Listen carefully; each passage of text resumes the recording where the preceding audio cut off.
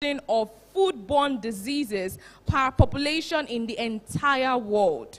This is not the highest in absolute number. It's the highest relative to our population size. That means Africa, more than anywhere else on earth, bears the weight of diseases that travel silently through what people eat.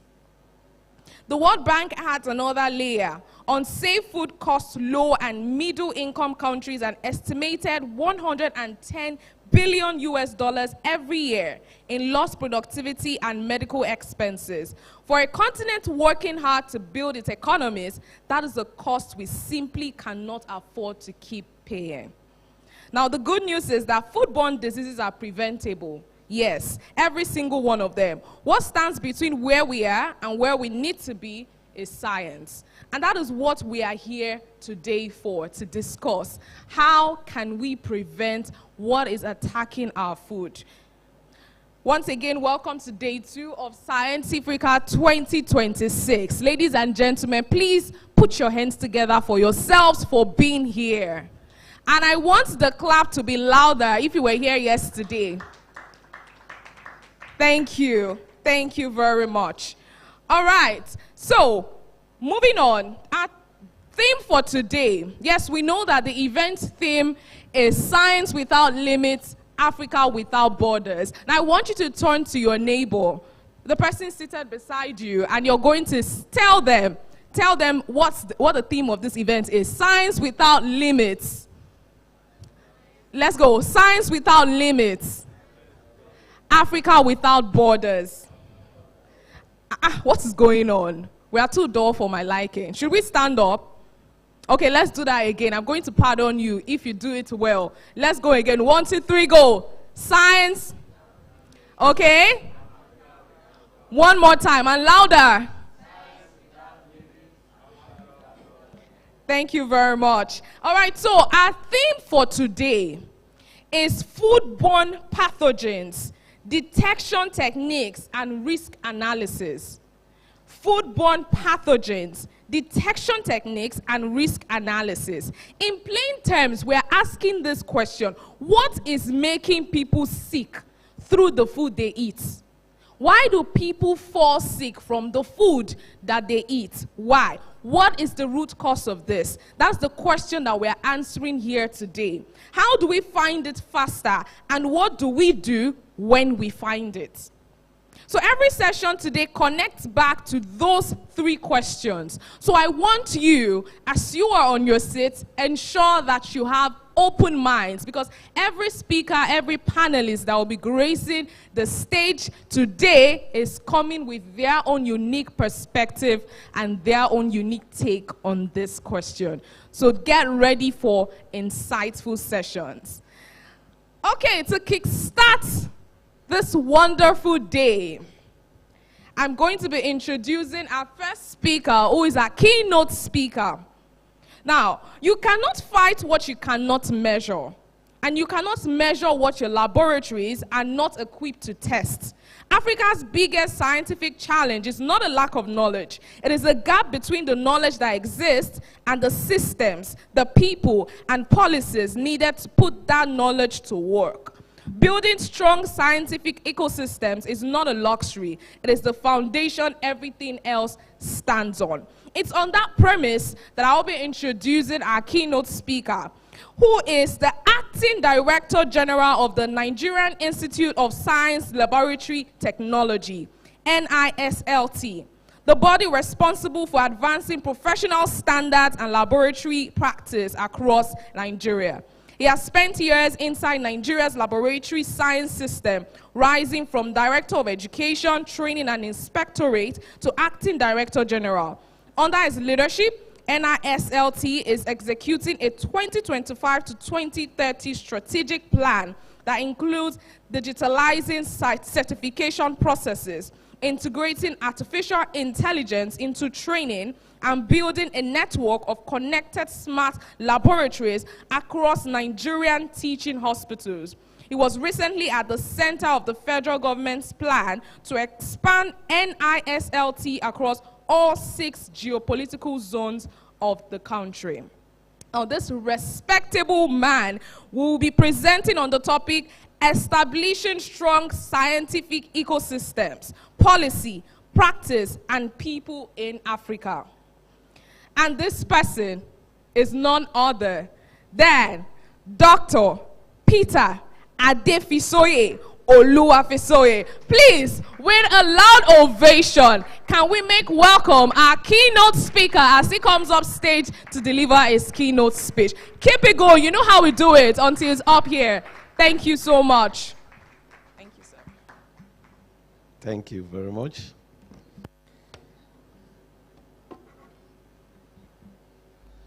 Okay. Yeah.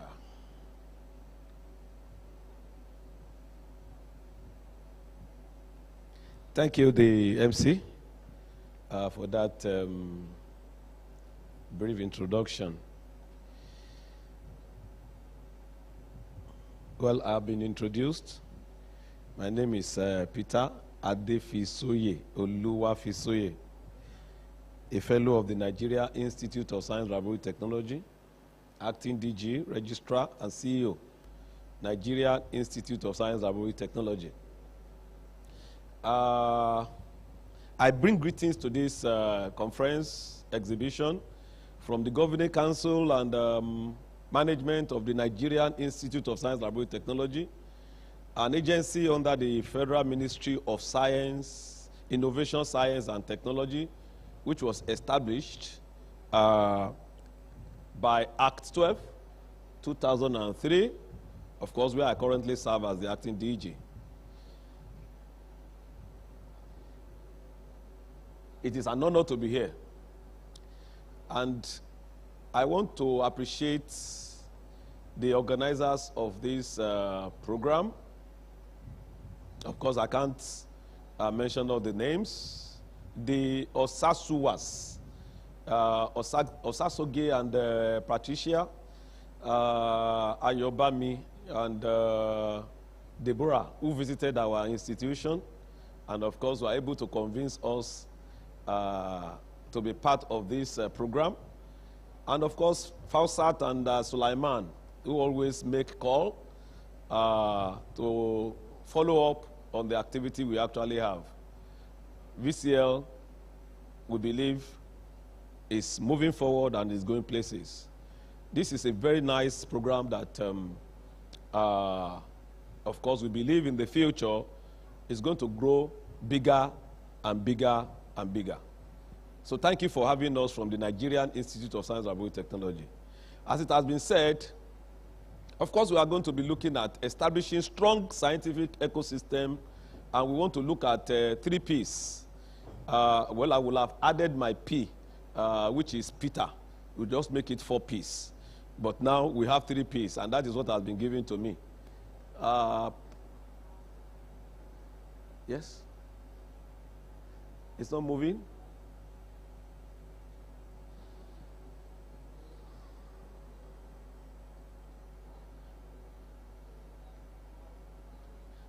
Okay. Well, by way of introduction, the advancement of science and technology innovation has become one of the most important drivers of economic growth. Of course, for an economy to actually grow, it is important to actually develop science and technology. And of course, bring about innovation with the science and technology that we have. Of course, a number of speakers, mentioned so many things yesterday, especially about food growth and the economy. For us to have industrialized nation, science and technology must be developed. For us to have good public health, we must also have, very importantly, develop our science and technology. And of course, to have environmental sustainability and national competitiveness across the world. Of course, nations that have invested significantly in science and technology, we see them to be developing and developing fast. That is why Nigeria and Africa must be part of, global development. When we look at the richness of Africa, Africa is rich. But we have a number of fundamental challenges. We know that Africa possesses human and natural resources. And that is why, when you look at statistics, you see a number of developed countries want to actually get many of our natural resources, to transport them to their hand, to use them even scientifically. So we need in Africa to develop a global scientific and technological hub. We are talking about food. We are looking at, safety of food, looking at, because what you actually eat is you.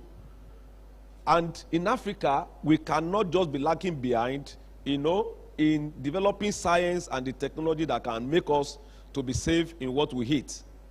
However, many African countries still face numerous challenges, which include weak scientific infrastructure, inadequate funding, and of course, poor policies and implementation, limited research. We were at a university on Monday before we came to this place. And of course, while discussing with the Vice Chancellor, one of the professors asked a question, which is very germane, and he was talking about, a number of equipment that are required to do, big-time research in Africa and in Nigeria.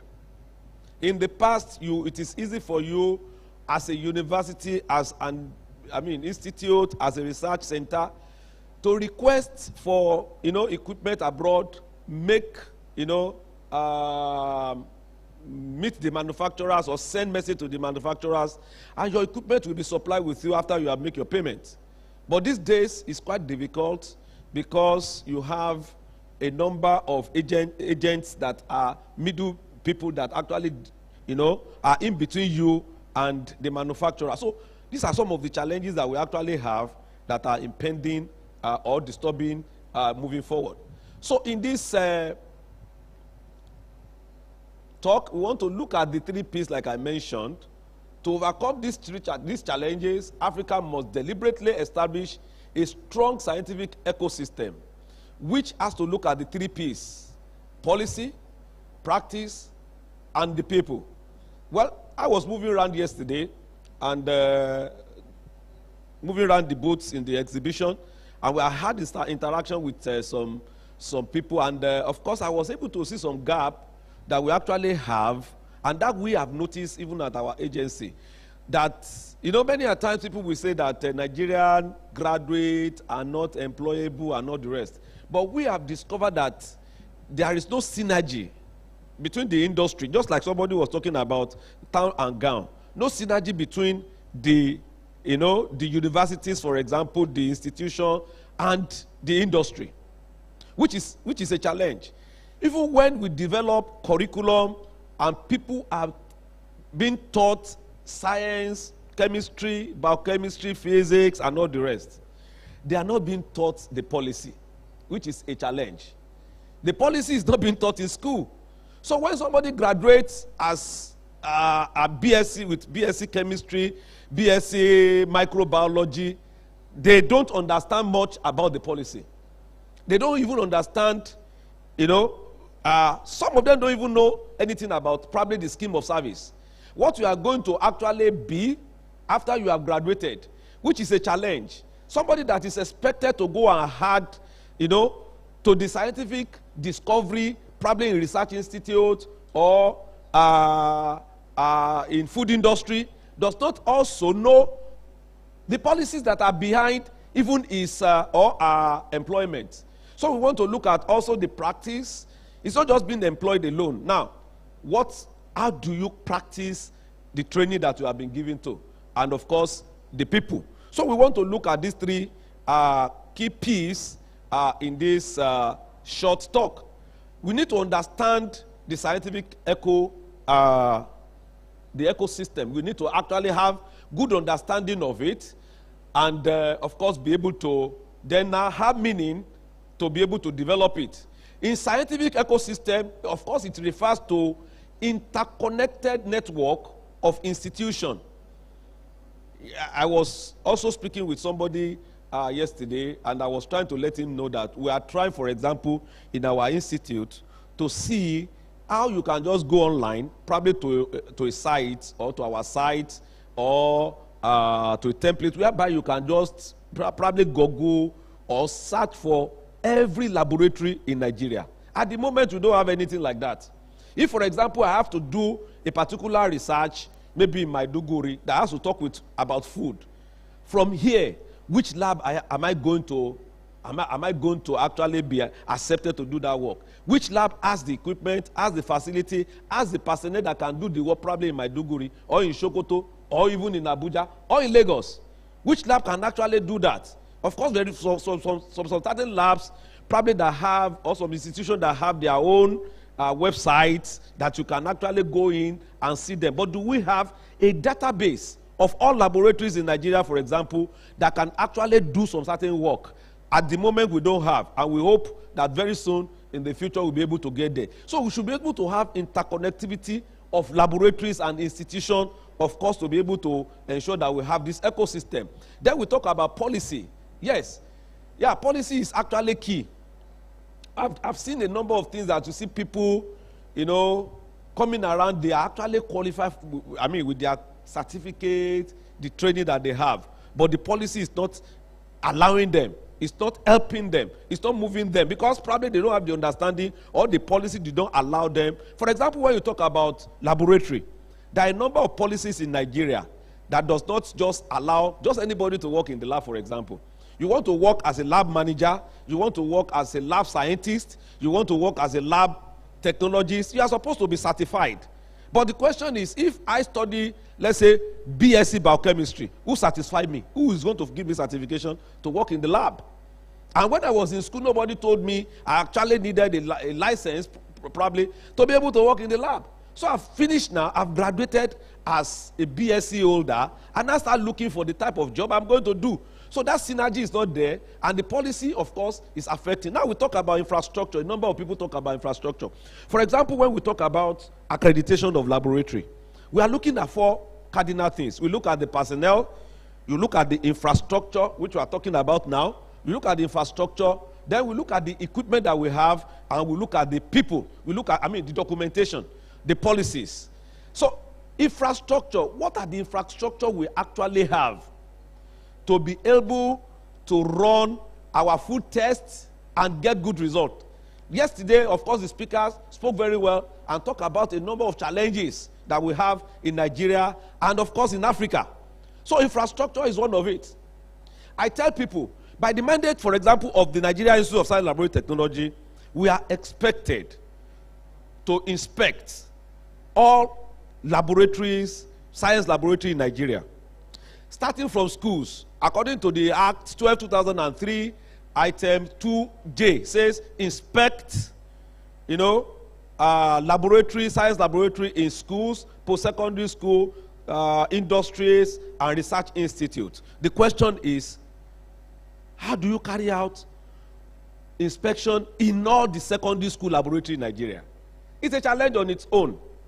So how do you get the infrastructure well prepared? It's another challenge. And the question is, are we waiting till a student wants to probably get into the WAEC class, maybe 2 weeks to the WAEC examination, and you are not exposing that person to practicals in secondary school? So do we have the infrastructure to actually be able to prepare our scientists right from the school before they actually graduate? A number of students have graduated without actually having good structure to actually be able to make use of. Of course, human resource. Human resource is very important. If you have the best of equipment and you don't have the right personnel, of course the equipment cannot just do wonders. Just like somebody mentioned also yesterday, you talk about even the artificial intelligence. Yes, artificial intelligence, you can have robots that can do a number of things, but you still need human to be able to tell the robot the exact thing to do. Robots, or even let's say ChatGPT, AI that people use now, yes, as we are discussing on Monday, somebody said, a professor said, a student, was admitted for PhD program, and he used AI to write all his thesis. And when it was tested, of course, probably you use Turnitin, there is a percentage of similarity you are supposed to have. there is a percentage of AI that you are supposed to have. When they test it, the AI says 0. So which means he has perfected, using, but because the source of certain items within that thesis, they are able to say that this thesis was written by AI. And eventually, after many hours, he honed up and said, truly, from chapter 1 to chapter 5, maybe chapter 7 in that university, he actually used AI to write the whatever. So the question is using AI to replace the knowledge you're supposed to use, to replace human being, which should not be. So human resource is very important. And of course, research system. What type of research system do you have? I've been in some meetings, and we have what we call agricultural financial industry or something like that. Agric finance loan and something. We have bank of industry, but we don't have bank of science. We don't have bank of research. So how do you get funding for research? We don't have that in Nigeria. Of course, if you are a researcher, you have been employed as a researcher, you actually bury your head in the research room. But here in Nigeria, after you have worked for maybe about 2 or 3 hours, you are going to be in Nodo for another 5 hours. And I mean, before you now say you want to, if you are in Lagos, for example. So this infrastructure is actually not there. The research system is not actually correct, which is a challenge for us. Of course, the industry, like I mentioned, do we have interconnectivity and collaboration with the industry? What do they eventually want to have in the industry? All these are challenges for us. And the regulatory framework, also very important to look at. Thank you. Okay. We are just starting now. So, strong scientific ecosystem talks about research and development, innovation, commercialization. Yeah, in the Federal Ministry of Science and Technology, we are looking at commercialization. It's not just about carrying out research. We are looking at the research you have actually done. Can it be commercialized? Can we actually make it global? Of course, quality education, training, industrial growth, public improvement, and environmental sustainability is also very, very important. Of course, component of scientific ecosystem. You talk about the governance. I've talked about the policy. We talk about university and research institutions. There should be collaboration. Laboratory testing, very important. And of course, we look at industries and private sector, regulatory and professional body. There must be synergy with professional bodies. For example, you say NIST is like this, IPAN is like this, MLS is like, and of course, across, we are not actually having, something bringing everybody together to be able to come up with, of course, good policies for the nation. Human capital, scientists, engineers, and all the rest. Funding, of course, development, partnership is very important. Importance of strong ecosystem. Number one, it will help us in industrialization. If you don't have a good ecosystem, talking about the 3 Ps, we can't get into the level of industrialization. Food security, very important. Healthcare, environmental protection. Of course, it will reduce poverty, and of course, we have technological independence.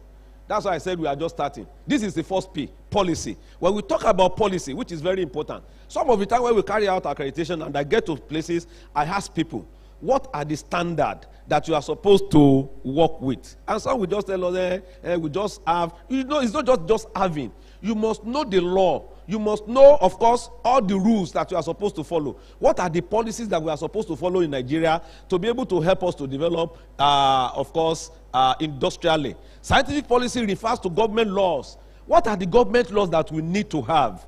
What are the regulations? The strategic plan.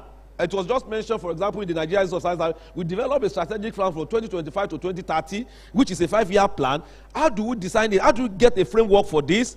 So that we will be able to have full safety of food, of course, in Nigeria. Regarding scientific research, innovation, and technological development, importance of the policy. Policy are important because it will provide direction for the national development. It will also promote sustainability. Very important. Then we look at the key science policies, which will include research and innovation, education policy, industrial. These are policies that, as a scientist, you must sit down to understand. It's not just the certificate that you have. You must understand all this policy for you to be able to come out and then be able to have, a good impact in the society. Challenges of science and the policy. A number of challenges are there. There are policies that are supposed to be changed. Of course, because of lack of fund, some of them are not changed. And of course, unfortunately, when you look at the last part, we always say that when you have a talent, the talent cannot be buried because it's like water. Water must pass the path. We now have brain drain. When people have knowledge and they cannot make use of it, they go abroad. So it's a challenge for us because we are sending the best of our hands out of the country. So, of course, strategies strengthening the scientific, government commitment must be there, legal support, and of course there must be M&E. Who carries out the M&E? In the past, you have what we call LIE for primary school and secondary school. But when you talk about science, food, whatever, who carries out the M&E? Not just the inspection alone. So the second P talks about building effective scientific system.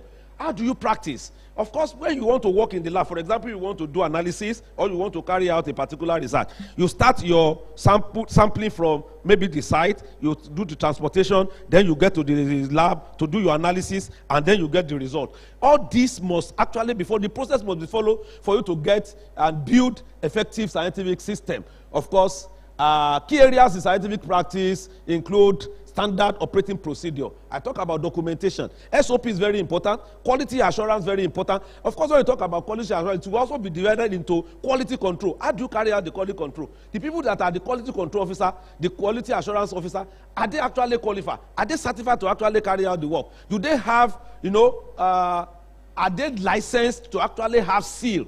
To seal the result that they are bringing out. All these are part of this. Just beginning people to actually work. Equipment maintenance, very important. One of the challenges we have in this country is maintenance. We don't have maintenance culture. And again, when we even want to import equipment, I'm a microbiologist. For example, I just buy maybe PCR machine without having somebody that will be able to repair it. When the machine is faulty, we want to send it abroad or to the person that actually manufactured. Whereas, for example, in SLT, you have somebody that did micro, somebody did physics, somebody did chemistry. If these three people come together, when the PCR machine is being imported, when they are training the microbiology person, the physics person must be trained. So that when the equipment are fault, this man understands the instrumentation and will be able to repair. But we don't have that synergy in Nigeria. Is a challenge on its own. Documentation and safety and management is very important. Of course, quality assurance, accreditation, ISO, certification, very important. Metrology and calibration. Equipment must be calibrated. There are equipment that must be calibrated every day, every week, in a month, or 6 months, or in a year. But do we carry out that? Because it will help us in tracing our result, accuracy, reliability, and compliance to standard. Of course, safety, occupational safety is also very important. You want to carry out, we are in a lab, not quite long, oil industry. And I saw sulfur machine, about 7 of it. And I look at it and I asked them, look, this label on this thing, what does it? They said, we just know that. They said, we should not go there. Where I said, do you know it's X-ray? And of course, as the machine is working, radiation is coming out. And you are working in the lab without any protection. It's a problem. And people work like that. Especially when people work in private industry after maybe 1, 2, 3, 4, 5 years. They have given you good money. But the truth is you are taking radiation into your body. And you retire. You go back home, you have breast cancer, you have a number of whatever, because there are no protection. And of course, because people know that, some people actually run away from doing some certain research work in the lab. So, of course, we talk about artificial intelligence, we talk about automation in the laboratory. All these challenges that I talk about safety, radiation, and all the rest. If you have a robot, of course, radiation will not affect robot. Robot will be able to do that work. But are we actually investing into it to be able to carry out such activity? Challenges in affecting scientific practice. The challenges are there. Poor infrastructure, obsolete equipment. There are equipment that we cannot. For example, in Nigeria now, I doubt it if you can get electron microscope in 10 places in Nigeria as of today. So it's a challenge. There are equipment that we cannot get now in Nigeria. And unfortunately, because we are actually not manufacturing our own equipment, it's a problem for us. So it is important to also know, which is the third P, talking about human resource. Human is very, very important. It's not just going to school, but what did you actually acquire? And after the acquisition of the whatever, do you actually have the certification? Quite unfortunately, even in policy of government, they will say licensing is required when you want to become director. In abroad, you cannot practice. You cannot start practicing without having your license. You must be certified from day one before you can start practicing. But in Nigeria, it's a challenge. So, human capital development is very important, which is very key in the ecosystem of development. People are the most important component of this scientific.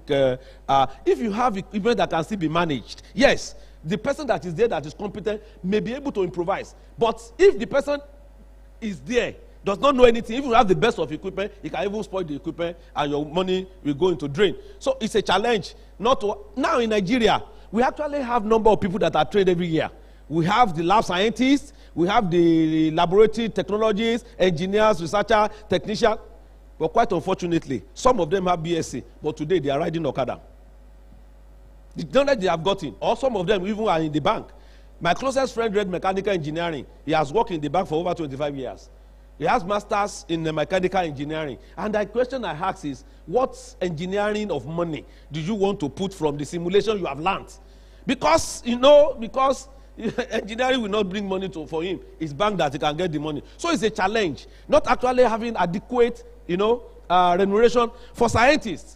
And you see people now running away, which is a challenge for development. So people run away because of brain drain, inadequate training facility, poor motivation, laboratory professional, of course, few opportunity for continual learning. Once you get the job, nobody wants to go and train you again. Continual professional development, very important. Mentorship, leadership development. Of course, you must start them young and gender inclusion. From those, I mentioned it. How will you be doing physics? For example, in SS1, right? In SS1, and somebody talk about motion, and you cannot just get a ball and just do a wood that's an inclined plane, to and fro. And this person look at the ball just rolling down. You see motion from top to bottom, and you see it. You said gravitational force. You put the spring or whatever, and you see it happening. That thing will be in that child forever. But do we have those things available? They are not there until maybe 2 weeks or 3 weeks or WAEC that they want to now come and start seeing practical. International collaboration, many of these things are not actually there. Professional ethics. When we do the work, somebody talk about, food safety and food, what's it called? Compromising food standard yesterday. How do you get milk and go and mix palm oil with, and all those things? It's a challenge. Do we have honesty? You, as a scientist, person that is trained and human resource, the honesty must be part of our work. What you are doing might be expensive. Let people know that, of course, you put honesty, accuracy, accountability, transparency, confidentiality of result, and of course, professional competence. All these are very important. Innovation and research, also very important. I mentioned that in the ministry, we are looking at commercialization. When we have all these three pieces together, we are going to have industrial goods. We are going to have economic diversity. We are going to have good health care. It's going to improve. And of course, agricultural products will also be good. Environmental sustainability, we'll be able to sustain that in the environment. And of course, we are going to have good products. Then we'll have good services, good technology. Of course, we'll be able to patent our work, and then we can have startups. Yes, industrial academic collaboration. I mentioned that there should be synergy between the industry. In those days, in fact, before some people finish in the university, first class 2-1, you see industry coming around to even come and, woo the university to send them to come and start job. Do we still have something like that now? It's a challenge, because somebody that have first class are meant for academics, but now they are the ones that have been taken by banks, which is a challenge for us. So, of course, the role of Africa then, now talk about collaboration, research funding, laboratory network, training programs, very important, transfer of technology. Then we must have international organizations that we must collaborate with. Of course, like IAE, International Atomic Energy Agency, that can support us in some of this activity. We must have, future for scientific ecosystem, increase investment in research, very important. And of course, youth empowerment. In conclusion, yes, I know that, in conclusion, a strong scientific ecosystem is essential for African sustainable development. And these three P's, policy, sustainable practices, and competent people, form the foundation for scientific advancement. So the future of Africa depends greatly on its ability to build resilient scientific system that supports research, innovation, industrial development, and of course, social economy transformation. Thank you very much for having me. And greetings from Nigeria Institute of Science, Laboratory Technology. Thank you.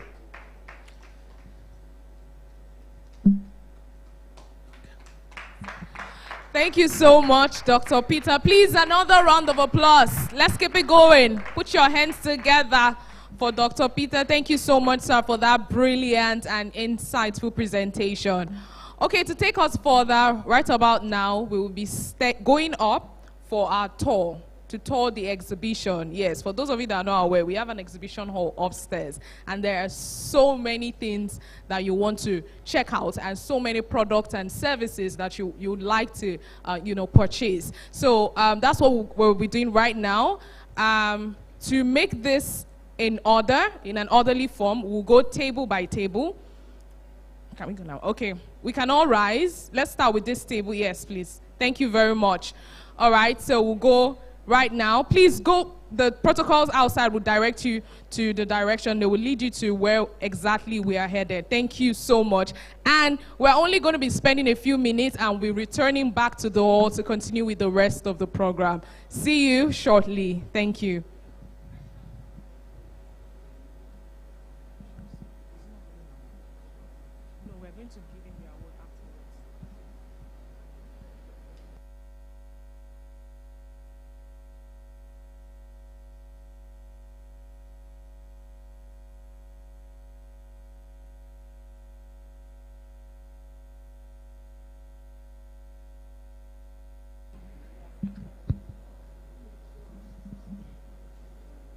Distinguished guests, ladies and gentlemen, we are about to take the tour. Please, let's all go together.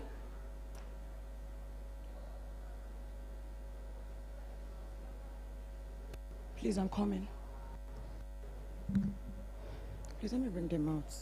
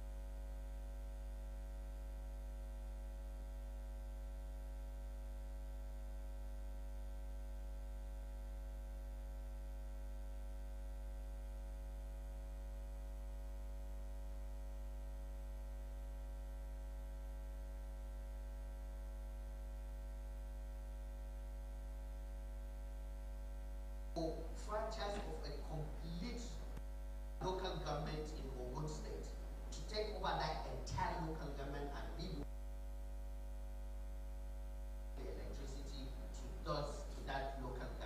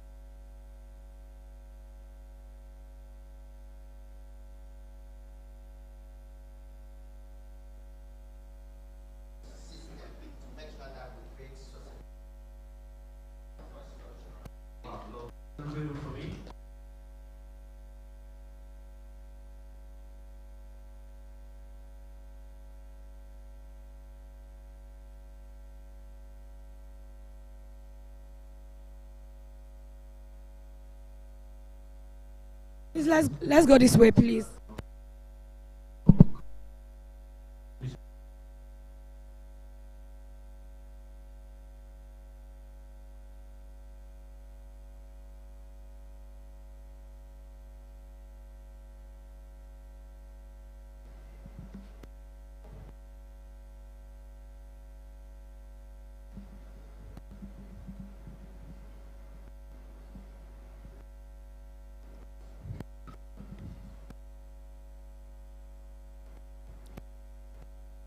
that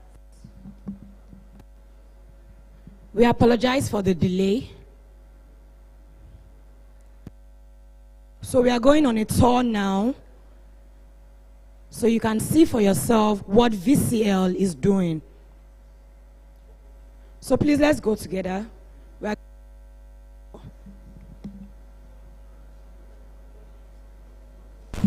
Let's go, ladies and gentlemen.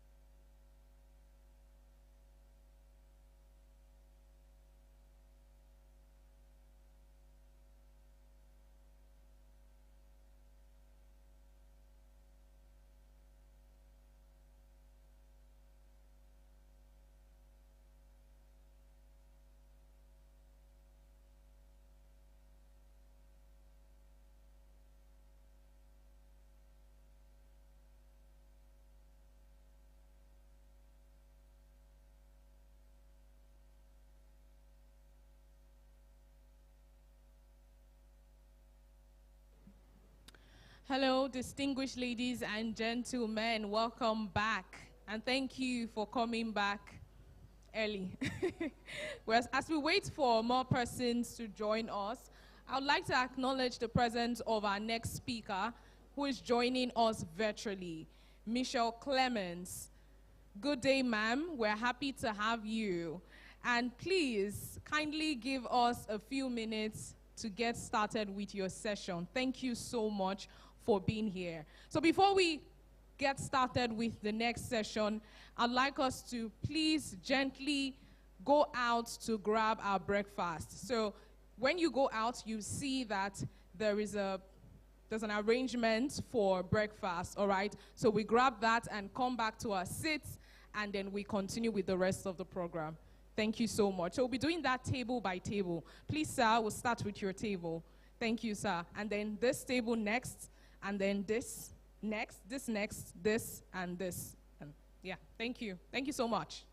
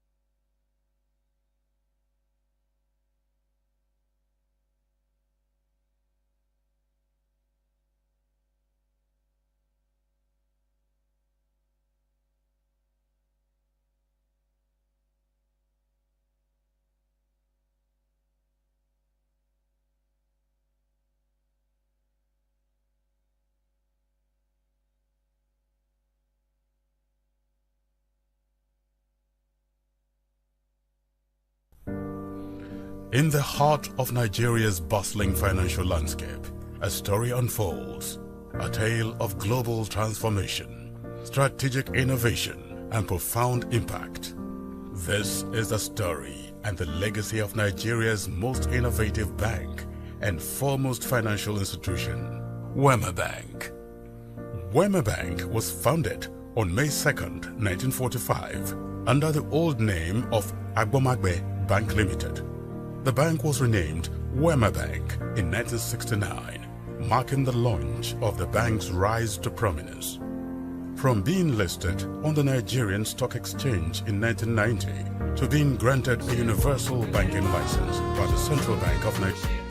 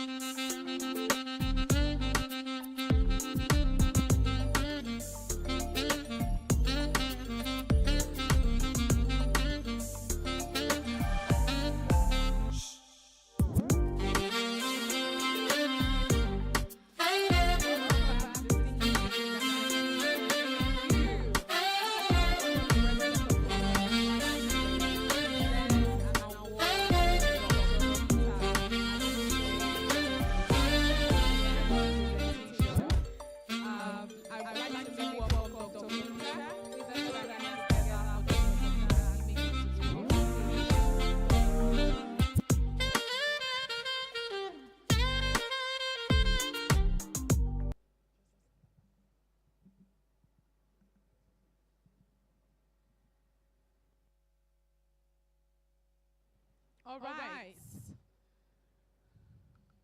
Thank you. So while we wait for... All right, while we wait for Dr. Peter, we have our next speaker. Okay, Dr. Peter is here. Please let's put our hands together for Dr. Peter. Thank you so much, sir. And to present the award, I'd like to make welcome the event director, Mrs. Patricia Osazua. Let's put our hands together for her. Please, sir.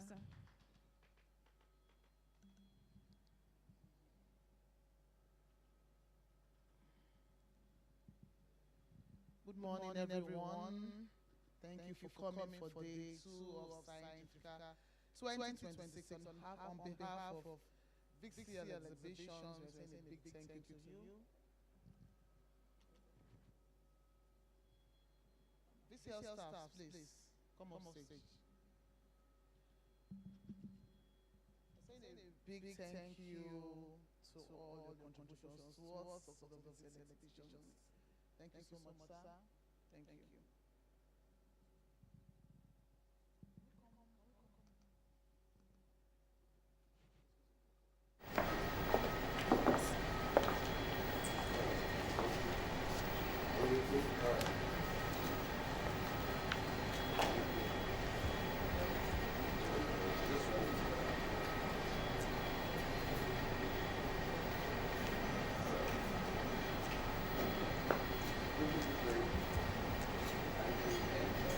Thank you, sir.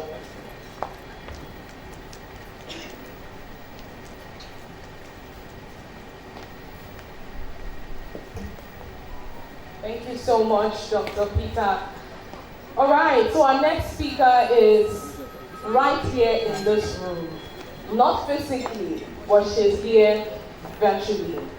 All right, before I introduce our next speaker, please listen.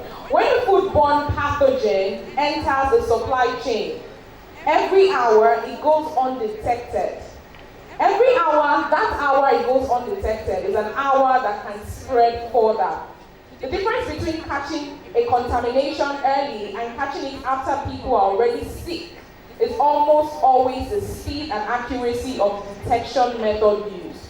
For Africa, where laboratory infrastructure is still developing, having access to fast and reliable pathogen detection technology is not optional, it is urgent. Now, it's on this premise I'll be introducing our next speaker, who will be speaking to us on innovation in rapid detection and identification of pathogens. Our next speaker is a professional services specialist for the Middle East and Africa region at Neogen Corporation, one of the world's leading developers of food and animal safety solutions. Neogen's pathogen detection systems are used in food and beverage industries, government agencies, and research labs across the globe. As a regional specialist, she works directly with laboratories and food safety teams across Africa and the Middle East to implement and apply detection technology in real-world environments. She brings both the science and the practical field experience that this conversation requires.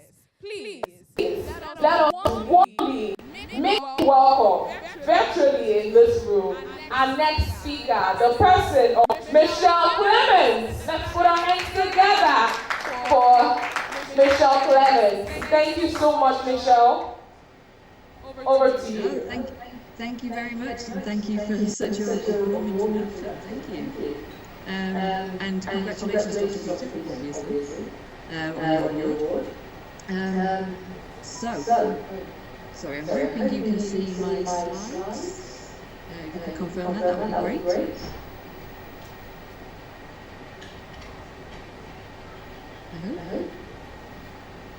Okay. I'm sure you'll let me know when my slides. Today I'm here talking about innovations in rapid detection and identification of pathogens. Before I go on to that, just a very brief introduction for those of you who may not be familiar with Neogen and therefore don't really know why we are here talking about innovations in the food safety space. So Neogen is dedicated to food safety and food security. The company was launched in the 1980s, and since then we've been working with food producers, manufacturers, retailers, laboratories, everybody to support their food safety decisions. And that's what we're passionate about.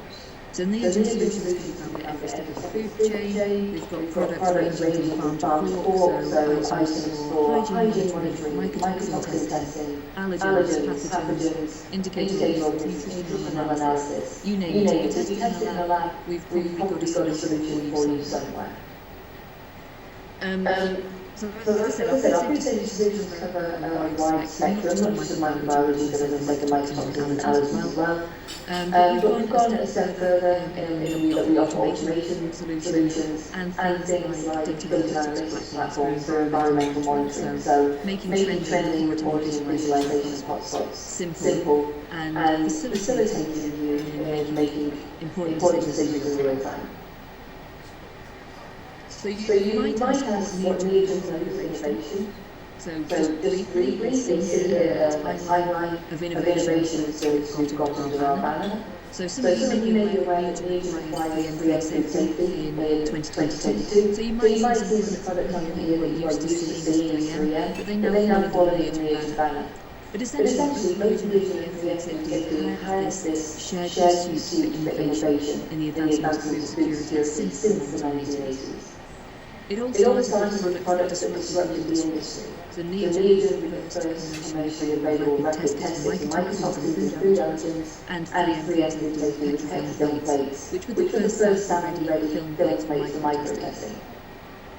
As time has gone on, we've developed and invested significantly in our offerings through both in-house development acquisitions, with the idea of being able to provide a broad range of solutions for food safety and food quality, so diagnostic kits, software, automation platforms, etc.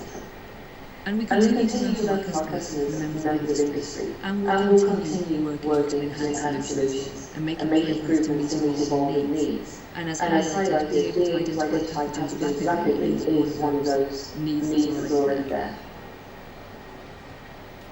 But I'd like us to rethink about the definition of innovation. So one definition I've got here is a new idea, a new method, the introduction of something new. What it does is stating that innovation has to be good or has to be useful. So there are innovations out there that don't add any value or more novelty than innovation.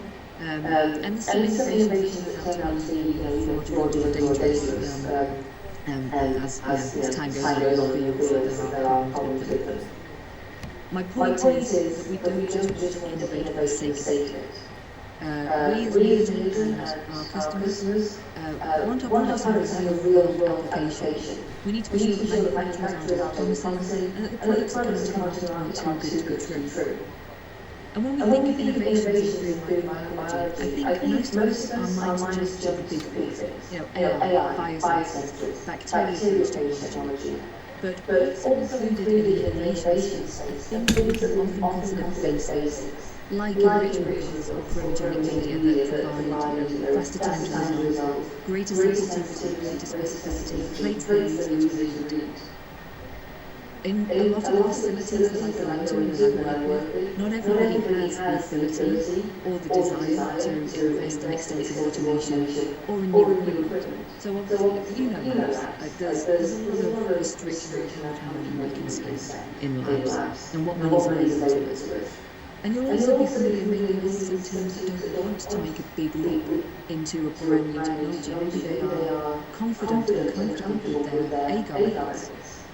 So for these teams, the medium-based innovations are just as important as those demanded by the larger industries of research. We can find innovation in every step of the testing process. Innovation really is for everybody. Now with this in mind, I'd like to start with enrichment media. So I know there is a demand for enrichment-free testing. We'll come on to that later. But the reality is that most of our pathogen and detection tests still require sample enrichment. Over time, we've seen alternative methods and commercially available test kits become mainstream in the food safety marketplace.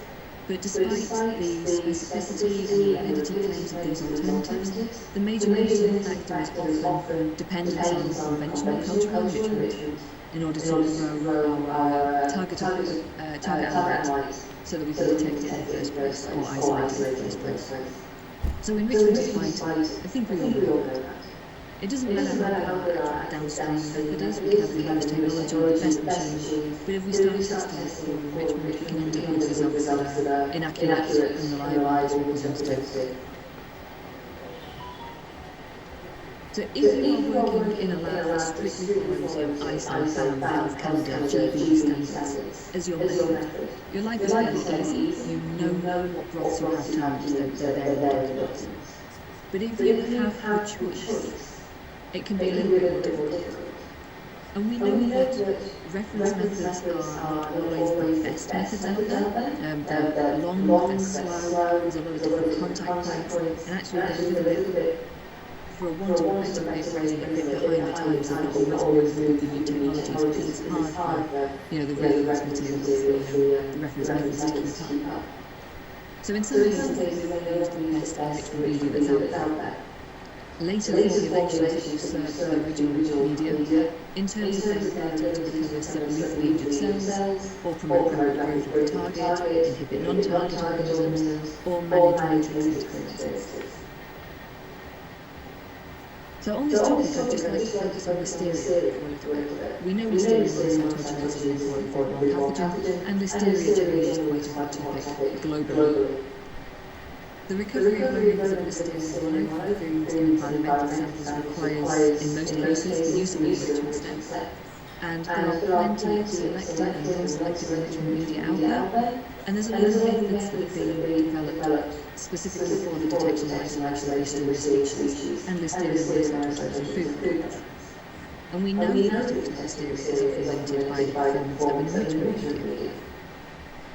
What I'd like to do is look at a study performed by our agent in the US. It's not the only comparative study out there, but it is one that I have easy access to. So in this study, what our authors did was take 7 listeria species and 6 non-listeria bacteria strains and grow them in 9 different mediums. So 8 of which were listeria selected growths and 1 was a non-selected medium, TSP. We then put them through a biosphere test so that optical densities recorded every 20 minutes over a 48-hour period, and the growth curves and light phase durations reported and calculated to evaluate the performance of each medium. So if we look first at how our different plots, so here's our plots across the top and listeria down the side, and in here you see that's the duration of the light phase in hours. So what we see here is the listeria growth, for example, presents us in furlongs, as it does. If we look at the line, we have quite a delayed growth. And if we look at UVM over here, and then the demi-phases over here, we can see that actually the growth of listeria green was not supported at all in those growths. And that's problematic because I used to use half-phase growth in the lab, obviously I followed the other same methods. Yeah, we don't know we know. Less here, LSB, LX and TSB were really simply displayed the shortest lifetimes and listeria grew really well in those 4. So looking at those 4 growths again with our non-listeria species, our non-listeria bacteria, you can see that again, TSB, really short lifetime.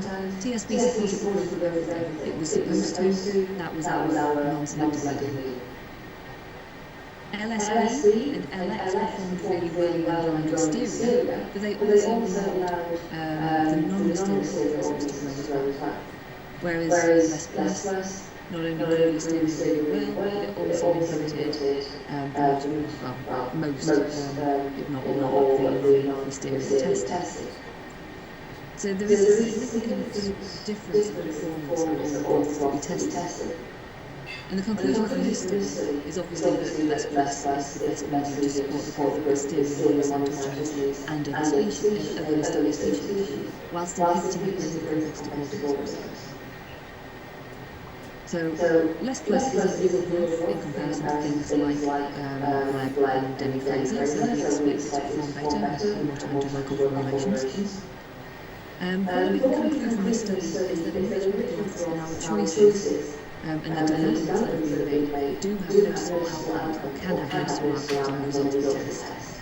And the selectivity of that enrichment growth can greatly impact the efficacy of the downstream test. And it can also impact the speed and price, so that less can grow listeria in under 48 hours really well. Whereas there are other growths that are on the market that you might be using that actually need a 3-day incubation before listeria starts to come through. So we can look at shorter incubation times as well with the development of the enrichment results. Now this is just one example of how enrichment growths can make a difference. We obviously need to think about our downstream testing as well. So the test that I'd like to speak about now as an innovation is LAM. Now bear with me because some of you will probably go, this isn't new, but bear with me. So LAM is a nucleic acid amplification technology. There are plenty of them out there. I think within the food testing space, the technology that's most visible and most out there on commercial settings is PCR. Certainly in the lab that I went to, everybody's familiar with PCR. They either have an instrument, have used one at university, or at least familiar with it and kind of know how it works. But obviously there are other nucleic acid amplification techniques out there that have come along since PCR, and LAM sits in that space. Now I am going to reference PCR throughout this section because it is the technology that most people are familiar with. So it's the easiest to draw comparisons against. Please don't think I'm picking on PCR or saying that it's not a good technique. Of course it is. If it wasn't, we wouldn't use it. But because it's the one that everybody knows, that's why I'm referencing it. So, as I said, some of you will be familiar with LAMP already. It certainly isn't brand new. So you'll see here 1985, the introduction of PCR, but then by 2000, we've got the introduction of LAMP, with the first commercial tests for pathogenic bacteria available in 2005. So LAMP is already a quarter of a century old. But the reason I want to talk about LAMP today, and the reason I believe it sits in the innovation space, is because of this last point here. So there was an ISO published in January of this year, ISO 24914. And it's the first international standard defining LAMP to detect microorganisms in the food chain. Now, why is this important? Well, it means that LAMP can now compete with PCR on a more equal footing in the food space. We've had ISOs relating to the use of PCR for a number of years, and this has provided a legitimacy in the food testing space that LAMP and other nucleic acid amplification techniques have maybe been missing. So this could have a big impact. So obviously, I mean, Neogen has a LAMP platform. That's one of the reasons I'm talking about it. But the ISO means that I'm hoping we'll see other LAMP technologies coming into the market, because we know LAMP is a really robust technology. It works very, very well for food. So I'm hoping we do see more LAMP coming onto the marketplace anyway. But what it means is that for those facilities that do wish to adopt LAMP, they might now find it easier to do so now that it is recognised on the international stage. So with the ISO in place, it outlines things like performance, expectations, risks, comparability with other methods. So I do go in to speak to customers about LAMP, and one of the showstoppers I come up against is the fact that there is no ISO. People are comfortable with PCR, they know what to expect, and it exists in that international regulatory space. LAMP hasn't done until now. So having the standard there reassures auditors, regulators, and customers that LAMP meets ISO expectations. So particularly in those industries with strict compliance, like the meat, dairy, and ready-to-eat industries, we might find more LAMP coming in. They might find it easier to adopt. Now, I'd just like to briefly look at how LAMP works and what makes it different, and why I think it would be useful to the food space. Well, as you saw at the start, LAMP stands for loop-mediated isothermal amplification. So it uses one static temperature, 60 to 65 degrees. So there's no need for thermocyclers. So those sites that maybe can't afford thermocyclers or struggle to maintain them or have expensive service contracts, prices differ around the world. Not having a thermocycler could be of benefit. With LAMP, you don't need the 95-degree temperatures required for double-stranded DNA denaturation. And we don't need this because LAMP uses a polymerase enzyme of Bacillus styrothermophilus. So you'll see it as BEST appear, BST. It's a strand-displacing polymerase that can move the top DNA strand out the way as it polymerizes. LAMP also uses 6' and loop primers. And these loop primers create these unique dumbbell structures that you can see in the image down here. You also get self-priming points and multiple priming points. So the amplification products are long concateners of the same repeated sequence, which can be hundreds of times longer than the amplified target sequence length. If we think about PCR, on the other hand, PCR creates many copies of discrete single-sized amplicons, and the replication or amplification time is dictated by the length of the temperature cycle. Apologies. With LAMP, there is no temperature cycling. It has the ability to create self-priming sites, and it has a strand-displacing polymerase. What this ultimately means is there is fast, continuous amplification that's less prone to inhibitors than other amplification methods due to that continuous binding of the enzyme with the DNA template. So once amplification has taken place, there obviously needs to be an associated detection method. And one of the beautiful things about LAMP is that visual detection is possible using colorimetric output. Now, I've never seen this used in food testing, but it is particularly useful for point of need testing in a clinical setting. Please don't ask me any questions about it because that is literally the extent of my knowledge on the visual detection of LAMP. We could also use fluorescence detection for real-time and endpoint testing. Fluorescence is a very well-established detection technique. But here is where Neogen has innovated again. So LAMP was an existing technology. Bioluminescence detection is an existing technology, but we have been the first company to combine them. So innovation isn't always about creating something brand new. It can be about combining different techniques into something that is different to the norm. So in the Neogen system, we use LAMP and we use bioluminescence detection. And the way this works is that during DNA amplification, during the polymerization reaction, there's a molecule of inorganic pyrophosphate, or PPI, synthesized each time a nucleotide base is added. So PPI is a byproduct of all polynucleotide amplification. It's not unique to LAMP.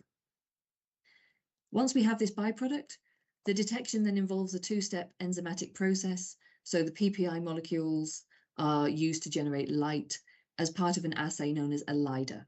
So that's enzymatic luminometric detection of inorganic pyrophosphate assay, a LIDAR. The light emission is then read by the instrument, in this case, the MDS. So if you have no target organism, there's no amplification, therefore there's no light generated.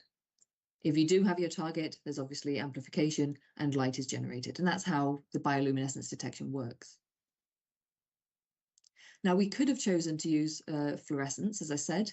It's well established. There are a lot of LAMP methods out there that do use fluorescence. But with fluorescence, we're detecting across a narrow band of wavelengths, or a narrow specific band of wavelengths on the visible light spectrum. So what you can get is quenching. In practice, we need to think about the fluorophores that we use, because if we choose a fluorophore that sits in the visible light spectrum that will be absorbed by the food, the reaction can be fully or partially quenched. And we see this particularly with dark compounds like coffee or chocolate, or particularly turbid samples. And you don't get that with bioluminescence. With bioluminescence, you detect across a wider band of the visible light spectrum.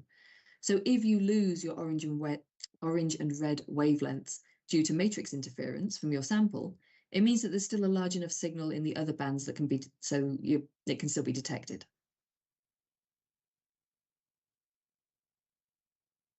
I'm just going to wrap up this section with a few benefits to LAMP and bioluminescence as a combination. Obviously, there's all the usual things, shorter assay time, simple workflows, sensitivity, specificity. But I want to highlight a couple of things that I think are key, some pros and cons.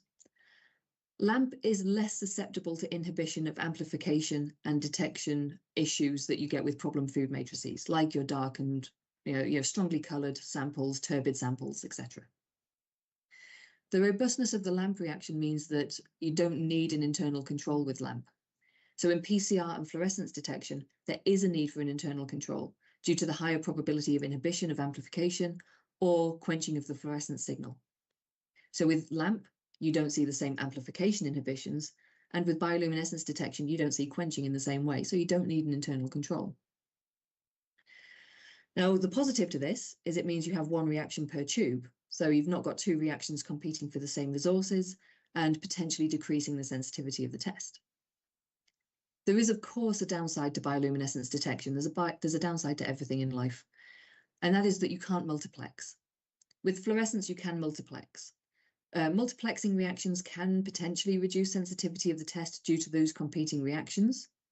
But if your lab and your workflow relies on multiplexing, then bioluminescence detection is not for you. Pros and cons to everything. LAMP already has some quite high-profile users. Just as a reference, we've got things like the USDA FSIS use a LAMP method for their salmonella and listeria detection. And a bit closer to home, certainly for me, we've got people like Dubai Central Lab, so the government lab of Dubai, and Saudi FDA, and people like that already using LAMP methods as well.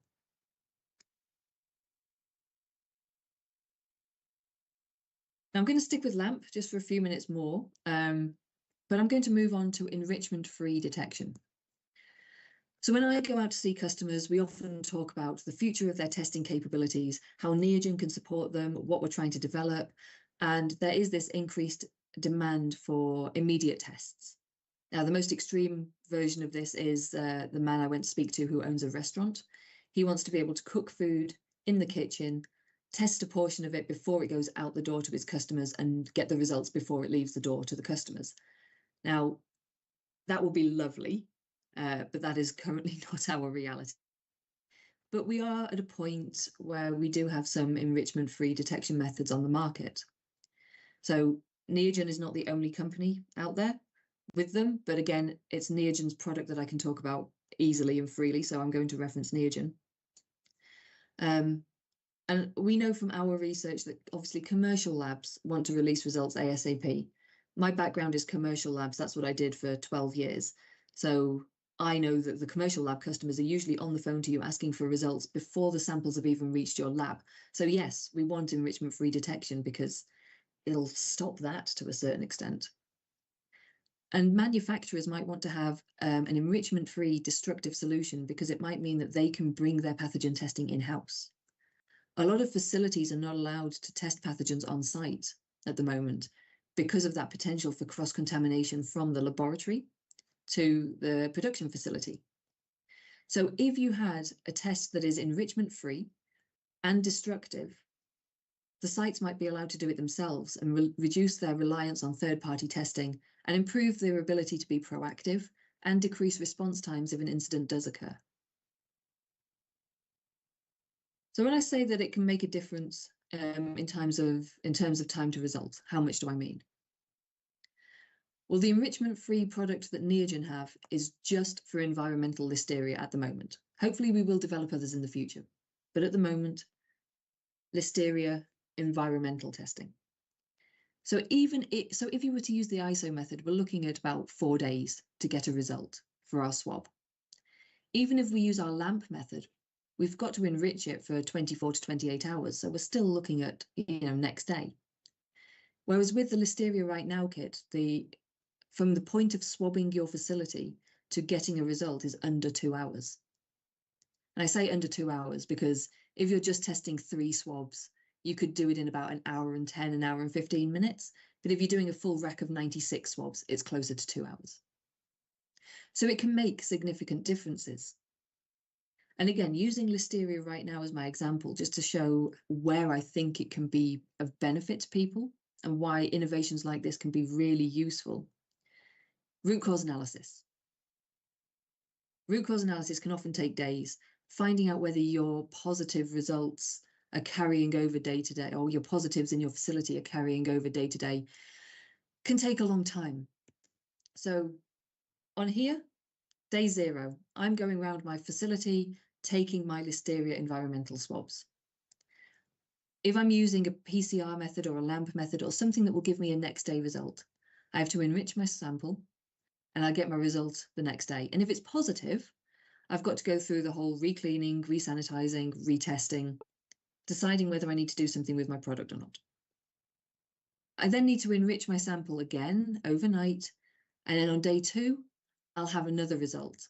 If it's negative, great. If it's positive, I've got to go through that whole process again. So I can be 2, 3, 4 days in to the swabbing, re-cleaning, re-swabbing, re-cleaning before I can get rid of that contaminated point in my facility.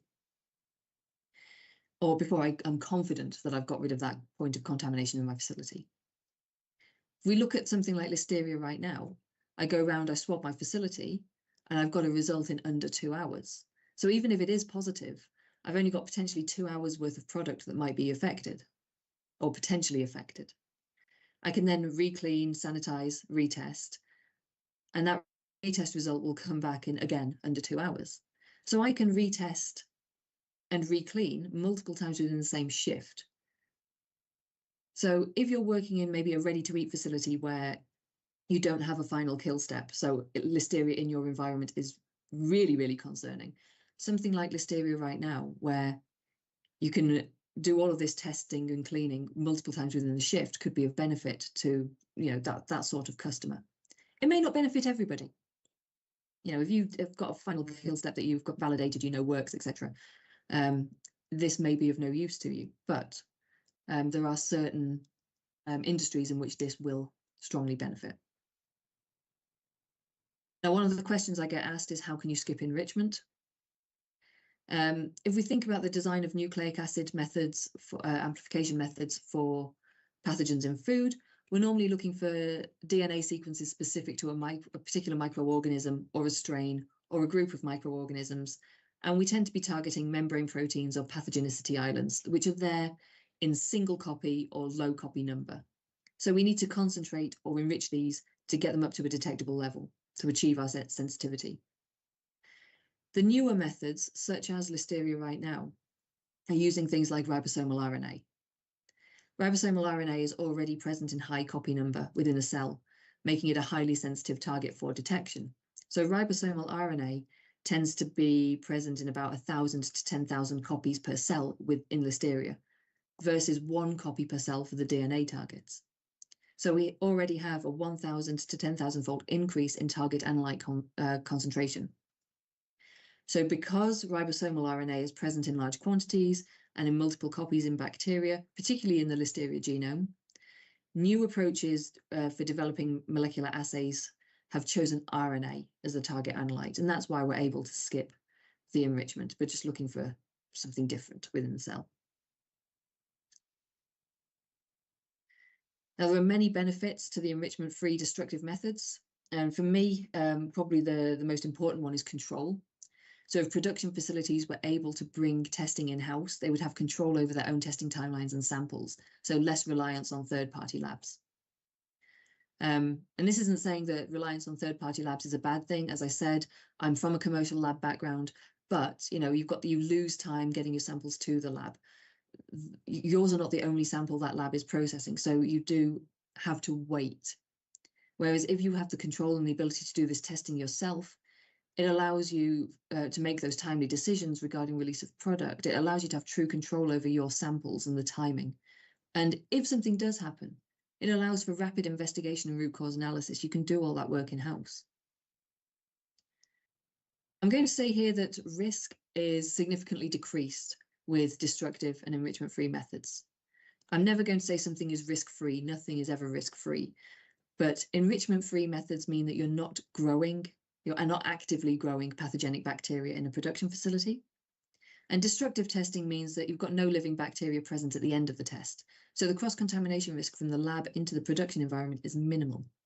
So people might be able to bring testing in-house. There are also potential cost savings. So in-house testing is often cheaper than using a third-party lab, once you're past all the initial setup costs. And if you're already performing some in-house testing, maybe you're doing indicators in-house, but sending your pathogens out.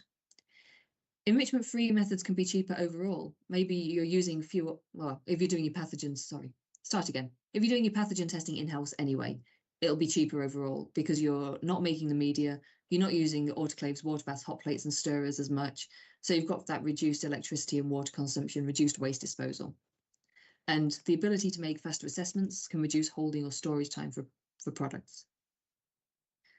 Now, Listeria right now, as I mentioned, is an environmental only test. Other companies have got enrichment-free methods out there. In the case of Listeria right now, it's obviously not a replacement for product testing, but it can help support compliance.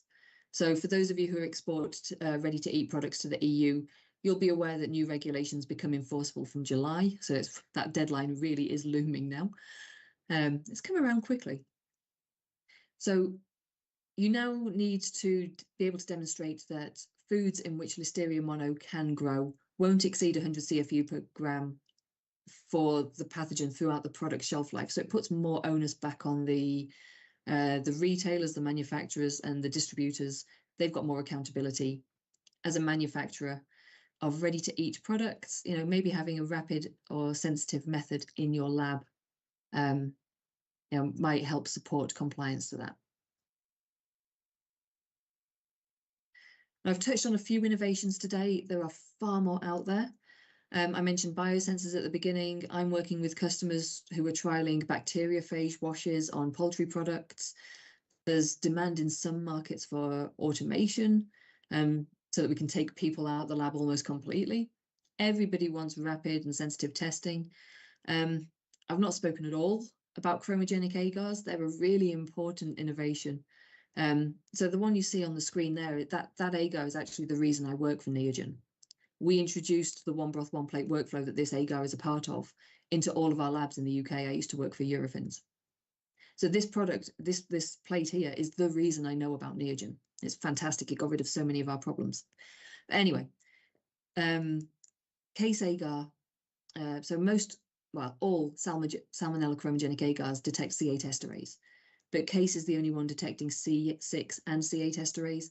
And for those really weak C8 esterase Salmonella strains like Dublin and Gallinarum, it grows them beautifully. So where you might struggle on things like XLD or BGA, you don't see the same issues with case. So even with solid agars, there's innovations all the time. So as food technology moves on, the food testing technologies must also move on. So we'll see protocols for novel foods. We've seen it to a certain extent in the CBD sector. I'm sure we'll see it with things like lab-grown meats or something like that. You know, the industry is always changing, and we as manufacturers are always innovating. And this is where we want to hear from you guys as well, because there may be things that we are missing in the marketplace. So if you can think of something that needs to be improved or an area where there is a huge gap, please let people like Neogen know, because we want to work on products that make sense for the marketplace. So last but not least, just a few key takeaways. There are innovations to be made at all stages of the testing process. They do help with reducing time to result, or maybe you are introducing fewer contact points, less hands-on technician time is required. Maybe it's simpler workflows, ready-to-use components, smaller equipment footprints, no enrichment steps, single enrichment steps. You know, a lot of innovations that are out there are designed with ease of use and the ease of implementation in mind. So just because you're not looking at biosensors or AI, please don't think that there aren't, innovations out there that will suit you. And a lot of innovation technologies are cost effective as well. So for those that use less media, it can help with your energy consumption, your water usage. So if you're in a country that maybe suffers with water shortages or intermittent electricity, you know, some of the innovation technologies are there to help reduce the loads and the burdens in those areas. So there are innovations in pathogen testing across the workflow, and broad value is gained across the workflow as well. So thank you very much for listening. I'm really sorry I couldn't be there in person. I'm not going to be able to stick around for the Q&A, unfortunately. I've got another commitment.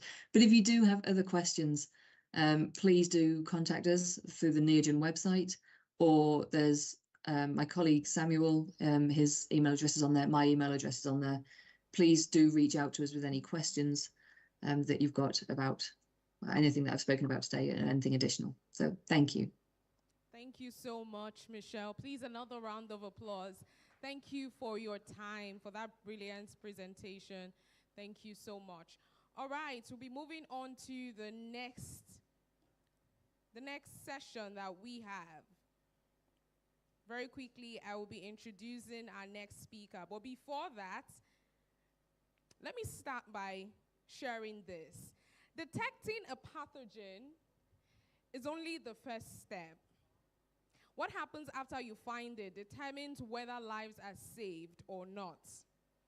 Risk analysis is the science of understanding a threat, communicating it clearly, and managing the response before it becomes a crisis. In Africa, where foodborne disease surveillance is still patchy and communication systems are stretched, getting this right is one of the most important things science can do for public health. So it's on that premise I'll be introducing our next speaker. Who is our next speaker? Our next speaker is the professor of microbiology at Niger Delta University in Bayelsa State, one of Nigeria's established voices on laboratory science, healthcare technology, and food pathogen research. He recently delivered a major lecture at Pamo University of Medical Sciences on the role of technology in transforming health systems. Speaking to the future of diagnostics, diagnostics, monitoring, and precision medicine in Africa. His work connects laboratory microbiology to real healthcare outcomes. Now, he'll be presenting on the topic risk analysis, assessment, management, and communication of foodborne pathogens. Please, with a loud ovation, with a deserving ovation, let's make welcome the one and only Professor Tatfeng Mirabiu. Please keep it going until he's off stage. Thank you so much and welcome, Professor. It's a pleasure, an honor to have you here today. Thank you.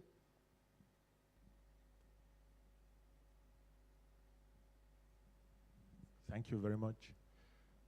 I believe the protocol has already been established, and for want of time, I want to crave your indulgence to permit me to lean on it, because I can't stand on it with my weight. I'm sure I will break it. So please forgive me. All the same, I want to appreciate the organizers, of this event for finding me worthy, to speak, to this very beautiful audience. And also, I would say that the topic is very apt because it has to do with something I love a lot, food. And food can never be a taboo, when it comes to our existence on Earth. So before I step into my topic, I want to share some perceptions with us. When the maker of the universe was doing his thing, he created a group or some things referred to as living things, and made something common to these living things. What is that common thing? He made food. Because when we consider the living things that our Maker made, man is part of it, microbes are part of it, plants are part of it, and so many others. But he directed that all these living things should serve as food to each other. That's why we rely on living things for the continuity of our species. We also have so many living things that rely on us for continuity of their species. What am I trying to say? I'm just trying to draw our attention to the fact that when a bacterium finds itself into our system and multiplies and eventually causes illness, it's not out of wickedness. The microorganism is just looking for food, for continuity of their species. Just like we also go after vegetables, fowl, goat. We are in search of protein. God made it that way. So we have to feed on each other for continuity of our species. But in doing that, we must do it safely. Next slide, please. So, can we look at the next slide? Yes, just for outline, we are going to look at what foodborne diseases are. We are going to look at the pillars of risk analysis, the microbial risk evaluation from farm to fork, and the practical management options for regulators and the industry. Next slide, please. So just as I said earlier, in an attempt for continuity of our existence, we all rely on safe food. And we say safe food begins with understanding risk and ends with communication. And that communication must be effective. Next slide, please. So just some little statistics. We say unsafe food remain one of the major health burdens around the world. And about 6 million individuals, come down with ill health related food, unsafe food, from which 420,000 may visit their ancestors, and about 125,000 deaths in children under the age of 5. Children under 5 carry about 40% of the foodborne diseases, and we all know that unsafe food will weaken the public trust and will stretch the health facilities, and obviously will also disrupt trade.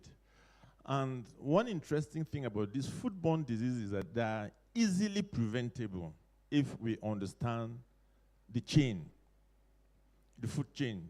Next slide, please. Yes. What are foodborne pathogens? Microbiologically, we define pathogens as any organism, this invisible creature of God, that if they find themselves into our system, they may cause any problem. And many of them use food as channel of entry. You know, in getting it through food, we can acquire some of these pathogens. And classify into different groups. We have those referred to as the bacteria because of their cellular organization. We have those referred to as fungi. We have those we refer to as viruses. Yes, most of the time, it could be the organism that is causing the problem. But sometimes, too, it may be the end product of their metabolism that may be a problem. Let me cite a simple example here. We have an organism that everybody knows about, which we refer to as Staphylococcus aureus. There are some strain of Staphylococcus aureus that, if found on our food, they may produce some toxin. Even if you hit that food, you kill up the Staphylococcus aureus, but the toxin remains and still cause problem. Next slide, please. Yes, let me just mention some of them. I'm sure we are very much abreast with typhoid fever. The bacterial agent that causes typhoid fever is called Salmonella typhi. There's some subgroup of them, also the paratyphi A, B, and C, that may cause some Salmonella-like illnesses. We have the Campylobacter species. We have the E. coli. This Escherichia coli, these are organisms that we can find anywhere. Some of them are present. They're present in the environment. They are present in our GIT. We refer to many of them, these organisms, as ubiquitous organisms because you can actually find them everywhere. But some of them are host-specific. For instance, Salmonella typhi actually thrives specifically in the human host. And it can only get into the environment through fecal contamination. So if you come down with typhoid fever, invariably you must have fed on something contaminated with fecal material because it exists in the GIT of humans. The previous speaker spoke extensively on the listeria, where they developed technologies to quickly detect listeriosis because it's one of the major pathogens incriminated as foodborne pathogen, especially cold food and so on. So we also have this very aggressive pathogen called the Vibrio species. You know, these are pathogens associated with cholera. As you are aware, there's an outbreak of cholera, I think in the Maiduguri now, where we have recorded almost 80 fatalities. Good. Next. Good, we talk about viruses. Yes, noroviruses, hepatitis A, which is also orally transmitted, and many other viruses have been associated with gastroenteritis. We have some parasites like Toxoplasma gondii, tinea, and so many. Let me not disturb you much with these microbiological terminologies. So obviously we spoke briefly about the chemical toxins. We have some of these organisms that they are not the one causing the problem, but it's the toxin they release that is actually a big deal. And for those of us who have had experience of maybe eating rice and developing running stomach 2 hours after, you know, some of these are associated to staphylococcal toxins, or taking a piece of cake, you know, and within 2 to 6 hours, we come up with some gastrointestinal discomfort. So some of these are associated to toxin. Next slide, please. Yes, when we talk about risk, yes, it's not just at the point of consumption. Obviously, it will be from production to consumption. That's why I'm starting this side from the farm to the fork. Yes, because many of these food produced from farms, you know, the problem may start from production from the farm. Now, we need to understand the chain and understand at what stage contamination can come in. So we say risk begin in primary production and continue through processing, transport, excuse me, retail and household handling. We may get our food contaminated in the house. Maybe the process of production was okay, but it's at the end of the process that we get it contaminated. So, and also microbial loads, they are microorganisms. A lot of environmental conditions determine how they perform. So sometimes the preservation may enable this organism to thrive. Sometimes the preservation, by preservation I mean environmental conditions and so on. We talk about temperature abuse, or if the environment is not hygienic, you get food, you don't keep it in the safe environment, and some of these organisms get into it, you know, that may give it an opportunity to multiply and cause problem. And traceability matter is actually, it's very, very important. So once we understand the chain of food production, and a batch, for instance, found is said to be contaminated, if the food is properly barcoded, we can actually trace and know at what point contamination comes in and maybe make a recall if the product has been distributed to so many retail points. Thank you. Next slide. It says, risk analysis. Yeah, let's look at the decision framework. We see risk assessment is science-based. Yes, it requires a lot of scientific input to actually understand risk assessment. Just as I said earlier, in ensuring good life on earth, you must ensure safe food.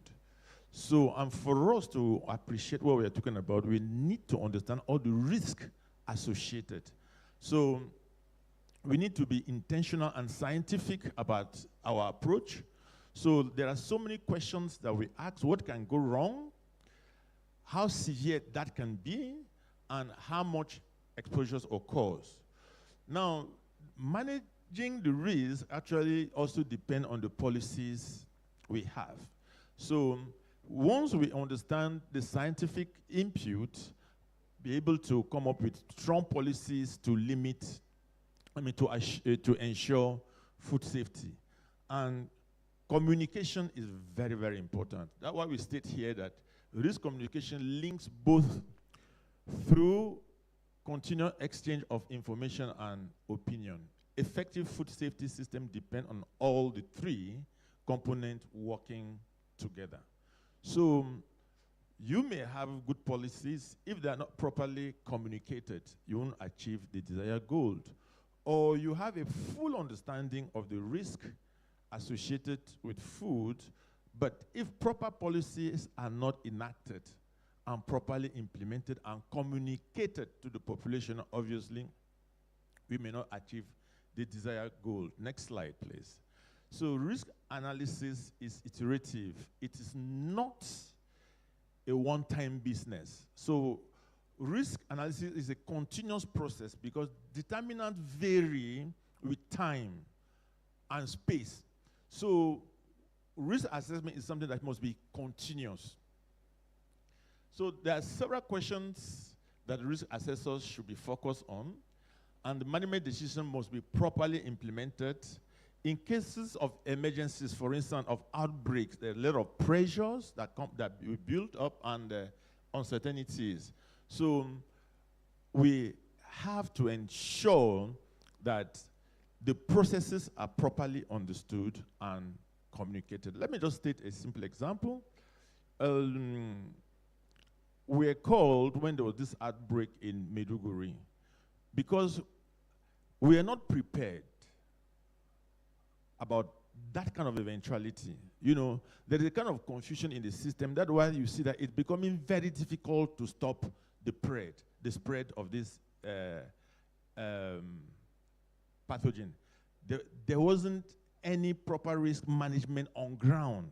Now, it's now that maybe the public health officers are trying to enact, you know, a risk management process, but the organism won't be waiting for them. That's why it keeps spreading. But as a country, if we had a proper risk management in place, that means we'll be able to intercept the pathogen before it even sets into the community. Thank you. Next slide, please.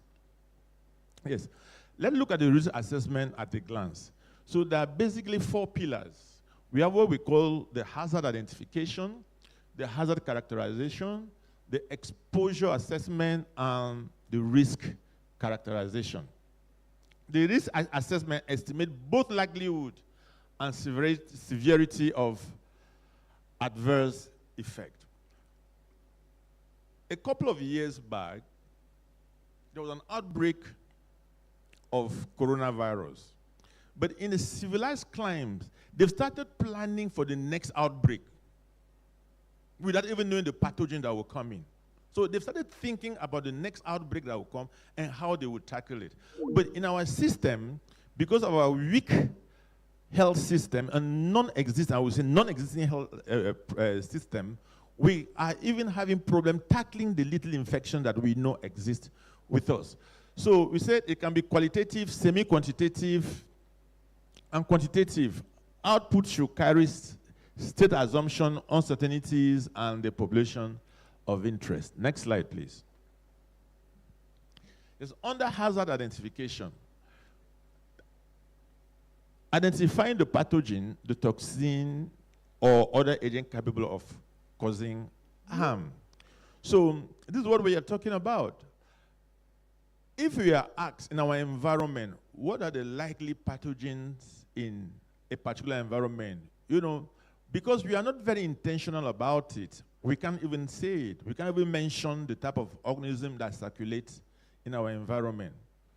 If the public health services was actually functioning very well, we'll have been able to come up with the map of pathogens around the country. For instance, in the state where I come from, where people still practice a lot of open defecation, people still defecate in the river. But if we ask the public health services within that environment, can you tell us the pathogens that are present in this environment? We can't, because we are not intentional about it. We don't care. We don't want to know. It's only when an outbreak comes up that we start, you know, running, you know. But if on a yearly basis, we're able to assess, for instance, all the waters running around us, we're able to maybe periodically look at the biodiversity in those waters. We can actually even predict when maybe cholera will break out. Because if we have the habit of studying the biodiversity in our environment, and we determine or we are able to identify a pathogen, that pathogen is actually telling you that in that environment there is risk of outbreak. So we start preparing against that outbreak. So sometimes it's when the outbreak comes up that we fight to even identify which pathogen is causing that. Yet we had the means to actually know the pathogen that exists in that environment before an outbreak occur. So link the agent to a specific food or food category.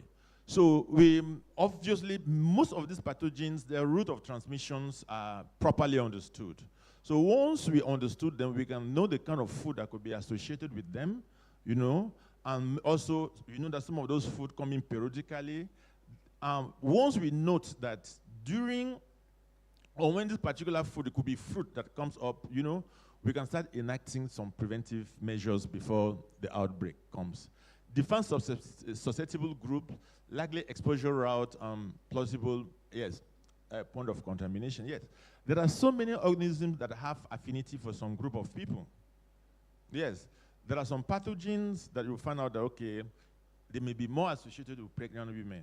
There are some pathogens you may say, okay, yes, this one can actually spread through females, you know, so, or maybe through male, and all those studies, are known. We know those pathogens. There are some pathogens that if you find in an environment, it gives you other informations. So the goal is to decide whether the hazard deserves further assessment and control. So all these informations, knowledge about all this is actually very important in predicting and maybe intervening in cases of outbreak. Yes, next. Is hazard characterization. This step describes how bad the outcome can be if exposure occurs. We talk about severity, duration, and reversibility of illnesses. For instance, we look at an organism like Vibrio cholerae. It's something that is a pathogen that may take life if not properly managed within days. And many of them, could be transmitted through food. They're foodborne, that refer to also as foodborne pathogens, because if there is fecal contamination of a fruit, it could be an orange, it could be a mango, these are very dangerous pathogens, and we say they're very virulent because they can take life within the shortest possible time.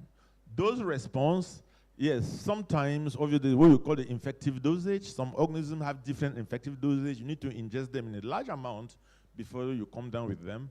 But there are some you need to, no matter how little you take them, you are sure of coming down with that ailment.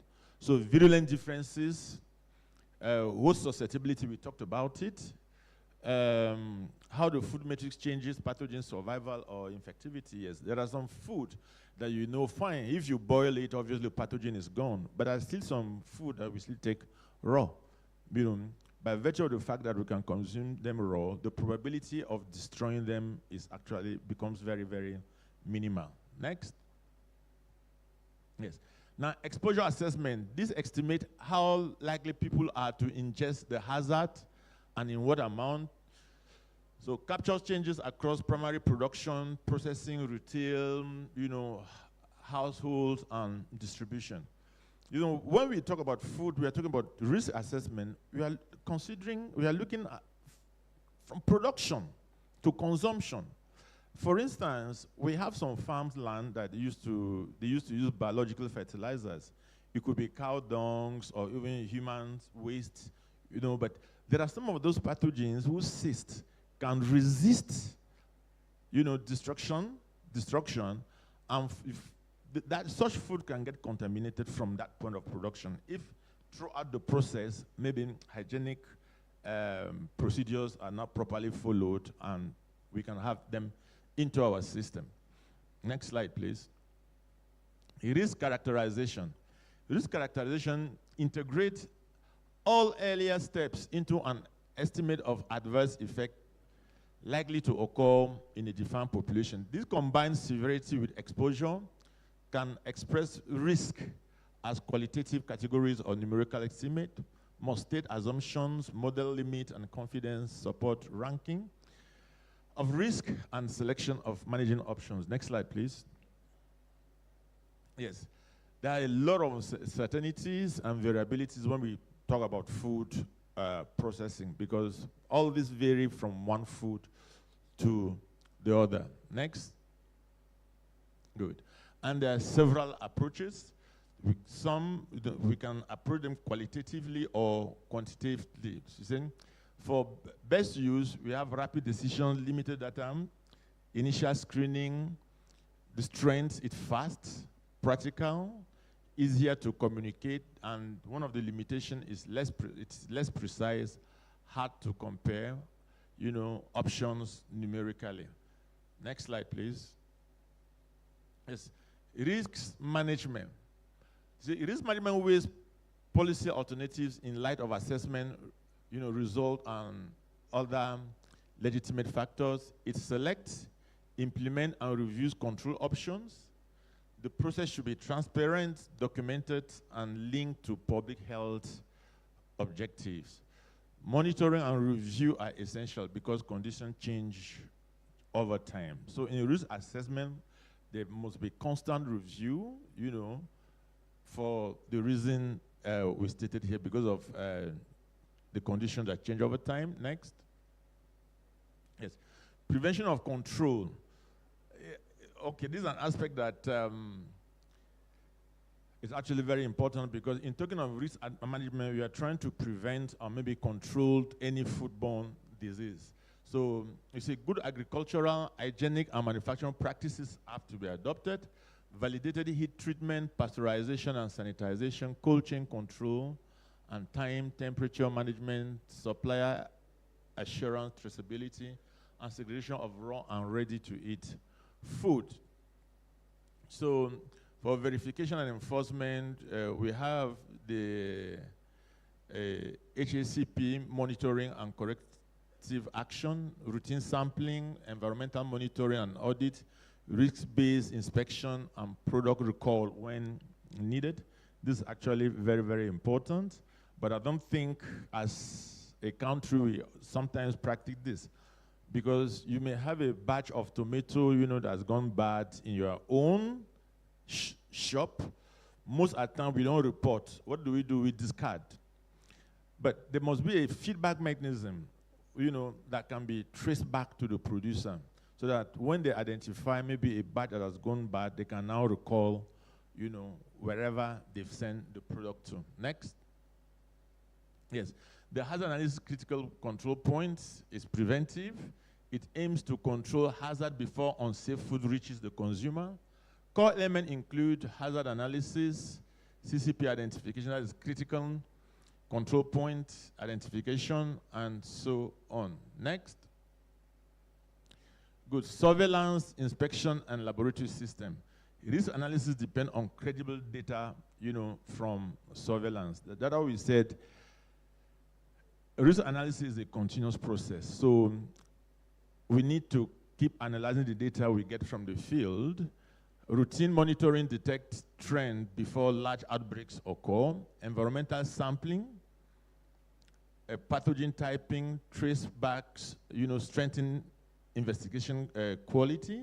Risk-based inspection target high-risk food facilities and practices. Next slide, please. Yes. Food safety, emergencies, and recall. Okay, preparedness before the event. So this has to do mostly with all the regulatory bodies, those who regulate food, how they should operate. You see here, National Food Safety Emergency Response Plan, define response team and multi-agency coordination, access to data, previous risk assessment, and expert advice, template checklist, and communication tools. During the event, what should be done? Define product, lot distribution, expose population, ask focused risk assessment questions, implement rapid control. After the event, document action and timelines, evaluate effectiveness of controls, and capture lessons learned, revise plans, and guidance and training. Next. Yes, risk communication. Why this matters, just as we said earlier, that it's one of the pillars of risk assessment, the ability to communicate. So risk communication is a continuous two-way. That's why I was talking about the feedback. So it shouldn't just be from the producer, regulators, to the customers, but to the consumer. The consumer should also have a system of feeding the system backward. So it involves assessors, managers, industries, consumers, health workers, media, and other stakeholders. Yes, the job is not only to inform, but also to build understanding, trust, and action. Poor communication can turn a manageable hazard into a public confidence crisis. Next. Good. Goals of risk communication. Effective communication should do more than share fact, promote awareness and understanding the issues, support transparency and decision making, explain the rationale for control measures, strengthen relationship among institutions and the public. Next. Yes. For effective communication during outbreak, yes, because this is always a situation of panic when there's outbreak. Just as stated earlier, if a nation is not intentional about risk management, anytime there is outbreak, they'll always panic. And when we operate under a panic system, obviously, we are prone to several errors. So communicate before rumors fill the gap. You remember during COVID, we were told to have our bath with trailer load of salt. So before the NCDC came into it, there was no more salt on the market. The price of salt had gone up. So we need to be accurate, state what is known, unknown, and being investigated. Be consistent, align messages across agencies and spokespeople. We need to be emphatic, address fear, livelihood, and the need, of vulnerable groups. We need to be action-oriented, tell people what to do now, not only what happened. So be adaptable, update messages as evidence changes. Thank you. Next slide. Good.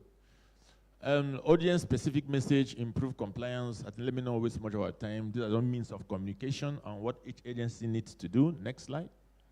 Yes. Consumer prevention. The WO5 keys. Keep clean, separate raw and cooked food, cook thoroughly, keep food at safe temperatures, use safe water and raw materials. Next. Yeah, common failure that drive outbreaks. Cross-contamination between raw and ready-to-eat food. So I mentioned this earlier. We may have maybe water contaminated with Vibrio cholera that we use to water some vegetables, and eventually harvest the vegetable meant for consumption. And if it's not properly treated, we can get contamination from that source. So poor hand hygiene and dirty utensils or clothing too. Okay, with the introduction, sensitization around hand wash hygiene, the prevalence of intestinal parasite are drastically dropped in our environment.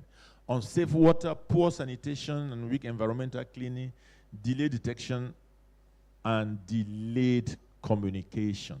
Good. Next. A priority action for government and regulators. Strengthen food laws, standards, and enforcement capacities. Is that really what is happening in this country? Our food laws actually strengthened? No. That's why people can feed dogs with anything they want. Invest in integrated surveillance, laboratories, and data sharing. So when we talk about integrated surveillance, it has to do with a lot of data collection from the field, could be from the regulators, from the consumers, or maybe the the retailers. Use risk-based inspection to target the highest public health return. Maintain emergency response plan. So recall systems and train spokespeople. Coordinate across agriculture, health, trade, environment, and local authorities. Support transparent communication that protect health and public trust. Public trust is actually very, very important here. So if the public loses trust in public health services, I think it's something that may be very, very disastrous. Next. Yes. Share responsibilities, industries, academia. So it's a business of everybody. It has not to do just with the producer. The academia has a great role to play in terms of producing the data and analyzing them, collecting data, analyzing them.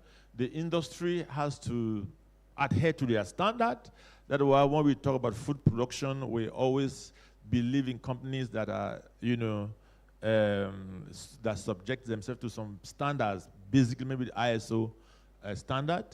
The public use safer food practice, observe recalls, and health advice. Just as I pointed out earlier, some of these things are far away from us because we don't actually have a system of reporting I don't know whether NAFDAC has ever come up one day and say, if you buy a can of tomato, after opening it, you know, it carries maybe some mold on it.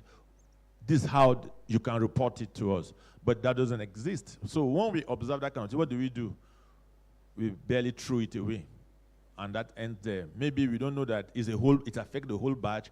Other people, wherever they are, they'll be consuming it. Someone will tell you, after investing 100 naira, I can't afford to lose this. I will still use it and cook. After all, if I boil it, you know, I would destroy the organism. But unknowing to us, some of these organisms produce some toxins that even heat cannot destroy. Next slide. So risk analysis succeeds when science, policy, and communication move together. Next slide. Yes. Some key takeaway remain: unsafe food is common, costly, and largely preventable. Risk assessment organizes evidence on hazard exposure and health impact. Risk management turns evidence into preventive controls and emergency action. Risk communication is essential for trust, compliance, and faster outbreak control. Prepared system save lives. Next. On this note, I want to thank you for listening.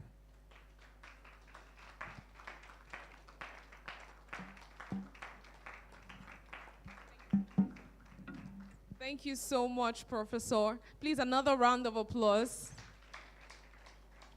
Thank you, sir. Thank you for that insightful session. All right, so we're moving on to the next session. We'll be having our panel session right now. And I'll be inviting the moderator who would invite all the speakers that will be on the panel. So this panel ahead will bring together voices from government, private laboratories, academia, and industry. Holding that conversation together. Okay, I beg your pardon. Before we move on, please, we cannot ignore or move past this session, please. We need to award our professor. Thank you so much. All right, so I will be welcoming back our professor on stage. So I would like to honor you with an award for the impact that you do. Thank you so much. So let's put our hands together for him as he comes up majestically. And I would also like to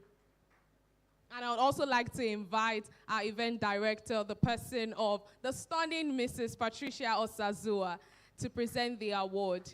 Please, let's put our hands together for her. Thank you. Thank you so much, Professor. We had a very insightful moment. Thank you. VCL staff, please come up stage.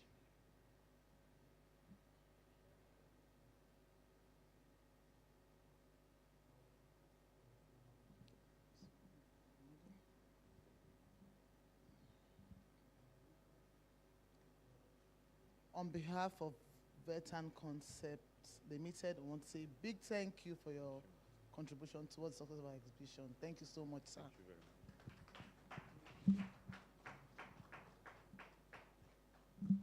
Thank you so much, sir.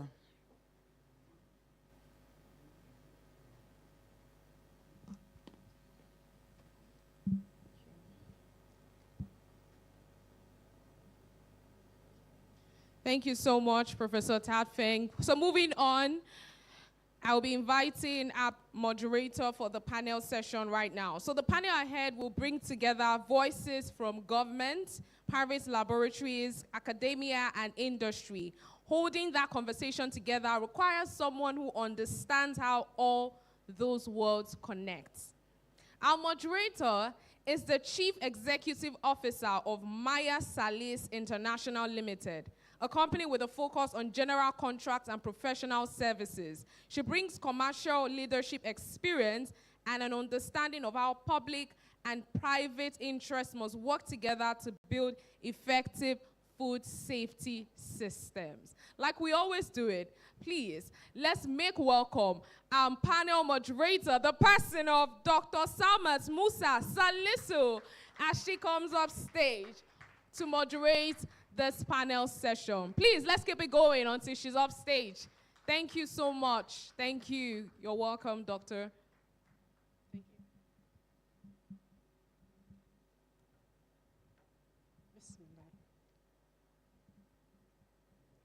something happened in this room yesterday. I don't know if you were here yesterday, but something happened. This hall was filled with speaking intellectual properties yesterday. And today is not different. We have had our professor spoke.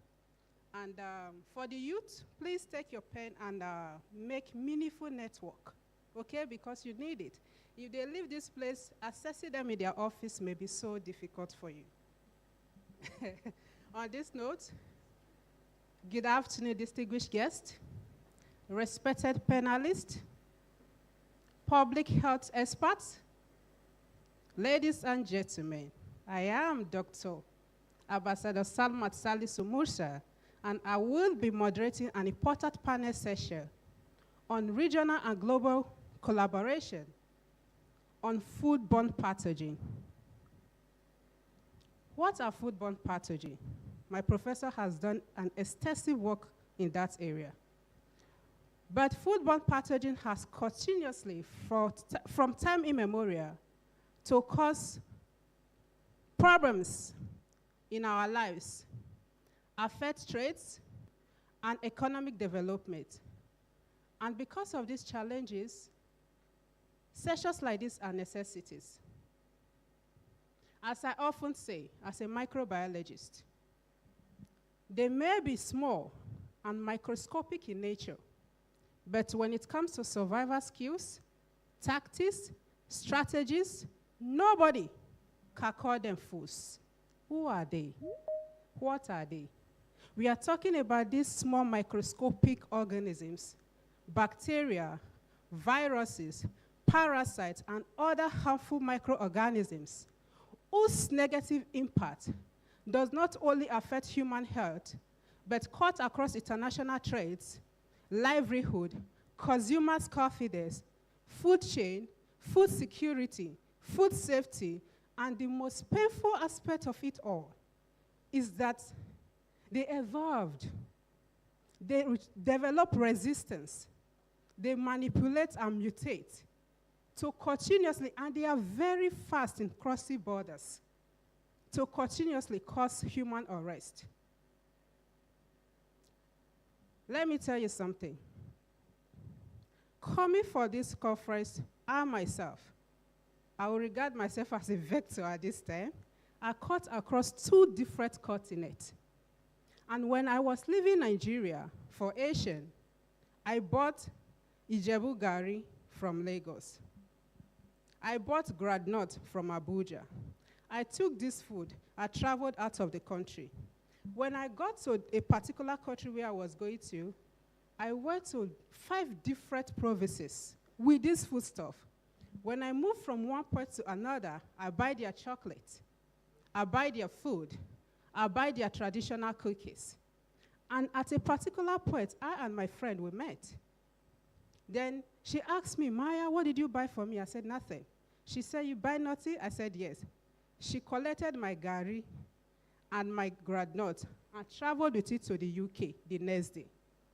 And me coming back to Nigeria for this conference, I was just reminiscing about all the activities fast that has happened within a few hours, couple of days. And I started to ask myself question. You are coming to talk about foodborne pathogen, and you are a microbiologist, and look at your activities in the last few hours. Maya, I have a question for myself, but I refuse to ask myself that question because I decided to bring it here. Now let me ask us. In a world today where food products moves across continents, nations, provinces, or states within seconds, hours, are our surveillance strategies, risk assessment, communication analysis, management, are they fast enough and advanced enough to face emergence of foodborne pathogen diseases emerges? No, we are not ready. Meo. China people will tell you meo at this point. It's always a case of it's either we are not ready or maybe we are not intentional as microorganisms. When it comes to taxonomical hierarchy of organisms in general, Human beings, we are termed Homo sapiens, meaning we are the wisest, we are the most intelligent, the highest developed organisms on the surface of the earth.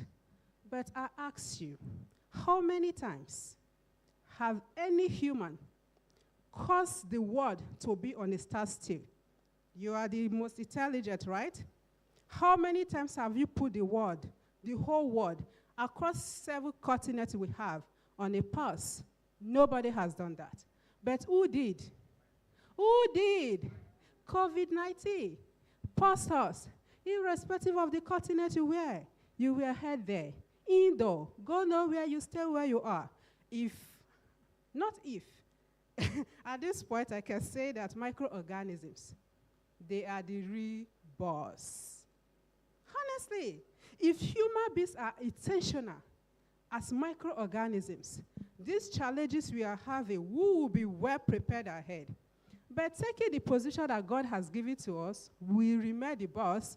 So this is why I so much thank the organizers of this event for bringing people from different sectors to come prepare us, share perspective and insight to know how we can take the position that nature has given to us as humans to always get ahead of microorganisms, no matter how much they mutate, evolve, or develop resistance. And this is why sessions like this has necessitated science investment, has necessitated innovation, has necessitated dialogues that will prepare us for the problem ahead.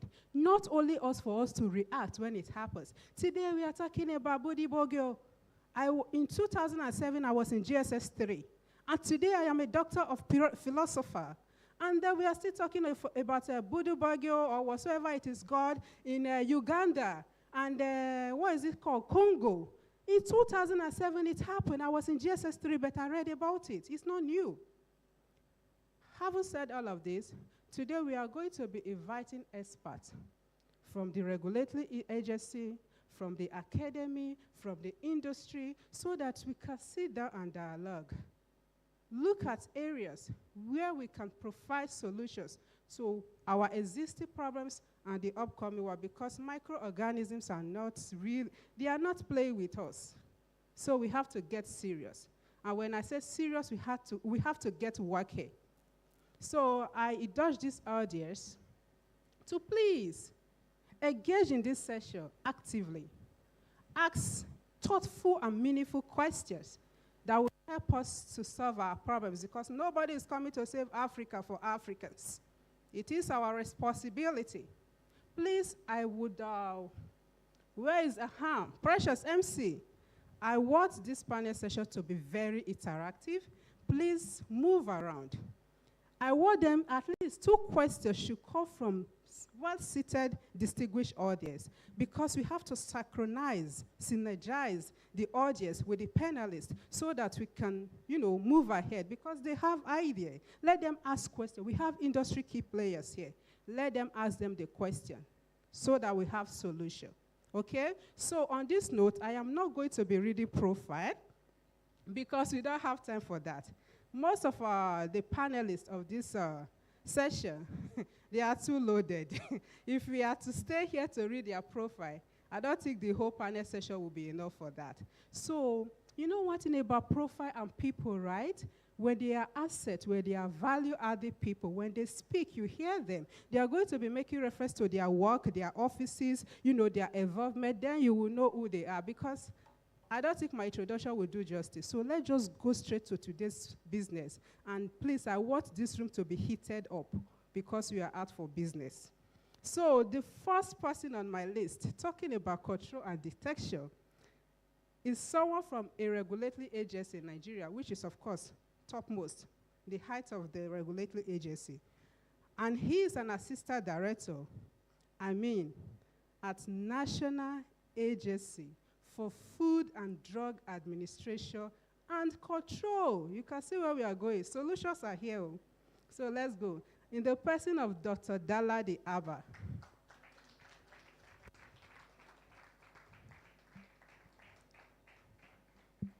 Welcome, Doctor. We are privileged to have you. Please sit down. And then the next intellectual property we have is someone who is a project officer, quality assurance and accreditation, Association of Africa Universities, AAU, Professor Adewale Olusegun Obadina. He's going to be joining us live, I was informed. So please make arrangement for him to come because we cannot afford not to have him. Thank you. Yeah, I'm with you. Oh, Prof. I'm with you. Oh, Yeah. interesting. Thank you, Prof. We are privileged to have you. Okay. Yeah, thank you.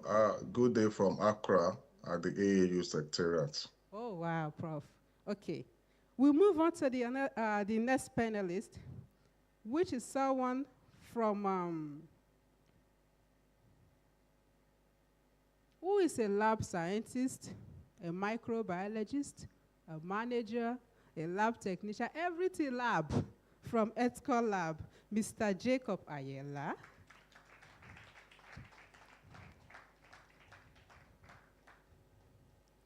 And then we have, I told you, we carry the profile of these people because it is lengthy. Like Ola of Lagos, we say it is plenty. So let's leave it. So we have another professor from the Department of Veterinary Public Health and Preventive Medicine, University of Ilorin, Nigeria, in the person of Dr. Ismail Ayode Adetokun. Okay, I think we now have a full house. Okay, we still have one person left. We have someone from food processing company, who are the right people, of course, we should be talking to today, in the person of Mr. James Abiodun.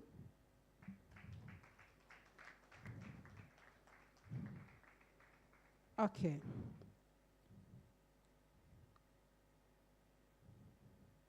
Please do not forget to ask your questions, because the solution we seek, you have, they have. So let's get into it. Welcome, sirs. Welcome, professors. Welcome, doctors. Okay. We are going to be having an impactful session with the hope that the future of Africa lies in our hands. So I am going to be starting with Sorry,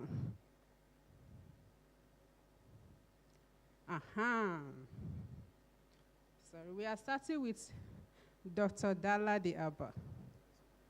As someone who holds a very big position in our regulatory agency, NAFDAC, and assistant director for that. So, Prof, I'd like to ask you, how can African countries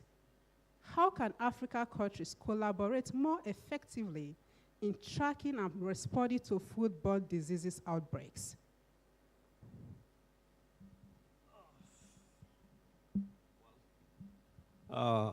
Thank you very much. I'm really happy to be part of this conference or workshop. From what the moderator asks, how do we collaborate and track foodborne pathogen in Africa? You see, when professor here, we had a lecture on risk assessment. The moderator gave a preamble on what pathogen is all about. And their schemas, we all know. The best way, I feel, is the hardest way. We know their schemas, and we know the nature of our African countries. We know how food are being traded, moved from one corner to another, from one country to another. And we know this organism or pathogen, they don't have respect for border. They move from one place to another. As we are moving food move along with us, with the pathogen. So there is need for us to strategize and find a way of controlling or tracking down this food pathogen across Africa. From my opinion, there is need for well and proper, as the topic here discussed, well and proper collaboration among the African countries. The action, the practice has to be well integrated, well come together to think of, to have a well integrated plan to handle this situation. You know, Professor discussed when dealing with risk assessment. He did mention 3 things, which I was taking note. I took note of those things. He talked of surveillance. He talked of communication, risk communication. And he talked of data sharing, something like that. So when there is well-integrated surveillance system that link up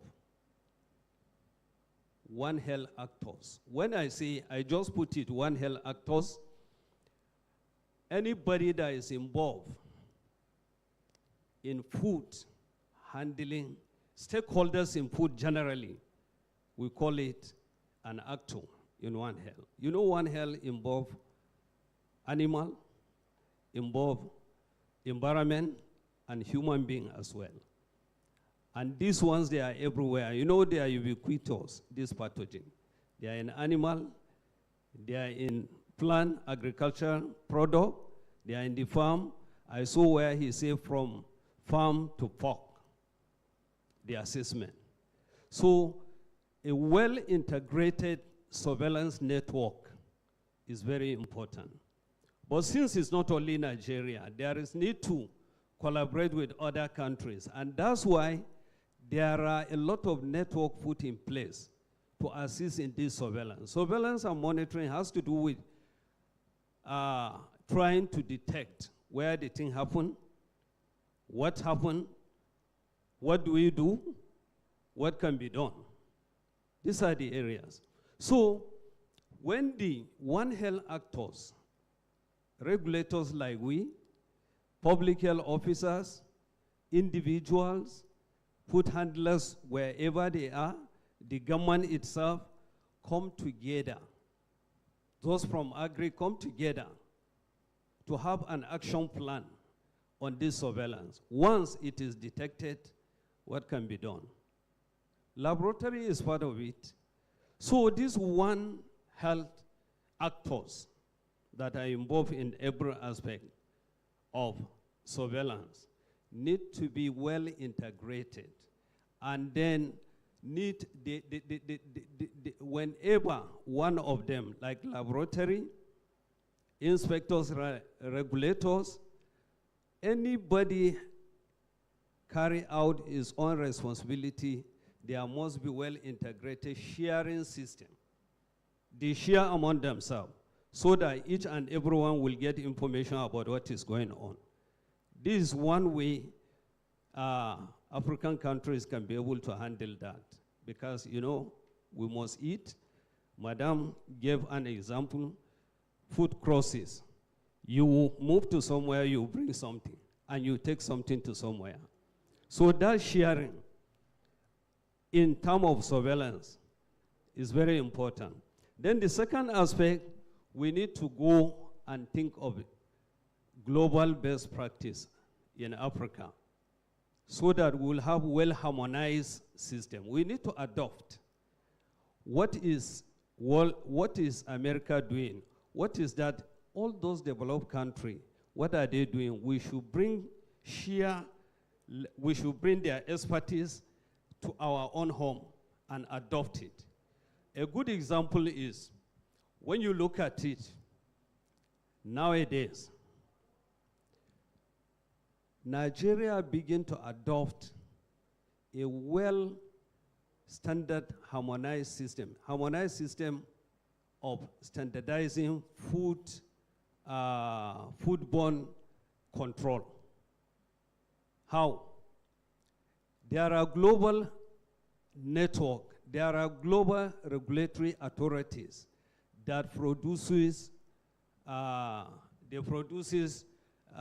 policies, guidelines, standard, which we adopt. You know, we are trading, we move from one place to another. We need to take our thing for export, we need to bring things down.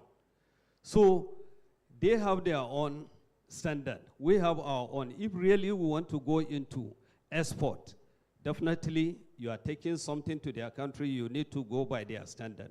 So in order to improve the exportation, facilitate the importation process. Now, the international or global best practice, especially when it comes to when we adopt international best practice in our country or in Africa, you know, we adopt what they are doing, we bring it down, and then we have coordinators in the system. You know, it's a formal issue. It's not something informal. What are those coordinators? We have AU, we have ECOWAS. These are bodies responsible for monitoring. When you go there, there are a lot of units. We have, let's say in AU, we have PACA, Pan-African Control of Aflatoxin, if we can put it that way. We have ECOWAS that handle food issue. There is a unit there. So they go, in fact, they adopt the global best practice where they can share data among African countries. If anything happens in Nigeria, let's say there is a case here in Lagos, what will happen? The local body here that is well strengthened is able to detect. Once they detect, what do? They share it with what? The body responsible in the country for controlling foodborne pathogen or diseases. Someone like NAFDAC. NAFDAC is part of those ones. So it is NAFDAC that is recognized there as a body responsible for handling anything has to do with food. So once locally something is detected, it will be, NAFDAC will be informed that this thing happened. And then NAFDAC will set a surveillance process. Even though I had professors say the information at least is weak in NAFDAC. It's not that it's weak. You know, the system in the country has its own problem. Even the alerting system, we alert people. We tell people what to do. But one thing with Nigeria, we are not much more serious on a matter that is concern us. Rather, we go on, you know, we believe in anything has to do with this kind of funny things in the media, rather than being serious. You don't care about, okay, NAFDAC give an alert on a particular thing. Let me give you an instance with what happened just currently. If the system is not well strengthened, there wouldn't be any information. In Niger Republic, there was an alert that there was a rise that killed a lot of people over there. So immediately, through ECOWAS down to Nigeria, then there was that information brought to us. Before you know, even Department of Security alert us. We are alert already through a system that is well organized. You know, it's only Nigeria that is part of World Health Organization important networks. That is International Food Authority Network that is responsible for alerting everybody in the globe about what happened. If something happened here, it will be assessed and sent to PulseNet. PulseNet is a kind of network that is responsible for handling issue, has to do with laboratory issue. Once they detect and find out, identify, it will be alerted. The enforcer will be alerted, and enforcer will now set alert to all the members country. The members country now will start carrying out surveillance and know what to do in order to curtail. I understand what Professor was saying. I picked some things when he was saying assessment management, risk assessment management, and communication. We know in communication digitally, we are poor. But thanks be to God, with this handset now that has just come, if we can strengthen multimedia system, that will go a long way in alerting a lot of people on what, when they see, they report. When they see, what do we do? You know where to go. Even before you know, in a minute, so many people can get information about that. But the issue, you know, there are some people that sit and create what? Create something that is not even there. So as a regulators, we need to screen, understand. We can't release anything anyhow because we have had it. It has to come formally, from a formal way. So, you know, adopting standard, harmonizing standard, harmonization of the standard protocol is very important. That's why you see, okay, Nigeria adopt so thing like all this international body, Codes Alimentarius Commission, World Health Organization, EU. That's when you see a lot of standard being used. And these are the things when we use can enable our exporters and we ourselves to even send our things there. So actually, to strengthen that, our information, our standard way of doing things, we need to have a well-integrated surveillance network. And at the same time, we need to, during assessment, he spoke about even training, laboratory capacity. If we don't have a very good laboratory capacity, we are just wasting our time. And at the same time, there is political commitment and funding. If you know what NAFDAC is having, I come from NAFDAC. NAFDAC has a very good laboratory here in Lagos and so many places. They are there for testing food, different kind of food, but they are costly, too expensive that individual hardly to acquire them. So to improve the laboratory capacity matters a lot so that we can go into emerging technologies in terms of detecting the foodborne pathogen. You know, this basic one, conventional one, is outdated. It's only a country that is incapacitated, doesn't have the resource and funding. When Prof say we have the resources and funding, I agree with him. We have it. But what is the problem? Corruption and political commitment. Come to understand, you put billions to purchase something like this. So to a politician is, what is the importance of this politically? They don't care. You understand? But health-wise is very important. Those in the lab know what they are facing, know where the constraints are. But actually to strengthen our laboratory. Then let me give you an instance. Countries that doesn't have, one important of this collaboration, if you lack, there are countries that are very powerful and academicians and other people, they go and align themselves with them and now establish a reference laboratory in the country where at least quick analysis could be done with sophisticated and technologies that are current, that are recent, the one we are using now. Faster, easier, and one can easily detect, and now information could be shared quickly. So laboratory, strengthening the laboratory matters a lot. And then the personnel. We have to look at the people, training. If you bring machines, you bring laboratory with well-sophisticated equipment, but there is no capacity building there. It's as useless as building a big house without what? No madam inside. No, I'm telling you, Any beautiful house without a woman is what? Answer me. Should I say useless?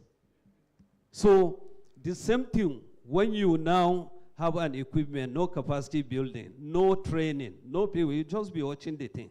So Nigeria and some African countries come together. Countries that is capable of liaise or cooperate with. That's why we see strong collaboration, strong cooperation among the countries is very important.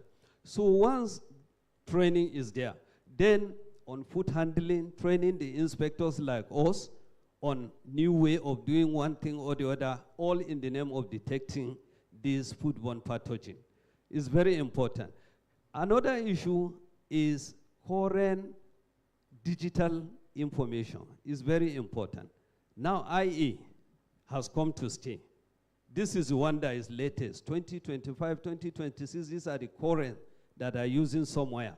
Even in the laboratory, there is what we call whole genome sequencing. This is the latest one that has been done to detect. But sincerely speaking, even in Nigeria, we don't have that. But I don't know other establishment. We don't have it being the actor of food regulation. But at least I know we liaise with important World Health Organization for quick and easy detection. Then Prof discussed something, pathogens. Do we have database for this pathogen? We need to strengthen that in Africa. We need to find way that we can have database for all these pathogens. If it is detected, confirmed, where do we save it? We don't have. We don't have. In Africa, we are lacking all these things. That's why, that is what led to the emergence of what? All these reference laboratory all over. Like in Mina, if you go for mycotoxin, there is one. Whenever you want to do analysis of mycotoxin to detect pathogen that produce all that toxin, you go to Mina. They have a reference laboratory for food safety and mycotoxicology. They do it there. So, but it's not everywhere you see. So, strengthening laboratory is very important. And above all, we should avoid in Africa. I pick a point when Prof was talking. Please, this is the only lecture I attended. And I listened to him very careful to pick certain things. You see, when we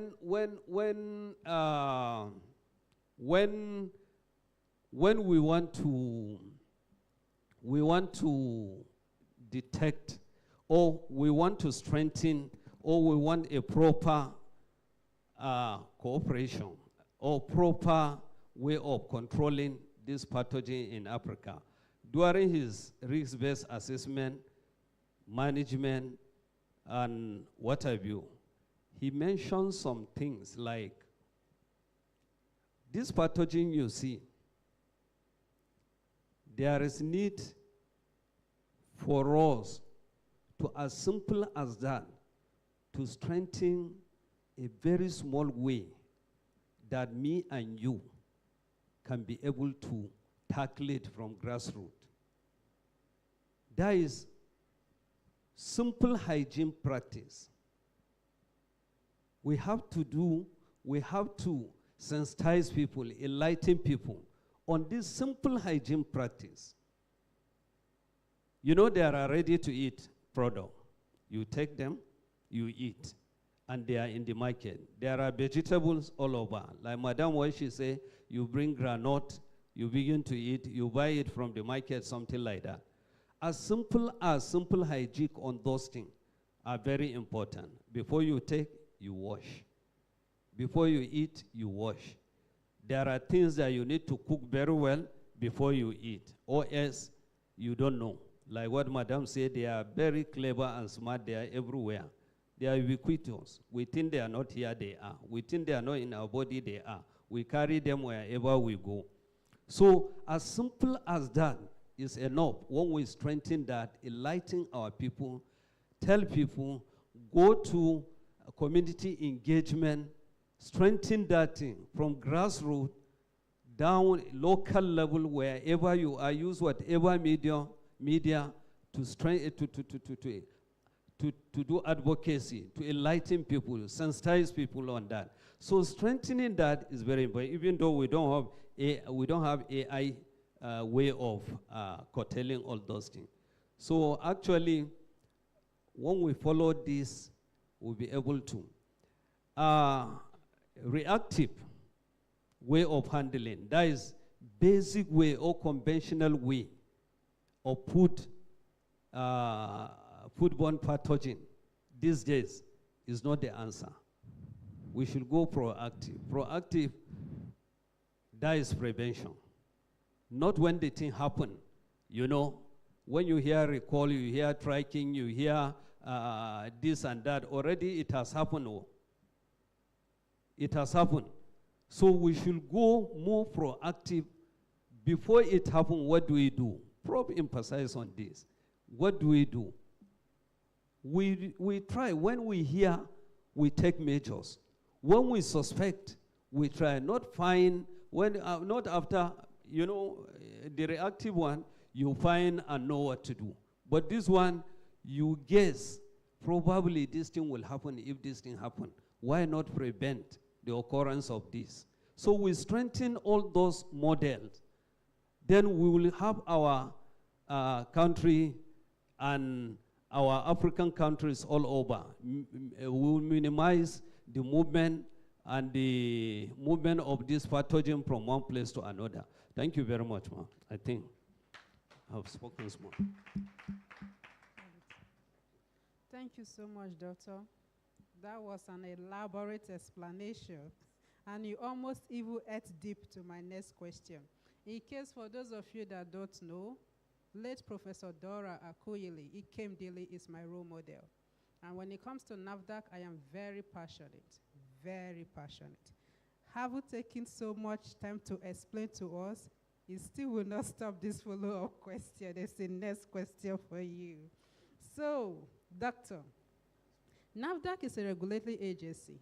Please, in a very precise statement, can you tell us what are the most recent innovative approach has NAFDAC implemented to improve food risk communication across Nigeria? Most recent.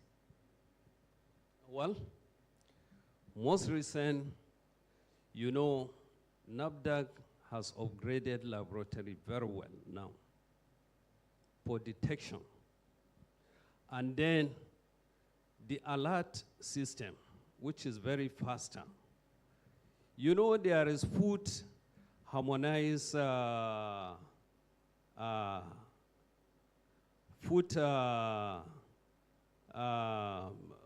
harmonized way of alerting people. See, the recent thing about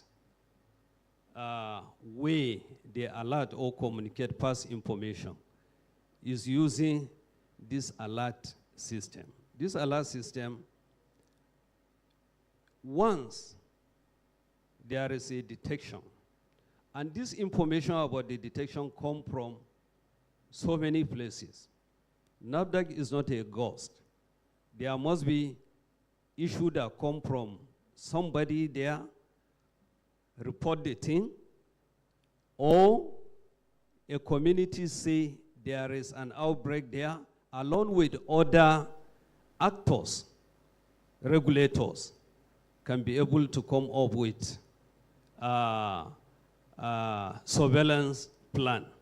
Once there is surveillance plans, NAFDAC will be able to pass. But when you take a can and beat the hell out of him, he should be the one to tell others. If you do, that is what will happen to you. So you have served that place. So enforcement sometimes matter, but this policy is not issue that require enforcement. It's an issue that require funding, commitment, and well-integrated cooperation among the players. That's why I say one improvement of One Health communication system in that regard matters a lot. This is the only way to bring current trend, emerging technologies into information sharing. But do we have the willingness, political willingness to do that? Do you have commitment to do that? So, we are not here to discuss on constraints, but we are here to discuss on solution. But these are the issues. NAFDA want to do it. It has its own. But the only way, enforcement, if you see enforcement, is the only, NAFDA recognize enforcement when it comes to foodborne pathogen. Whenever there is alert all over the world, the only body that is alerted is NAFDA.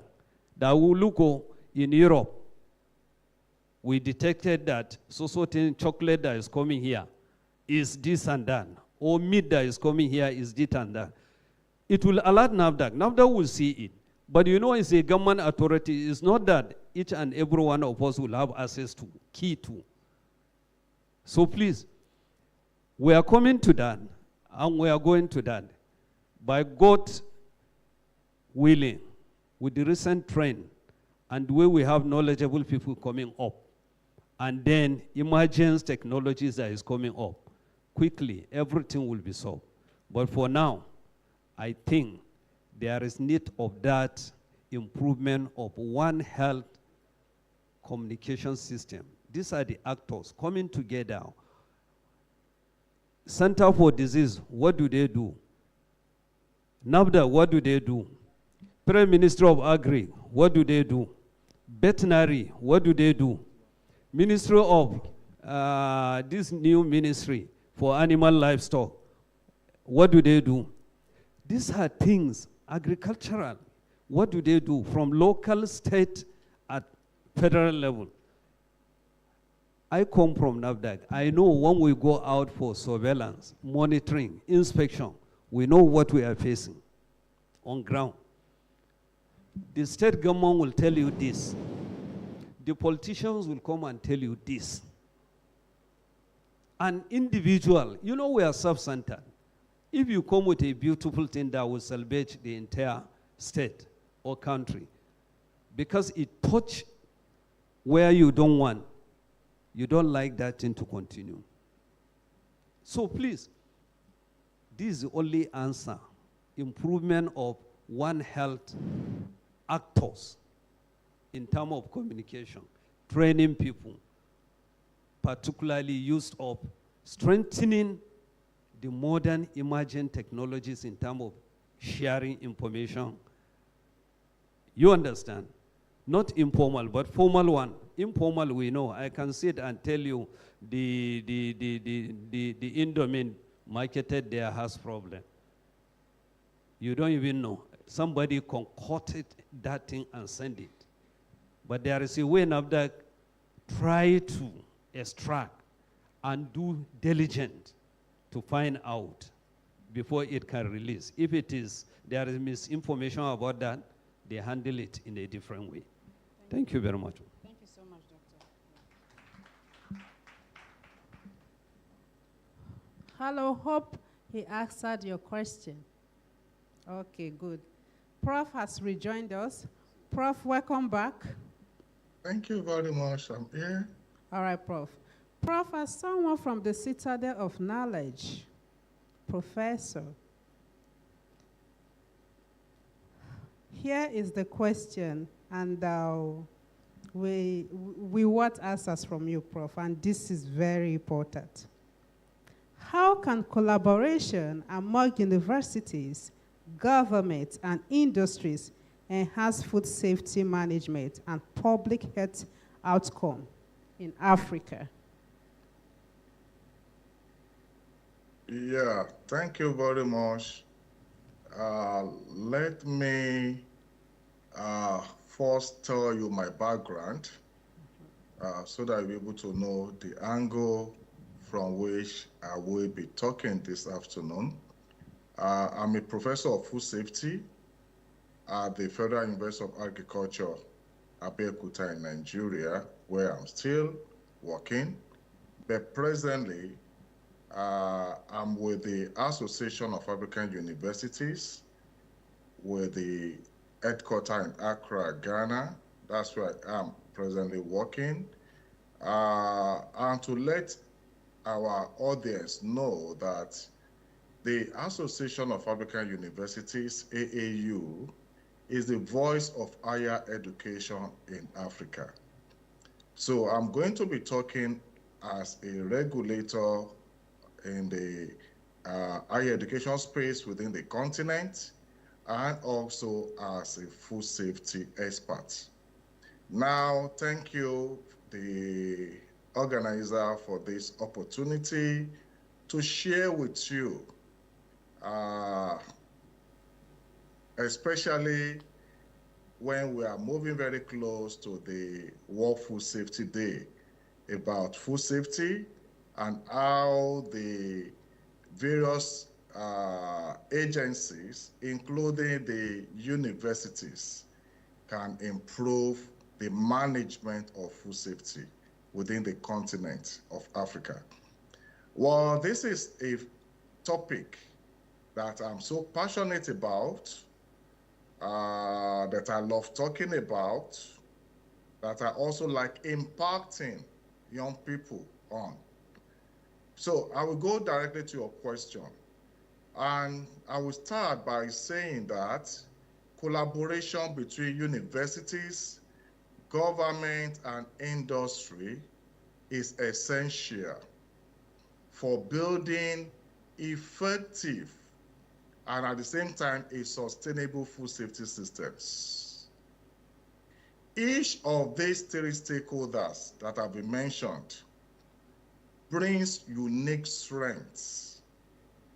And by saying the university is expected to generate knowledge and at the same time develop human capacity, while the government, in the other way, are expected to provide the regulatory oversight and policy direction, as our colleague from NAFDAC will be talking about. And the third partner in this are the industries, which are expected to implement the food safety practices across the food value chain. Now, how can this happen? The first way is to enhance research and innovation. And if this is done, we expect that there should be a joint research project between these three actors, the universities, the government, and the industry, which can focus on priority food safety issues.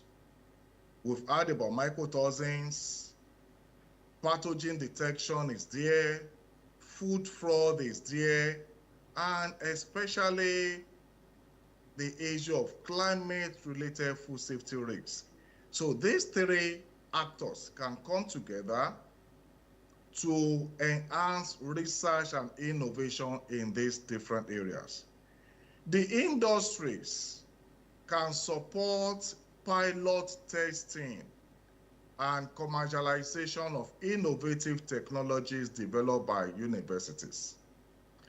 Presently, within the continent, the universities are working in silos, but we expect that the research and innovations that are coming from the citadel of learning should be supported by the industry, while the government can provide funding and create enabling environment for innovation. Presently, you see that the universities, the researchers within our universities look outside the continent to get funding. But the impact of enhancing research and innovation within the continent will definitely bring about faster development and adoption of technologies that improve food safety and food quality.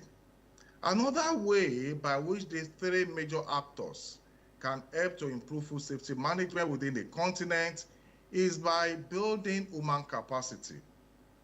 Dr. Dan Lade have talked on this, but let me now state out or point out how these three different actors can contribute to this. Number one, the universities are expected to train future food safety professionals, inspectors, analysts, and researchers.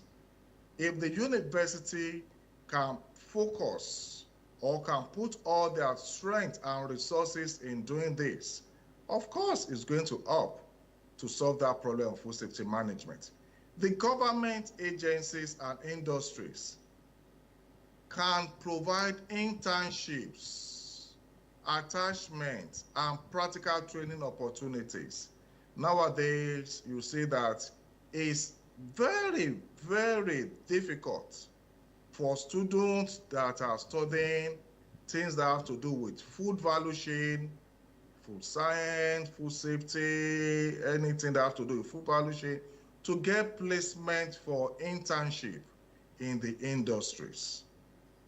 So there's need for collaborative training programs among the industry and the universities. And if this is being created, I mean, there is a platform for these collaborative training programs, we are sure to get graduates that are being possessed with skills relevant to workforce needs. The question these days, or the argument these days, is that the graduates that are being churned out from some of the universities within the continent are not relevant, in quotes, to the need of the industry. But for this to become things of the past, there's need for collaboration between the industries and the universities. And if this is being looked into, the impact is that there's going to be a stronger and more competent food safety workforce within the continent. Let me also try to talk about improving the food safety surveillance and data sharing within the continent. The university has what it takes to support laboratory testing, epidemiological studies, and risk assessments. We have people that are experienced within the university that can help in all this area. But what we also need from the government is to coordinate the surveillance systems and public health monitoring. So the government needs to be up and doing in this, while the industries ask what it takes to contribute to production, traceability, and quality control data. And if this is done properly, if there is a good synergy between these three different agencies, we expect a better detection of food safety hazards, quicker outbreak response, and stronger risk assessment systems. Within the continent, there is a challenge. People have mentioned this about various food safety hazards, and emerging ones are also coming up. Whenever there are outbreaks, food safety outbreaks, the responses is very, very low. And the risk assessment system that has been discussed is also a big challenge. These three agencies or three actors can as well enhance food safety culture if they do what they needed to do properly. The university can champion researches that are behavioral drivers of food safety practices, and as well develop awareness programs within the different different actors within the food chain. And the government as well can help to promote public education campaign when the university has come up with all these templates, the programs that can help to enhance or to promote food safety culture among the citizens. The industries, on the other end, can embed food safety culture throughout their organization. So this is something that we need in the continent now, food safety culture. People need to know, and people need to do it. People need to know, because a lot of people are not aware of this thing that we are talking about. So, and the impact is going to be very high, because it's going to lead to sustainable improvement in food handling and food safety behavior. I don't know how long I have or the time that I have to react to this, but I still have some other things that I can say on it. But for now, let me just conclude by saying that effective collaboration between universities, government, and industries can create what I call a triple helix model of innovation and food safety governance. Universities provide knowledge and expertise. Government creates enabling policies and oversight, and industries are expected to translate research into practice.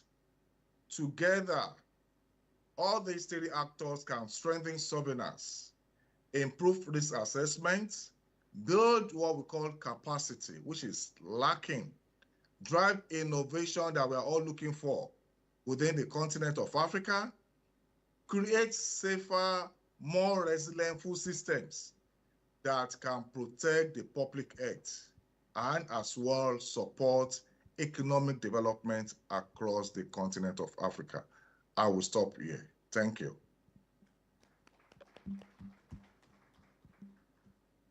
Thank you so much, Professor. Indeed, you are a key stakeholder at the Citadel of Knowledge. Professor said so many things that resonated with me.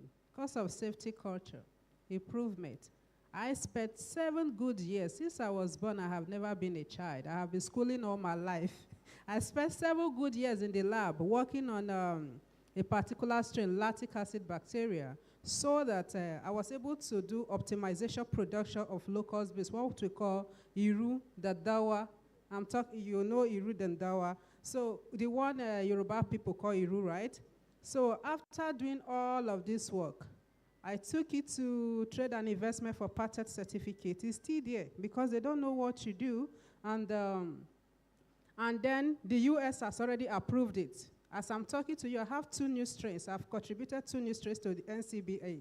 But Nigeria, nobody's, okay, if I go out to start sensitization right now, somebody from somewhere will just hijack it, and they will take it away from me after spending 7 years as a farmer's daughter working with my money. So why am I saying this? If you are in this room today as a young person, tomorrow somehow you find yourself in the position that matters. So what it means that no matter all the work we are putting in, if somebody out there that is supposed to implement it or maybe make it, a policy, is not implementing it, so it's not going to work. So Professor have said everything. It's a collaborative something. And no matter what the second party, 2 parties have done, and the third party, which is the most important one, refused to do, then we are back to square one, huh? So the next question now is, we are going to be directing it to someone from a food processing company, which of course is very important to this panel session, talking about foodborne packaging. We are talking about the person of Mr. James Abiodun from PZ Wema. Shall we? Thank you. Go ahead. Most of the questions I wanted to ask you, somehow Professor and Doctor have dived into it. But thank God I was ready. I still have one left. So, sir, what can African food companies learn from successful global safety systems to strengthen our food safety? Okay. Thank you, Doctor, for the moderation. Thank you, the organizer of this conference, for the opportunity you have given. I think just to summarize what Prof and doctors have been saying, I think we have to learn from global people. We have to move from being reactive to being proactive. We have to be preventive in our actions so that we don't need to wait until it's happened to us. And how can we do this? We have to make sure that in our organization, which I come from, PZ Wima Limited, we implement food safety system in our organization. So we have our monthly environmental monitoring in place, and we are not just monitoring it. We do what we call trend analysis. And all this data, we are not just keeping it under the carpet. We subject it to management review because, you know, as we have been talking now, we are talking about government. I have limited influence when it comes to certain level. So the leadership will take it up from there. Maybe there is need for funding. It is the management that we provide the fund for the implementation. And after doing this trending, we subject ourselves to external people to come and see what we are doing. What do we mean? We subscribe to AIB audits. At least once in a year, they come to audit us to check what are we doing. Are we implementing ISO 22000 and FSSC 22000? Are we in compliance? Then on a quarterly basis, we have man-cap visit, mandatory conformity. As when we come, they will come and check this to make sure that we are complying with regulatory standard when it comes to food pathogen and food safety. And we have all our processes, all our critical points being monitored and verified at every point in time so that we not just say, okay, I have done it. The second level I check. Somebody else will verify what I have done. And we have all our raw materials, our starting material. We have them being tracked. We don't just receive raw material and take them into our store. We have traceability code for each one at every point in time so that in case there's any issue with our product, we'll be able to trace back or trace forward. Either way, whether it's coming, the complaint is coming from our consumer, or we want to start from our raw material to be able to investigate thoroughly. And then the other things that we do, we make sure that we and the other shareholders, like our tertiary institutions, like now we have IT students in our midst, we give them opportunity to come and learn so that at least if there is need for improvement in the nearest future, they also can give us ideas and say, okay, we have been doing this. I think this is the best way, best approach to do it. And all our analysis that we are doing in the lab, we don't just leave it once in a while, twice.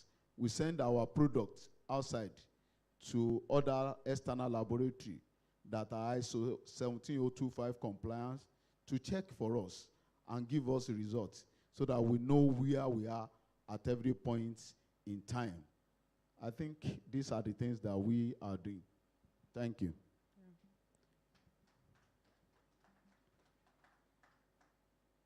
Thank you so much, Mr. James Abiodun. I think from the answer you gave, I think PZ Wema, they are doing the right thing. But I need to visit your lab. Okay, you are highly welcome. Thank you. See, please permit us. There are some topics that are very sensitive. And this session is not just about talking, because I don't believe in conversation. We are about solution. So please permit us. We have just a few questions to go, and then we'll be done with this. Having in mind, we are about solution, okay? And the next question is going to Dr. Ismail Ayode Adetokun. Prof, I read about you. I was in a speed train when I read about you, and I was just shouting, wow, wow, wow.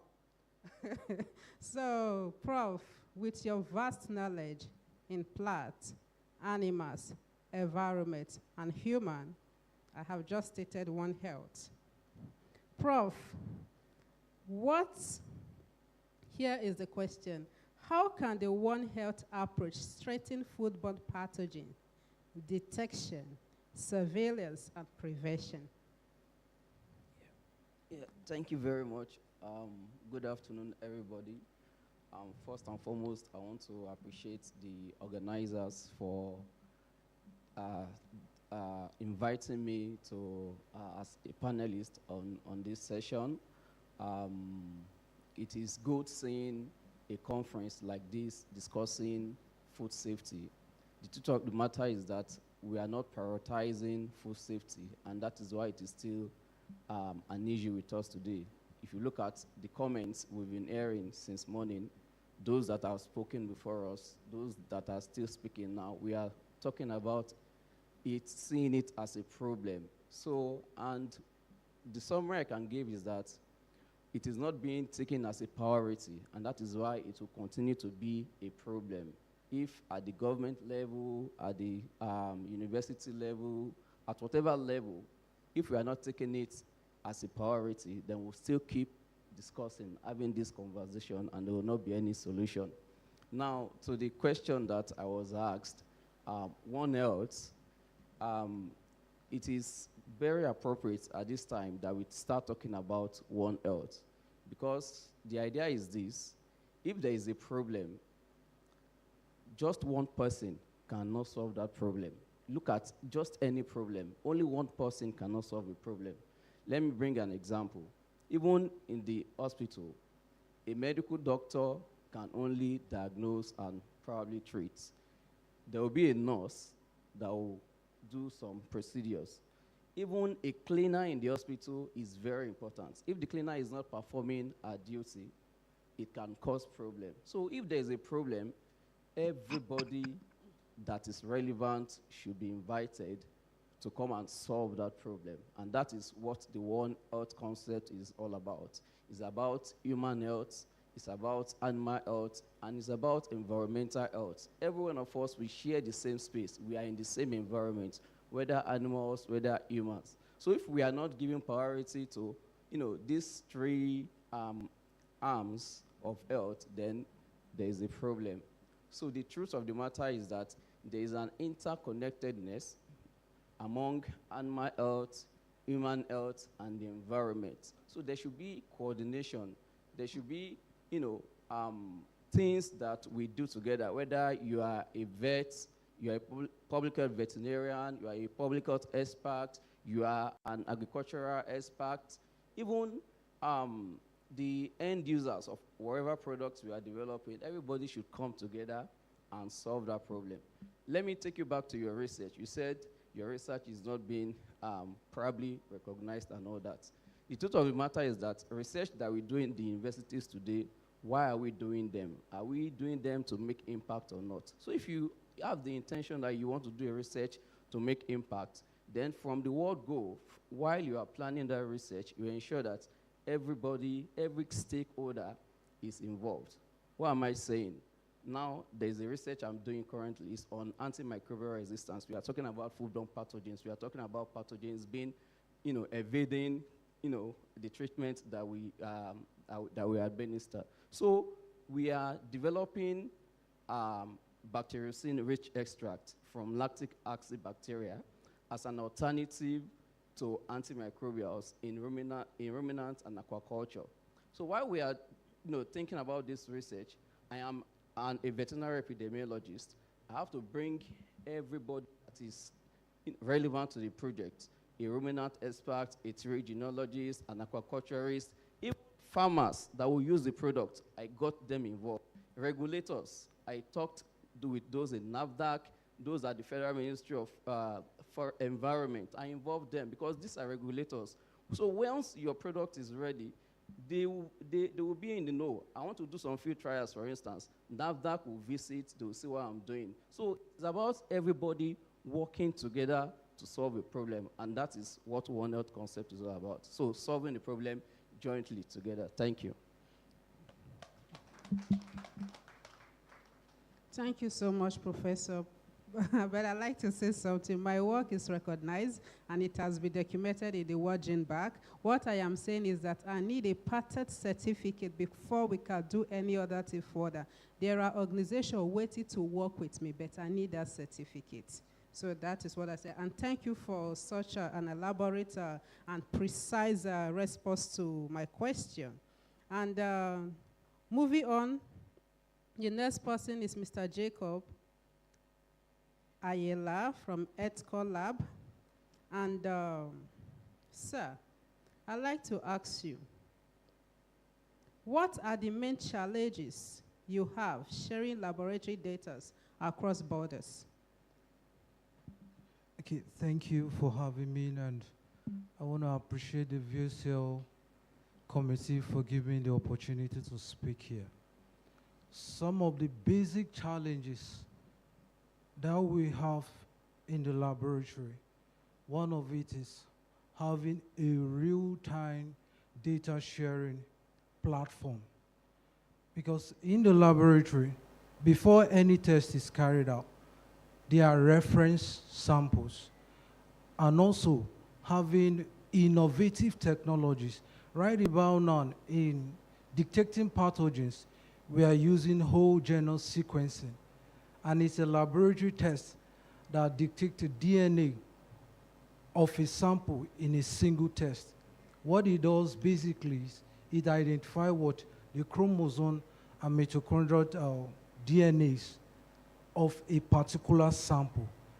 In Nigeria currently, it's very, very difficult to see any lab that is currently doing this very test. So those are some of the challenges. We are backward in so many of the innovative technologies that will enhance the identification, the isolation, and the sequencing of most of those strains of those pathogens. So in order to achieve all of this, it's very important for us to begin to look towards upgrading the laboratories. Not just upgrading, looking at also the proficiency of the analysts. Because if you go to most laboratory, ask them when last they had an interlaboratory proficiency test. Most laboratory will tell you we only did that when we're trying to acquire an accreditation, which is what ISO 17025. And after then, all of those things are shut down. But the key growth in laboratory lies on the proficiency of what? The analysts, the capability of the equipment, and also a favorable environment to carry out all those tests. Because for every samples, it has different behavioral patterns. You cannot say you want to get a sample and then subject it to get a pathogen and then keep it on this slab table and leave it. It has to be stored under a very favorable condition where it can withstand all of those challenges. Also looking at the aspect of having good storage mediums to maintain all of those samples is also another big challenge that we also need to look forward to. Another one is technological compatibility. For example, if you look at our foreign bodies laboratory, they have unique ways of reporting. I don't know if people are using foreign labs here, something like Gallup, Kentom, and if they send you their reporting system, sometimes you even find it very, very difficult to analyze the data. Why? We don't have the softwares to be able to analyze those data, to make informed decisions that will bring about growth and will bring about solving most of the challenges that we have in-house. So it's also very, very important that even as we're looking at infrastructural development, we should also look at developing ourselves towards what? Real-time data sharing platforms, where we also have a competitive advantage networking with our international laboratory systems. And the last one is also looking at an integrated system whereby people within the health sector, people within the environmental, people within the food, and also people within the clinical laboratory can also have a level playing platforms where they share detailed information as to what is an outbreak in a particular location, how they can use some of those data as well to make informed decisions so that we bring about what? How we can curb most of those challenges that we have. So basically, laboratory in Nigeria is still at the stage of infancy. Because let's take, for example, proximate analysis. We are still using KEJA method in Nigeria to analyze proximate, where people are using NRS method overseas, where they do most of those analyses within an hour. And KEJA will take you a minimum of 4 to 5 hours to just analyze a sample. And those equipment have capability of doing 6 to 7 samples at a go. So we are at the stage of infancy. So we should look at where we'll do what? Have an integrated network, liaise with most of the international laboratories, look at their reference standard, adopt their protocols, which cut across what? The SOPs, look at the equipment capabilities, and look at also other routine maintenance so that we can adopt those methods in-house, and also look at investment. Let's cut across investment as well. How can we get the funding opportunities to do all of those things? So those are some of the key challenges that we are facing in laboratory section to identify some of those pathogens. Thank you. Thank you so much, Mr. Jacob. I think you have given a very precise, accurate response to my question.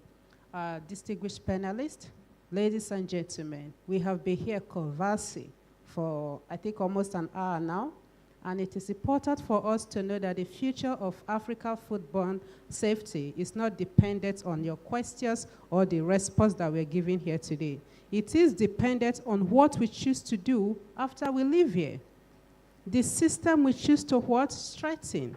The policies we choose to implement, the science we choose to invest in, the partnership we choose to do, collaboration. And at this point, and I hope and I pray that Africa will move from conversation to action. Thank you. Thank you so much. That was such a comprehensive and exhaustive session. Please, a round of applause for our panel speakers and our moderator. Please, let's do it one more time. Thank you. All right, so right now, let's take pictures. We'll be presenting our awards to our panel speakers and moderators. Okay, we can take pictures now.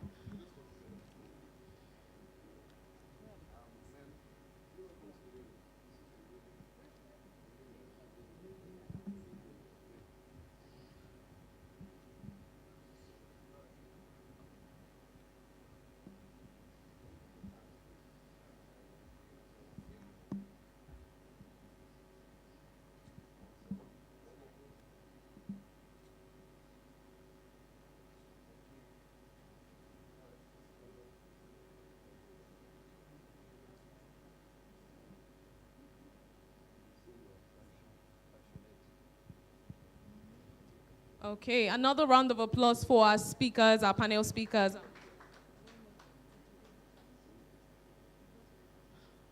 All right, so our dearly esteemed speakers, we have awards to present to you, but would like to plead with you that we do that right after the lunch. We'd like to go for lunch right away. Is that fine, Saz and Ma? Okay, thank you so much. Please, let's put our hands together for our speakers and panel speakers again. As panel speakers and moderators again. So right now, we'll be heading up for our lunch. All right? So we're going to be going right now, table by, so we'll start with the speakers and the panel speakers. The speakers and the panel speakers. Please a moment, thank you.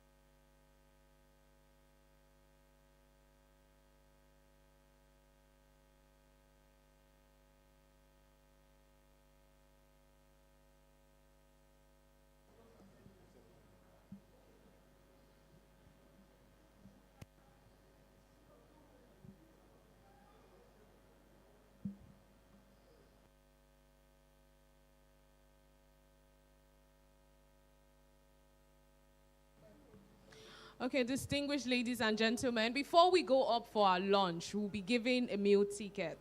So please, the meal ticket is coming, all right? So just a few moments, thank you, a few minutes rather, thank you.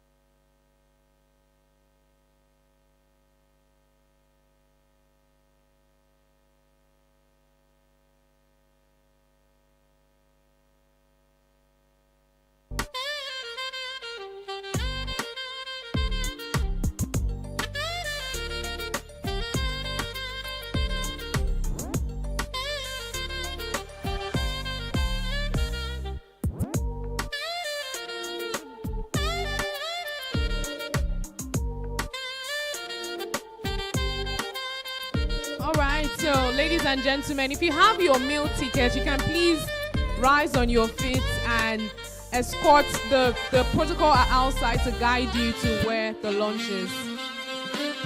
And we'll be back in 20 minutes, please. 15 to 20 minutes. So please.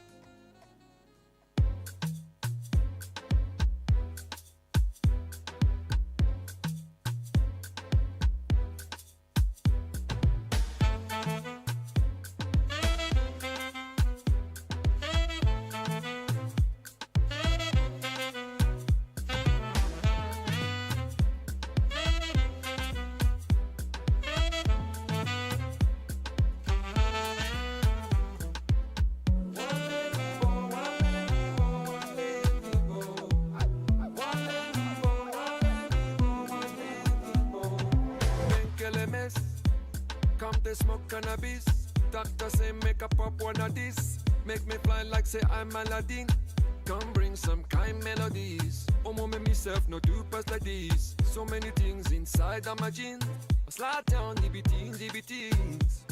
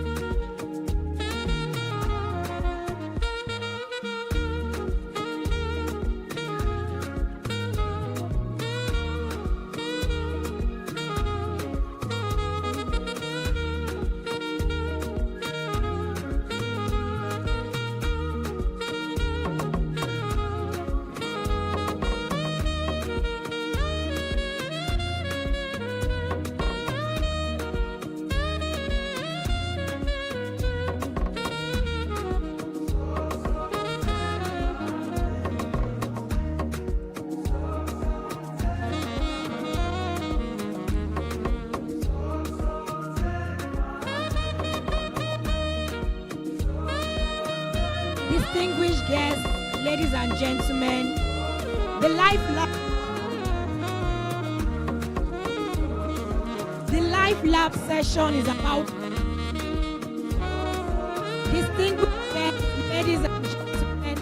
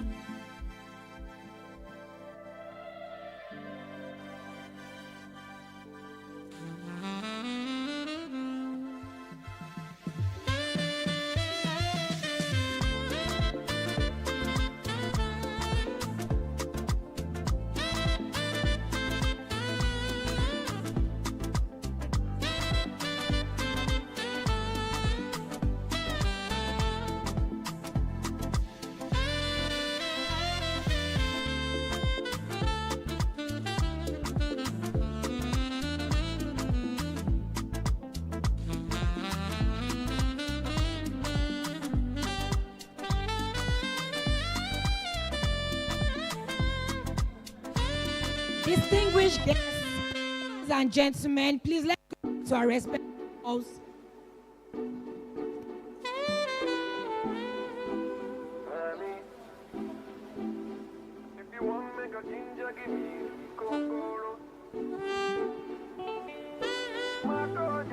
Distinguished guests, ladies and gentlemen,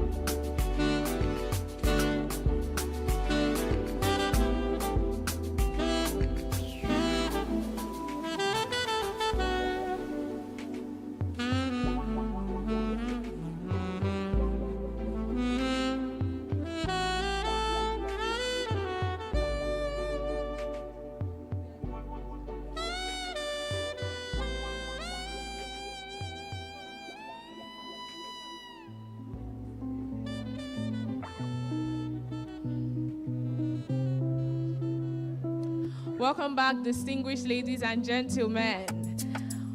I hope you had a nice time and you are well fed. and energized. All right, so before we move on, we'd like to present awards to our panel speakers and moderator. Can you kindly step out to the stage, please? Our panel speakers and moderators, kindly step out to the stage. Thank you so much. Let's put our hands together for them as they come forward. Please, thank you. We'd like to present your award of impact for the excellent work that you do in your individual fields. Thank you so much. We celebrate you. Please, to the stage. Thank you.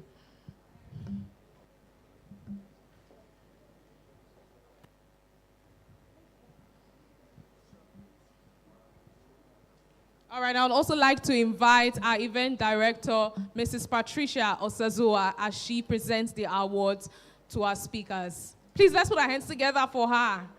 Thank you.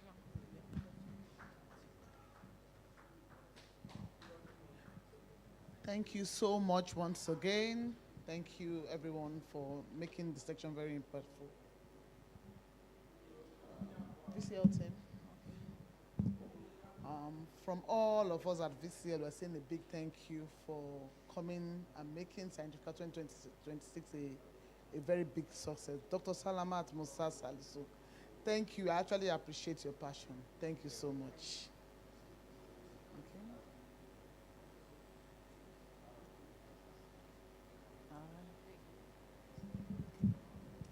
Dr. Ismail Ayode Adetokun, thank you so much, sir. Thank you.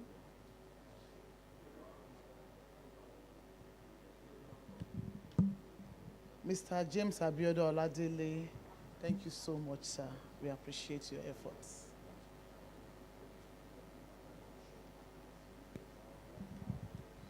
Mr. Ayila Jacob, thank you so much. Ayila Jacob, oh, okay.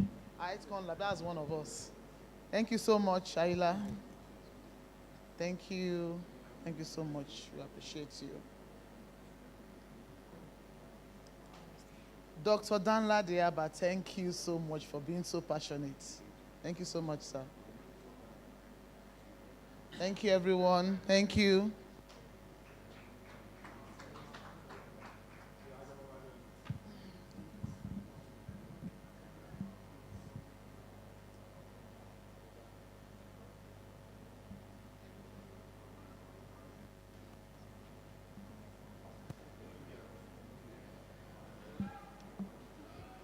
Thank you very much, distinguished ladies and gentlemen. All right, to take us further in the program, I will be inviting our next speaker. Okay, I'll be inviting our next speaker, but before that, let me lead with this. A food safety system is only as strong as the laboratories behind it. If those laboratories are under-equipped, underfunded, and not built to international standards, every resource they produce is in question. Nigeria and Africa cannot afford that. The conversation about food safety must include a very direct conversation about laboratory infrastructure. It's on this premise I will be introducing our next speaker. Now, our next speaker is one of the most respected names in Nigeria's laboratory science space. She is the first female president of the Scientific Product Association of Nigeria, SPAN, and the founder and chief executive officer of the Kachi Group. She was recognized by Arise News as one of 65 outstanding women creating meaningful change in Nigeria. In 2001, she played a direct role in equipping NAFDAC's laboratories across Nigeria, work that was publicly credited by former NAFDAC Director General, Professor Dora Akunyili, as a key factor in Nigeria's fight against fake drugs. She has spent over 2 decades building the infrastructure that makes credible science possible in this industry.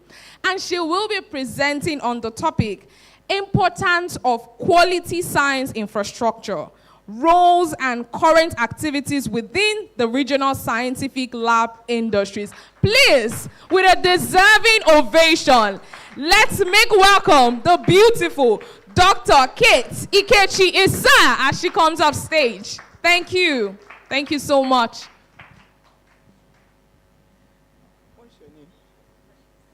Precious, very precious, precious. Thank you, Precious.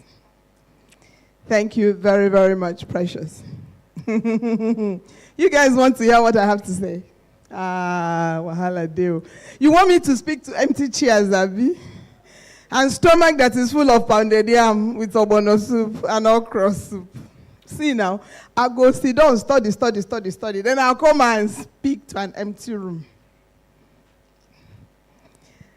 Anyway, it's a great privilege to be invited to come and be part of this amazing, amazing conference. I'm very impressed.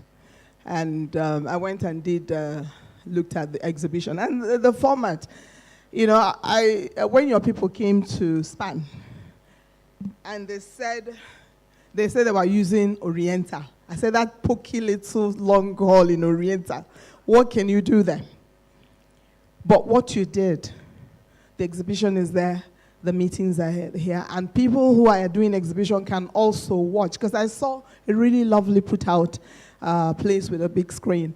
I said, oh, some more conferences are happening there. They say, no, you've been what you're doing here, there. You've done an amazing work.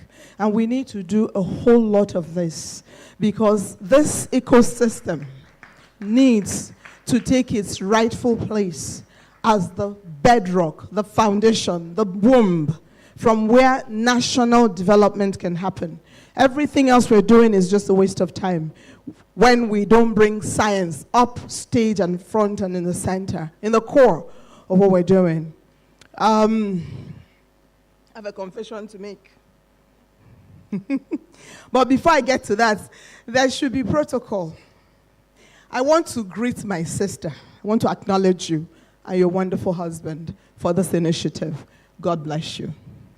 And the beautiful thing about our industry is that we don't compete. We collaborate. We cooperate.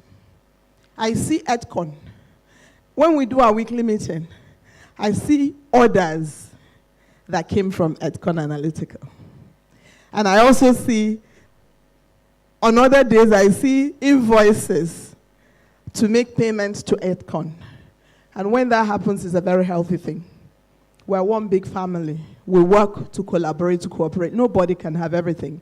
You don't want to have everything, trust me. So it's a great privilege to be here. I want to acknowledge some people in this audience. Apostle Obi Pax Harry, a great apostle, a voice in the universe, a champion for positive good for humanity.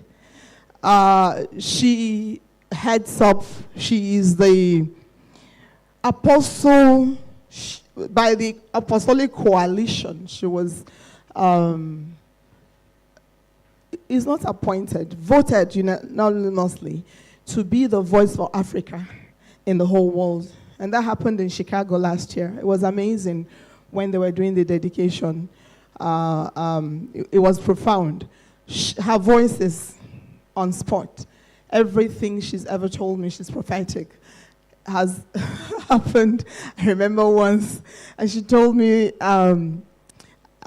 she called out the name Dr. Annie. Who is Antonia Annie, Minister of Finance? There's something you're looking for, and he will sign. And I was excited because we had a project with NIPRED, and we were waiting for the ministerial approval. And then a few days later, Abacha disbands his cabinet, and it was removed, and then all of them were removed. I'm saying that to say it's not been decades, it's been decades, if there's such a thing. It's been 37 years building Kachi. So it's not just over a decade. And they swept them away, and I was thinking, how will Andy sign? He's no longer a minister. Before a new minister comes, starts to study, learn what is going on, who knows what they will do. And then a few days later, Abacha brought back only two people, Annie and Aneni. And before my husband will finish washing his abada, my husband supports me also in my business, when he can find the time. Before he finished washing, starting Agbada to go to Abuja to go from table to table, it had been approved. So that's what I'm talking about, and we need more people like this. These people that hear straight from the throne of grace, and they speak the mind of God, the Creator, not adulterated, not mixed with anything else, straight from the throne. Apostle Obiageli, I have nothing but the highest regard and respect, and that you will leave everything you're doing to come here. She says she's an eternal student. We're talking science. She's very enamored with science. She wants to hear new things. She wished she had come earlier so she could listen to all the other seminars. We'll send you the video. She is a learner, a child of a teacher or teachers. Thank you for spending this afternoon with us here. And I have another collaborator, what shall I say? Another person that I have the highest regard for that's in this room, that we are turning academia on its head.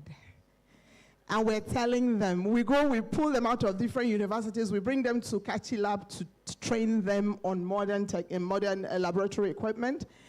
And we challenge them that you're not going back, madam, coming to what you just said, what you talked about, your research, your innovation, the thing that you discovered. You're not coming here, they get all excited. Oh, so sequencer is here, PCR, is this what it looks like? They're touching them, they're using them, yes. We tell them, no, you won't go back and do what you were doing before. You're going to find what Nigeria needs. You're going to do research to find solutions, to solve the problems that are real. Prof was talking about collaboration. I haven't started. I'm still just greeting people. Prof was talking about collaboration, about commercialization, about industry, adopting the research from the universities. Prof Adelabu, to commercialize them. Okay, academia needs to get real and get serious and produce commercializable research output that industry will be interested in, that people will need, that will solve problems. I remember many years ago, I've been around for a few, Professor Swan was the Minister of Science and Tech. I approached him. I said, I spoke with some managing directors of banks, and they were ready to commercialize research findings from the institutes. I went to Professor Swan. I said, what are your people doing in the various Ministry of Science and Tech research labs that we can commercialize? He gave me a letter to go to all the agencies, Eshada, Shesco, FIRO, the various ones. And I went.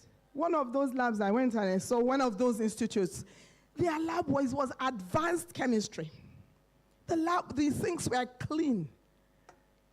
There was nobody in the lab. We normally supply things in there. They say, oh, they have a list. I say, list? Well, you're not doing anything. List for what? I want to come and carry what you have and give to NAFDAC. They're doing something. I met one of the heads of one of those chemistry lab at the time. I said, sir, see the letter I brought. What do you have that is market ready? He said, hey, this thing we do here, we're just doing research. We're writing paper. I said, sir, you're wasting everybody's time. If it's not useful to the people, usable, then you're just wasting everybody's time and money. I went to the organ of that agency. I said, sir, the day you use the infrastructure that's been invested here to find solutions for things that industry needs, people need, Nigeria needs, you will not look for money. Money will look for you. He said to me, science is supposed to be financed by government. Where? Does the American government finance science? So many companies have chairs, have fun, They are throwing money at research. You find the thing, they take it and they commercialize it and make a lot of money from it. So the day we start to do that kind of research, we'll begin to, we are starting. So, you know where I'm going, right? Professor Tatfen, God bless you. We sowed a seed in the mind of an agency, I won't call their name. And we told them, gather us PhD students, researchers from the universities, bring them. Those people used to send abroad for training, bring them to us, let's train them. We did the first cohorts. We told them we wanted to choose who will come. So get their CVs sent to us so that the VC doesn't send his girlfriend and his children. We wanted to make sure we got good quality people who are doing work that this knowledge will help them to continue. And we saw VCs. VCs nominated themselves. You know, HODs came. People that sit in Abuja, they don't do any desk work anymore, any bench work. We were distressed. Prof and I were distressed. But in the final analysis, we realized you needed to expose the decision makers to what is possible so that they can let the people doing the work go.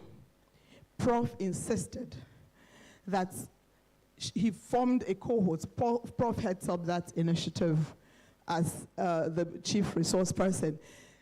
He insisted, so that's what we're doing, real term. He insisted that they form a cohort, they come up with a project, they begin to find solutions. And the very first cohort came up with an idea to characterize and document some strains of microorganisms. We, as Kachi, import them. They are becoming difficult to find. ATTC will send you to LGC. LGC will send you to South Africa. You pay them 3 months later. They haven't acknowledged that they received the payment. Finally, they tell you they can't ship it. You tell them to return your money. It's taking time. Some of them are picked from here, raw. They take it and sequence and characterize, and they sell it back to us at 100 times the price. So Prof started with that first cohort, with a local need, with a now need, to begin to do that. And we are able to find funding behind them. We're waiting, once that project begins to take off, money has been already committed to commercialize it. So Prof from AAU needs to know, one thing they need to know, once they can find bankable projects, commercializable products or innovations that address real needs that people will want to pay money for, we can find money to support them to commercialize it. Let me read you, because that's what this is. I want to read you what they prepared for me. Because on Sunday I was in the hospital on admission. No, Monday. All day Monday I was wasted. And by the time I got to the hospital, in fact, when I called the doctor, he said, I'm sending ambulance. I said, my family will panic if you send me ambulance, I can come. So I went there. They pulled out a wheelchair. I said, who wants to sit here? No, I can't enter. Emergency room, 4 hours. That was Tuesday. Was it yesterday? No, 2 days ago. That was Monday, 2 days ago. And Tuesday morning, I was feeling better. I said, yeah, I'm going home. They say no. I said, I'm going home. I have something to do on Wednesday. So I came home. I haven't really delved into, I'm just saying that to say, please, whatever I say today, take it with a pinch of salt, because I just came out of a bad place in the hospital. But I couldn't miss this, because science is my life. It's very important. It should be everybody's life, whether you're a historian or a biologist or whatever. I see other people I know here, IPAN, NSITL, ISL. I greet all of you. I think Scientifrika is upstairs, Morewa. And all other protocols duly observed. And I have started climbing the tree from the branches and the leaves, because I would normally start with giving all the respect to the one who gives us breath, the one I call my Father in heaven, who makes all things possible. I acknowledge him today, as I always do, and it is because of him we can live, move, and have our being, so he takes his place, and every other protocol is observed. I want to thank my people, Ada and her people, who prepared this. Do we have it up? Okay. So I'm going to be looking at this a lot. You'll be looking at that one. The strategic role of, okay, so it's 20 minutes. My 20 minutes is just starting now. That one was just, actually, you don't want 20 minutes to start now. You think it started before? On your feet, please, everybody. You just swallowed poundo upstairs. On your feet, please. If you don't start fast enough, the cartwheels will go, they do, pick pin. Show me you are awake. I like that. Let's do that. Let's do that. Yeah, how about we do that? Okay, thank you very much. So my name is Kate Ikechi Isa. I am the chief servant at the Kachi Group, and I am the outgoing president of SPAN, Scientific Products Association. I can't wait for the next people to come. Maybe you come and take over SPAN. You should do that soon. But I am on my way out as the president, the first female president, and we made things happen. We pulled our Scientific Products Association from obsolescence, from archaic, put them on the internet, brought them with social media and all, and had the mother of all conferences last year, where we did a lot of advocacy, brought government people to begin to have engagement with them so that we can influence science policies. Policies, developmental policies in Nigeria, that is very important. And we're very pleased with the progress we made. And I thank you for inviting me as SPAN president. What do I think about the strategic role of quality science infrastructure in industrial growth, innovation, and national development? I'll tell you. By the way, do you see this place? Okay. It moved. Go back. Sorry. Somebody is moving it. Can you go back? To the front. The first one. I don't think they're moving forward. Go back. Back. Who's controlling it? It's controlling itself. I wanted to say that everything I'm saying here about strategic role of quality science infrastructure, is based on what I have experienced from Kachi. April 22, 1989, we started. That's over 37 years ago, as Kachi Company Limited, equipping labs. But today, we now operate labs. We have our own lab, and we are showing what is possible. SPAN members, have quite a few of our people up there, and EdCon is also one of our members. SPAN members show that the things we are preaching about, they're doable, they're possible, they can be done. That is Kachi Lab. Everything in this lab is a section of Kachi, one of our labs, analytical lab. Everything in that lab was designed by Nigerians, specified by Nigerians, installed by Nigerians, from the tile, the bench, everything built by Nigerians, equipped by Nigerians, training is done by Nigerians, operated by Nigerians. We are internationally accredited to ISO 17025 by ANAB, one of the top 2 accrediting bodies in the world. 17025 and 15189. Quality is very important in science and in life, and that is an example of what can be done. I know NAFDAC man was here before. Oga NAFDAC, I salute.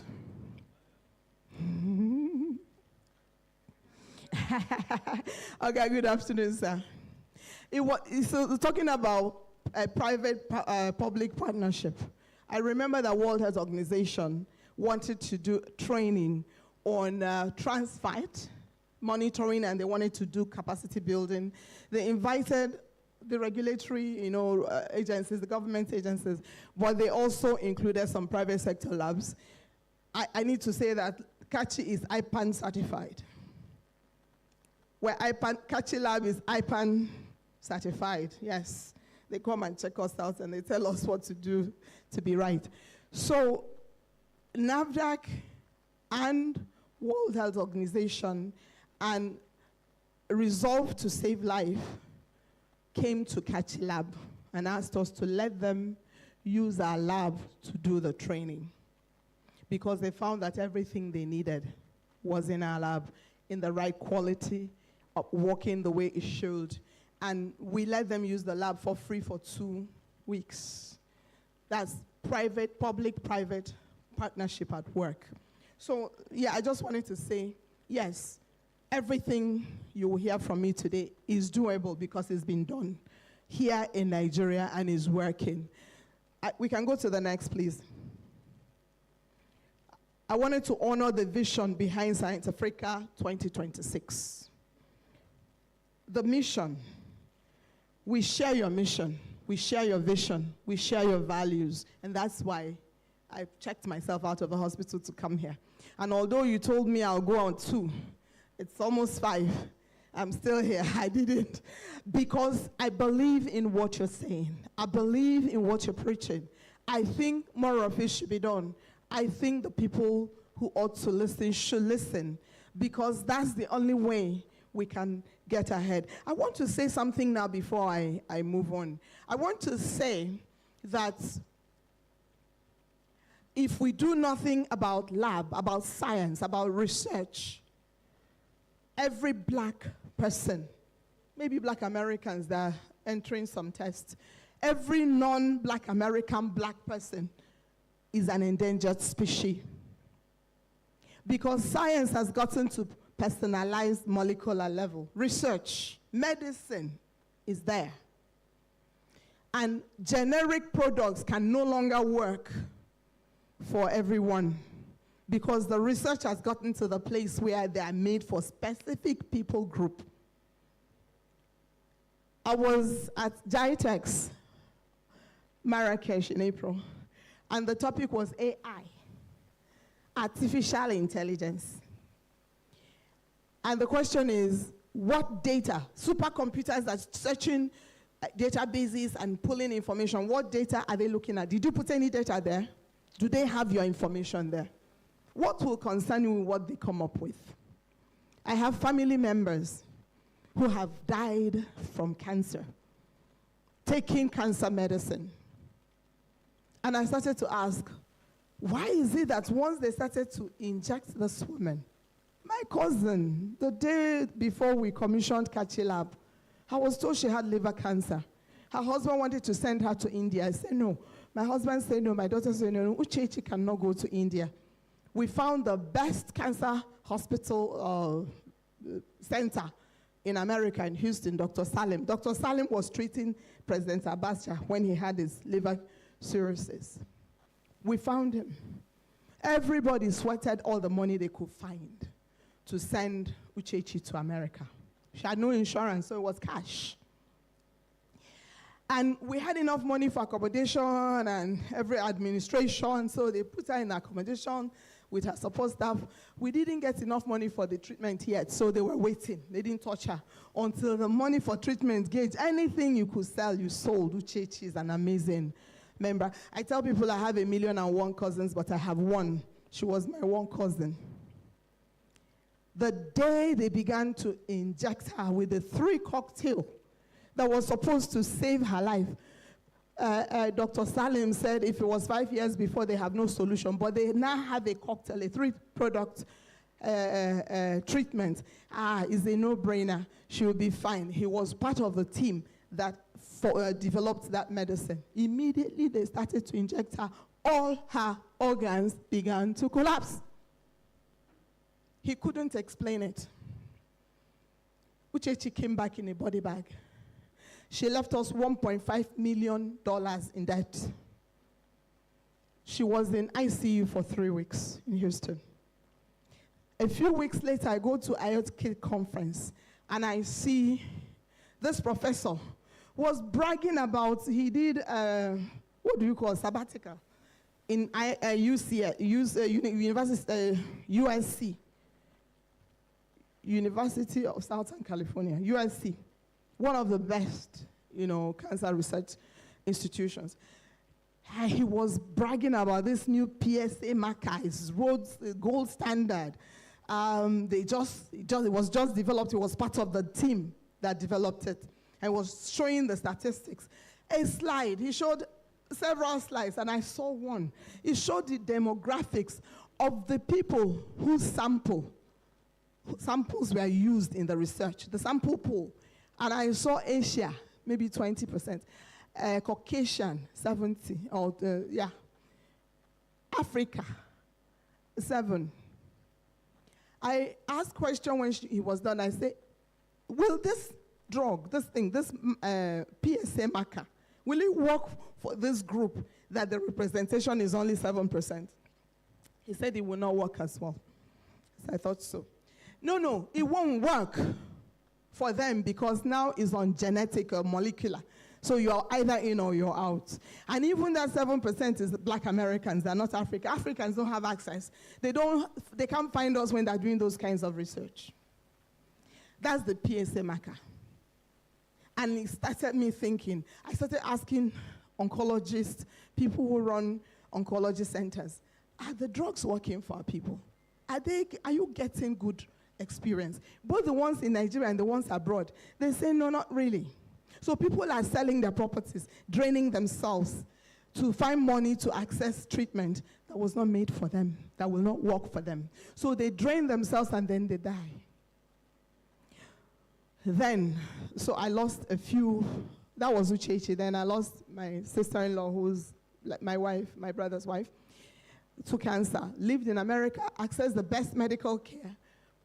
But the medicine wasn't killing cancer, it was killing her real cells. If you're scientists here, you know that the RNA, DNA, all of that, all the mutation. So you're sending a signal, you're charging the drug with the information to go lock down this mutation in this location. That's where you think the disease is. But if your DNA is not like the one that it was based on, it may go and lock the good cell and leave the bad one. And so that's what happened. After a while, cancer overran her. When they were done draining her of money, they sent her home to die. She died. I have another family. I don't want to depress you, but I want to shock you. I went to Bayelsa, Nigeria Delta University, and I shocked them. I told the researchers, research for solution for what we need. We have no option at all. And no white person is coming to find solution for you. They are doing their thing and they're moving on. If we all die, they come and take the raw materials. And in any case, that's all we're doing anyway, is supplying them raw materials. So I have a family member who did his PSA regularly. And once the PSA is my time off. I like that. How many seconds? 5 minutes. This is a good one. His PSA was normal. The PSA said normal. So I'll cut the story short. You would have liked to listen to the full story. But I'll cut it short. Long story short, or short story long, is that the day he was wheeled into the theater to remove his whole prostate, the PSA was normal going down. But cancer had spread all over his prostate. And it was with prayer, we held it from reaching to other parts of his body so they could remove it. What happened? The PSA marker was not made for his type of person. Wasn't made for black people. Yes. So what we need to do as science, people who equip science. So, sorry, your research won't work. Yeah, it was AI generated anyway. So let's talk. Is wherever we find ourselves, we do the right thing. And as scientists, we insist that everybody needs to contribute. Everybody needs to bring their voice. Everybody needs to bring their best game forward. Wherever you find yourself, don't say that our government is corrupt, I won't go there. If you're not there, you're not there, you're not hearing what's going on. It's only if you're in their midst that you're able to influence them. You don't insult them, you don't look down on them. You graciously, respectfully encourage them to see the other side of the coin. Yeah? So we have a lot of work to do. We are going to run through this. They did a lot of work on it. Okay, so those are the values. Next slide. We'll leave you to go and read it later. Can we have next slide, please? Okay, so this is me. I already talked too much. Next slide. Okay, science infrastructure is no longer optional. It is strategic. That's what I've been trying to say here. It is strategic, to national growth. Scientific capacity, economic influence, and investment magnets. When your science is working well and you're researching and producing pipeline products that the world can use, money will pursue you to commercialize you. I promise you that. Next. So the global economy is increasingly science-driven and technology-powered. Readiness is a national imperative. And it's not just Nigeria, it's the whole of Africa. Africa needs to wake up. So science infrastructure is, yes, let's go to the next one. reframing science infrastructure from support to national economic asset. Right now, this is where we are. We're isolated labs doing whatever we like. Some of us are doing substandard things. We think we're making money. We're killing ourselves. We are like operational cost centers. We're not serious.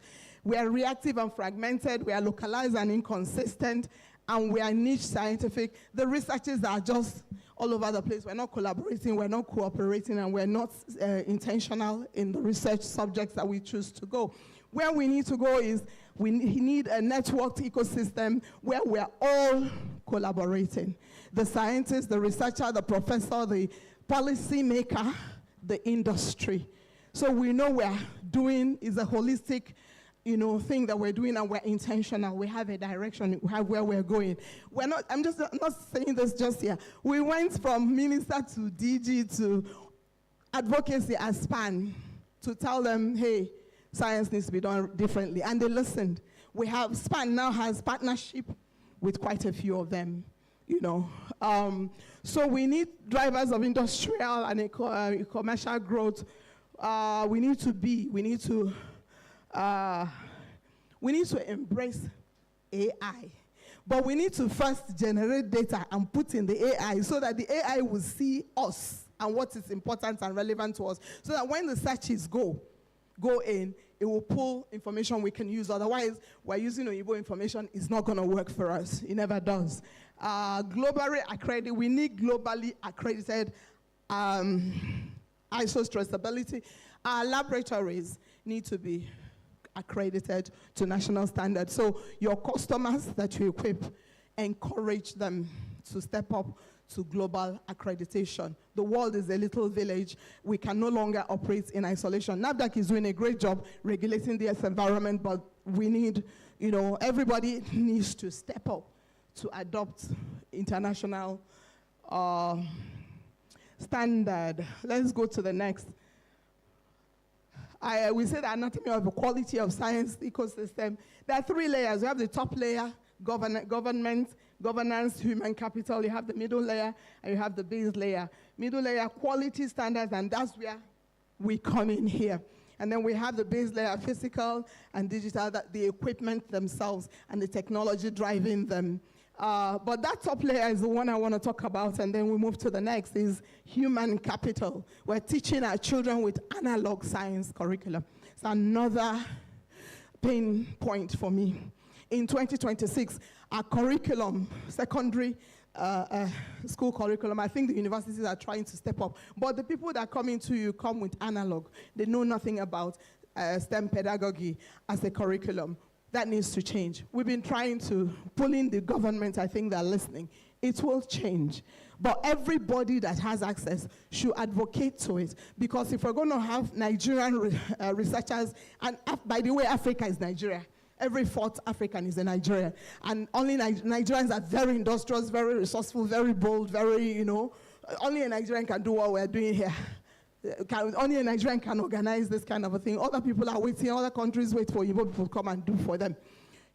So if we're going to get researchers who are researching to find solutions for Black Africans, they have to be taught in the language of science of today, and that's digital. That is STEM. So human capital, very important. The statistics is that in the year 2030, 50% of the world workforce will be Africans. And the question is, what are we preparing them with? Because the world economy is digital. What are we teaching them? How are we preparing them? Are you not scared of that world with these people that we're graduating with analog science? Let's go to the next, please. So if we do it right, we have multiply effect in all the areas. Next, please. They bring me, they keep me for 1 year, then they give me 2 minutes to talk. Isn't that interesting? What I'll do to you, precious. Ecosystem bottleneck. We have high potential. Africa has always been a continent of potential. Nigeria has the highest potential. It's always been about potential. We have raw materials. We have vibrant youth, intelligent youth. In America, the most educated, best, highest netting people that are not Americans are Nigerians. You saw that statistics, didn't you? How come we're not doing it here in Nigeria? Environmental factors. So what are the problems? The bottleneck, aging infrastructure, weak maintenance culture. We need to encourage our customers to adopt maintenance so that their investment can serve them longer. Brain drain. And they say low research and development, no R&D. The pharmaceutical company they will carry whatever formulation and bottle and fix here. They're not looking at drugs for us, our own use. We are managing products that were made for other people, you know. So we have an output that is weak. We need to work on those things. The biggest asset we have is our young population. We need to mobilize them. We need to activate them. I'm going after everybody I see that has a kindred spirit that will go and storm Abuja and get them to change the curriculum. We've been doing this since the year 2000, April 2000, 26 years. We need to, the door is cracking. And we're not asking them to give us contract, no.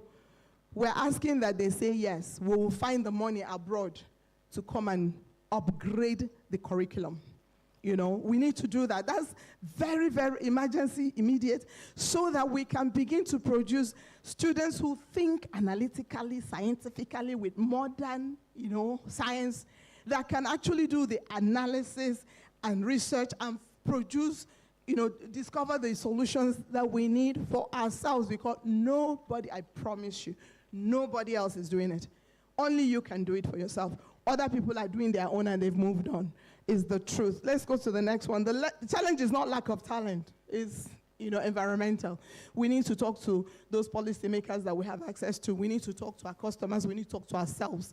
This is existential now. Our laboratories are the engine of industrialization. We know that. Without quality, we're not going anywhere. So you start with laboratory analysis, you go to product quality optimization, you go to industrial standard attainment, manufacturing scale, and you can export. Without quality, you can't export. Go to the next, please. There was a story that no country has successfully industrialized without science, without paying attention to science. And the most industrial country, like America, science is very upfront and very critical for them. Yeah, so human capital is the operational system of science. Yeah, when you're thinking for the workforce, STEM education is very important. It's, like I told you, I'm passionate about it. Youth innovation catalyst, PZ was talking about bringing interns. We have a lot of youth corpers and interns in our place. And then we're also bringing people who we train and they japa. And people are saying, what are you going to do? I say, we'll bring someone else and train. Then they japa. We're just exporting. But you won't stop. You just keep bringing them in and training. You just give them the best. That Nigerians, may they give us good reputation, good image abroad. But we have to keep doing what we're doing. Mentorship is important. I'm passionate about women. I believe that a woman is not just a womb. You can have your womb, have your children, and birth other things other than babies. You know, I'm married with children. One of my kids, my daughter is married. I can't wait for grandchildren, and I have another one. But we're birthing things. And women are nurturing. We need to encourage the women. You know, if the world was led by women, we'd be better off. Do you agree? You don't think so? Because women run things like they run their homes with passion. A few women have not given us good reputation. Let me just say that a few female ministers haven't, but majority of the time. So we need to encourage women, especially in STEM. Mentorship is important. We take it very seriously. Both at SPAN and at Kachi. Let's go to the next slide. I'm almost done. 1 minute to go. I'll be counting the hour for you. 1 minute. So policy and collaborative transformation. Policy is important. You can't neglect the policymakers. But no, the government cannot pay for everything. There isn't enough money in the budget to pay for everything. We have to find creative ways to finance things. We can bring in the banks that are interested if the projects are bankable. We can bring international funders in if it makes sense and we're responsible in the way we manage it, but we need the policies. And so collaboration, you cannot overemphasize this. Somebody's trying to play with me. Targeted investment is important. We need to tell them to give us tax break. Like this thing you've done now, they should give you a tax release. My auditor dragged me to Alausa tax office. They had assessed me tax. Federal is the 5 federal governments. It's Orego, federal government.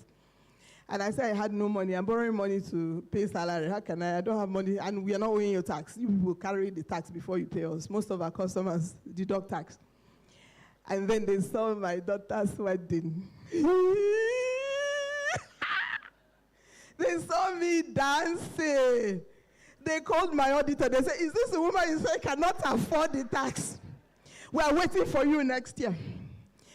I told my auditor, she said, Madam, he said, Madam, please now help me. I said, go and tell them. That one they saw was in Lokoja. It was a small one. The big one is coming. They should get ready with their cameras. So we had the big one. And then the next year, this year, we went, they dragged me to their office. I told the man, I said, come and shut down the office. Come and shut down the labs. We're looking for a solution to save you. You're a man. We're looking for what's driving prostate cancer in Black African men. To target it and give the data to Pfizer, to Roche, to produce medicine that work for you, to EMZO, to Fitzen, to begin to develop medicine for you. And you assess us tax we don't owe. This year, they say they assess us half of our revenue. I say tax is half of the revenue. There's no cost of goods sold. There's no personnel cost. There's no diesel and generator, I think, is a big scam this year, band A and band CZ. I say, come shut it down. Come and shut it down. Abdul Razak would be happy because he doesn't like me going to work. So I'll just cool for in house. They cook, in Ikofufurigo, they eat. So we need tax breaks for the things we do. We need to begin to project for it. The government agencies we went to, they agreed to give us concessions. Because sometimes we don't get because we don't ask. Ask the SPAM people. We had a lot of concessions we got for SPAM members. So if you're here and you're in the scientific product space and you're not a member of SPAN, run and register. The membership is very small because there are concessions. TED Fund agreed that they will look at our people in the companies that they partner with, give contract. SON. What's that company? The PVAC. We got a lot of concessions, a lot of collaborations as SPAN. So all SPAN members, we gave them the names of all the SPAN members. If you know anybody that is not a SPAN member, tell them to go and join. I heard they've signed a lot. Thank you for giving us a free booth upstairs. God bless you. Half a minute. So, next. Okay, so we'll run through it. What must happen next? 7 priorities. Increase national investment. But that national investment to strengthen labs like NAFDAC, like SON, regulatory, so that our regulatory environment is strong. It's not to finance private sector or finance education, very critical. So they should do the things government does well. The private sector should do the things the private sector does well. So increased investment is needed. Strengthen quality system. You can't win without quality. You can't. Yeah, accreditation support is needed. Standardization frameworks and regulatory alignment with international. We can't do it local. It's a big village. Africa. What is that thing? African. AFTA is upon us. And if we don't export into other African countries, we lose a lot. And we can't export quality that's not international, global. So it's important that we prepare ourselves and we do it right. Strengthen public-private partnership. That's what we've been advocating. We need to modernize the laboratory system. We need to build scientific talent pipelines. especially with STEM curriculum, with STEM pedagogy, and we need to promote regional cooperation. We need to drag Africa with us. That's our big market, and it's a really interesting market. We need to encourage local scientific manufacturing, indigenized science. Let's go to the next one. The future will belong to the nations that invest in science, innovation, and quality infrastructure, because intentional investment in science infrastructure at national level will help drive that, because strong institutions and quality systems built for global competitiveness is important, because modern laboratory capabilities, digital, automated, and accredited, very critical, and because scientific leadership and industry partnership at the highest level is needed, and long-term policy commitment that transcends political cycles. They can't give you concessions today and take it back tomorrow. They can't make a policy today and change it tomorrow. There has to be consistency. That's the only way we can move forward. Let's take the next. We're almost done. Next, please. Next, please. Aha. See the one she wanted to remove me from. I have to show you. Catchy now, Abby? Case study. When I went to school, they taught us with case study. They will bring a case, and in looking at that case, you get the gist of it. Case study, that we've said, is this group, the Catchy group. We started by equipping other labs. I know the Precious said we exclusively equipped all of NAFDAC labs across the country on President Obasanjo's directive approval. And for many years, with Ayaradua, with Buhari, we were there equipping NAFDAC and giving them, enabling them to, regulate food and drug well. From there, we saw the gap with AFTA to have a private analytical lab that can, when NAFDAC is regulating, a private lab can test to make sure that what NAFDAC and SON have set as standard is being held up, objectively. So to certify products for export without rejection. We set up the Catchy Analytical Lab. We didn't take one sample until we were internationally accredited to ISO 17025. We will never take a sample until we have the international accreditation to make sure that wherever, because we are looking global, wherever the certificate goes, nobody can question it at all. Then from there, we saw the need for genomic and forensic. We also equipped genomic forensic and took it to accreditation 15189 and 17025. Now we can do paternity testing. I tell them, don't bother to test paternity. The boy calls you dad. Agree.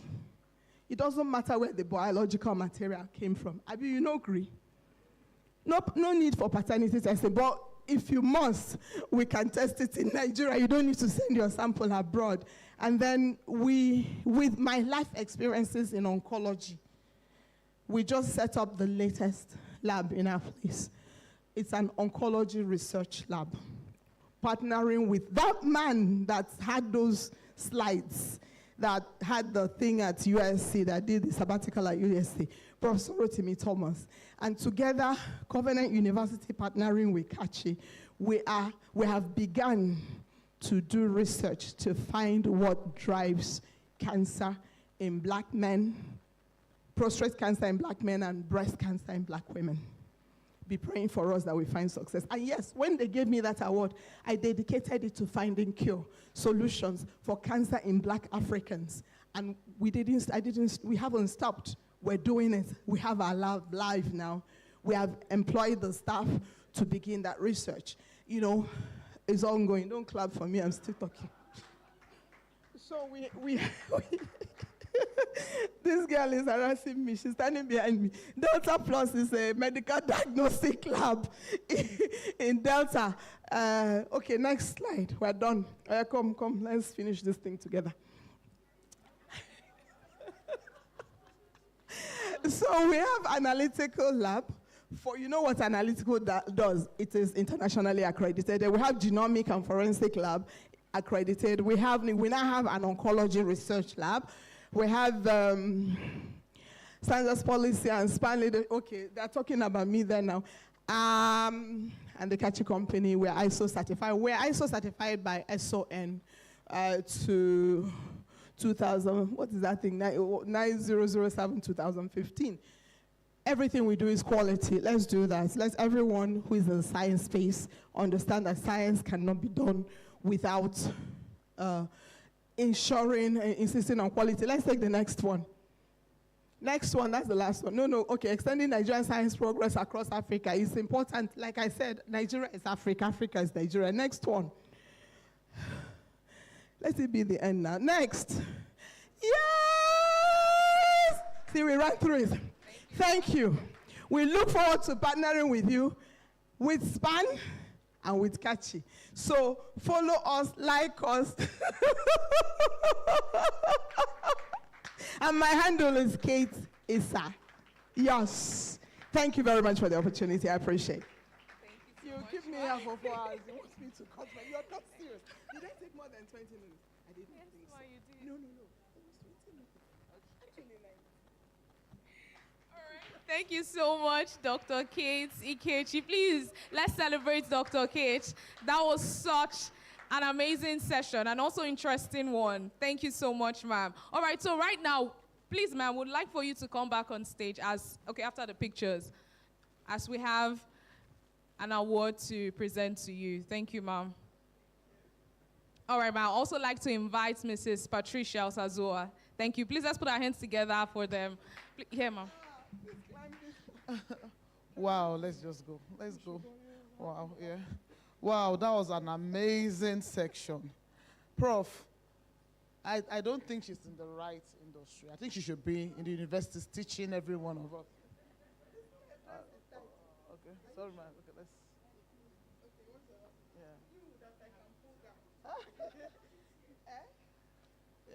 Yeah. Okay, thank you. You should drag her. She should be in universities. It's a great privilege. Please, we need to hear more of this. We need to be. She has a way of, like, you can't sleep. She has a way of carrying you along and making it possible that you have to learn this thing. Please give her a round of applause. It's a great privilege, and we are happy, and we're thanking you for being a part of VCL exhibitions, for the support, and for all you do for science in Nigeria. We see all you do at SPAN, and we appreciate you. Thank you so much. We appreciate you. VCL staff, where are the rest of them? All right. So from all of us at VCL, we are saying a big thank you. Thank you, ma'am. Thank you so much. Bless you. Thank you so much. Oh.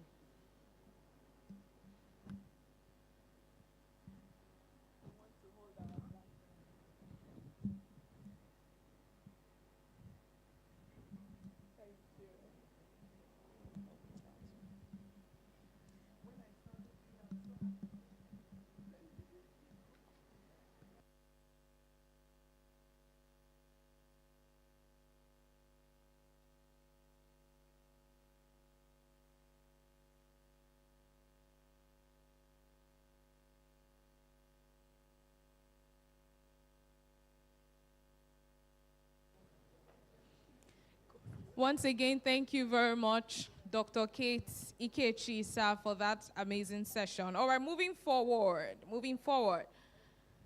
We have another brilliant speaker that will be coming up for another exciting session. Before I introduce this speaker, let me lead with this context. The food on a table, the food on a plate at a major hotel, a school canteen, or a hospital kitchen passes through many hands and processes before it arrives the final consumer. Pesticide residues from farming, veterinary drug residues from animal products, and heavy metals from contaminated water or soil can all travel invisibly through those processes.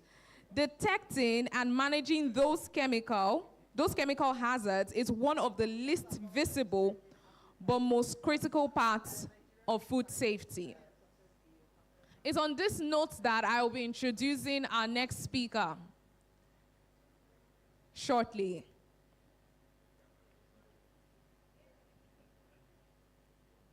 Okay, so who is our next speaker?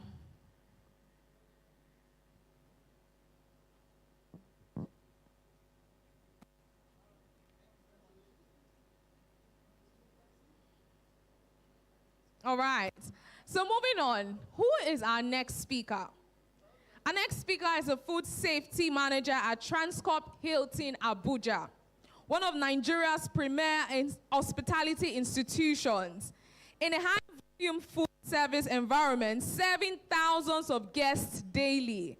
Food safety is not theoretical, it is operational, and it brings a frontline practitioner's understanding of how chemical hazard management works in real high-pressure food environments. And this esteemed speaker will be presenting on the topic pesticide residues, veterinary drug residues, and heavy metals. And this person is none other than Mr. Temitope Ojo. Please, let's put our hands together as we make welcome our very esteemed speaker. Thank you very much.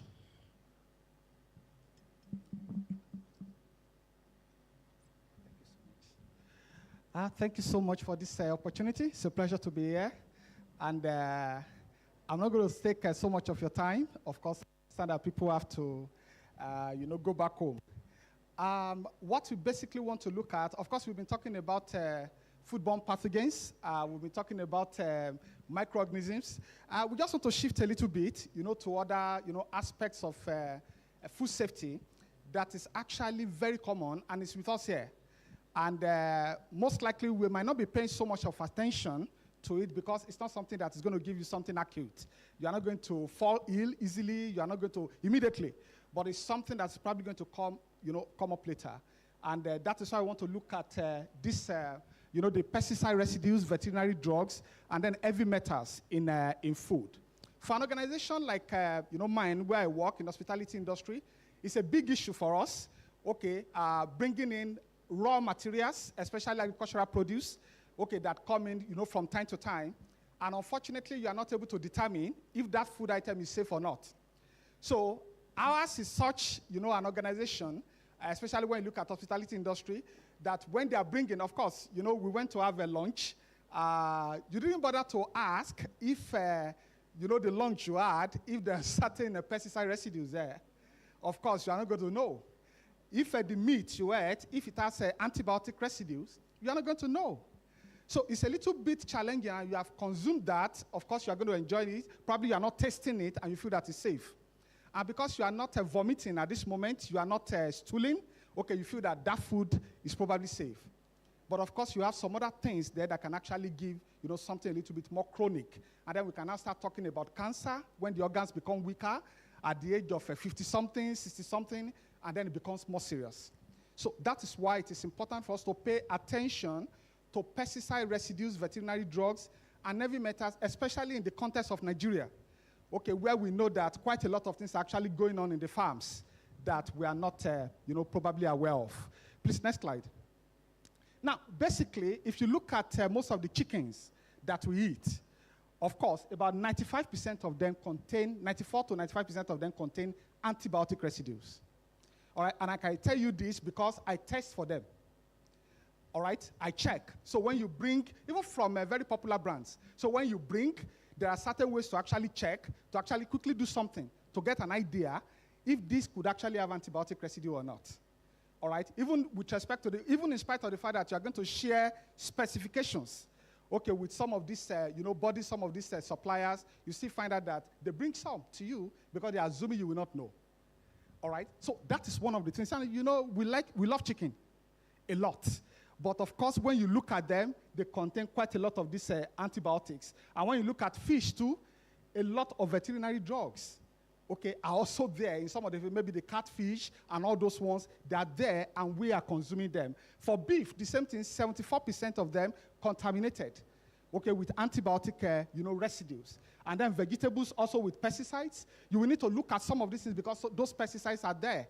The farmers will use them, the traders will use them in the market, and they are going to just make everything look okay for you, and then you just come and you buy, you consume.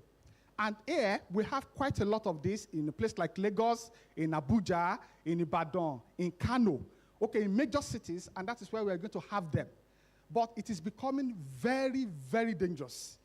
Okay, it is getting to an alarming rate, and we all have to pay attention, okay, to this. Next slide, please. Now, we have certain ways in which pesticide residues can actually get into our food items. The same thing veterinary, the same thing heavy metals. Now, over-application during pre-harvest period is one thing that usually brings some of these pesticide residues. All right, so you have what we call PHI, that is pre-harvest interval. All right, that pre-harvest interval is the time at which when you apply pesticides, okay, to a particular plant, you need to allow it to actually wean off, okay, before you now harvest. Okay, so in most cases, depending on the kind of pesticide you know you are using, it could take about 2 weeks, okay, to 3 weeks before it can wean off. But you see some of our tomato growers, some of our pepper growers, they just go maybe within about 5 days, they harvest them, and then they take them to the market for everybody to buy. And when you get to the market, you see some of these tomatoes shining, having very shining appearance, you know, looking like as if they are oily. Then you feel that, yeah, that is a fantastic one. It's very fresh. Okay, and then you go home, you consume them. But of course, you're also taking in some of these pesticide residues inside, and what is going to happen is bioaccumulation. It's going to continue to accumulate because you really do not have any means of actually taking them out. All right, so there will be bioaccumulation, and at a point in time, when it actually gets, okay, to that particular minimum dose, you have biomagnification, and it becomes a big problem. So when you go to our markets, you will see some of these things because they've applied those chemicals, they didn't allow them to clear, okay, they harvested them, and then they're in the market, and then everybody is buying. You have tank mixing, okay, you see vegetables, most times, you see some vegetables that are very green in the market, very green, okay, luxuriant, okay, and you feel that, okay, this thing is this thing very fresh? Okay, you are going to be convinced that the thing is fresh. Actually, it might not be fresh. Because there's something called tank mixing, where you can actually have about 5 insecticides. You could have, they can put lambda cyhalothrin, they can put dimethoate, they can put clopyrifos, diclovos, they will combine them. Aluminum phosphide, they will combine them at different concentrations, higher than the label requirements. Okay, and then when they do all this combination, they just spray, okay, on those things before they are even harvested. And they will be very green. Okay, it's one pass. It's just one pass. They don't need to come back and then keep doing it. It's just one pass. They do it. It's very effective for them because there will be no insecticide, no pesticides, but they will be very green. They'll be very green because there will be no wilting, no yellowing.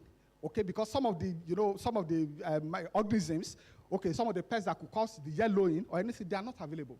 So everything is going to be very green for an extended period of time.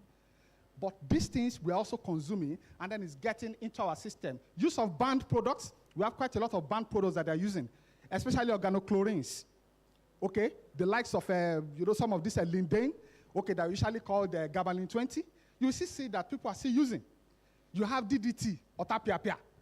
All right, it's something that is common. We hear otapiapia, buy otapiapia. People are buying them, and then they are putting. That's DDT is banned. Okay, it's been banned.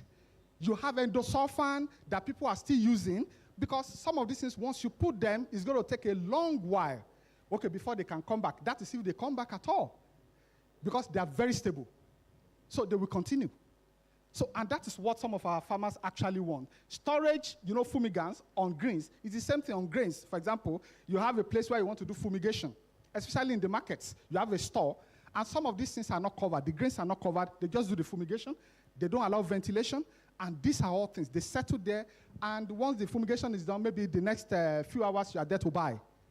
All right, this is an issue, and it's something that we need to pay attention to. For veterinary drug residues, prophylactic antibiotics in feed is another problem. So sometimes when you have certain feed that you want to give, maybe broilers, for example, it is possible from where the feed is made that they've added tetracycline.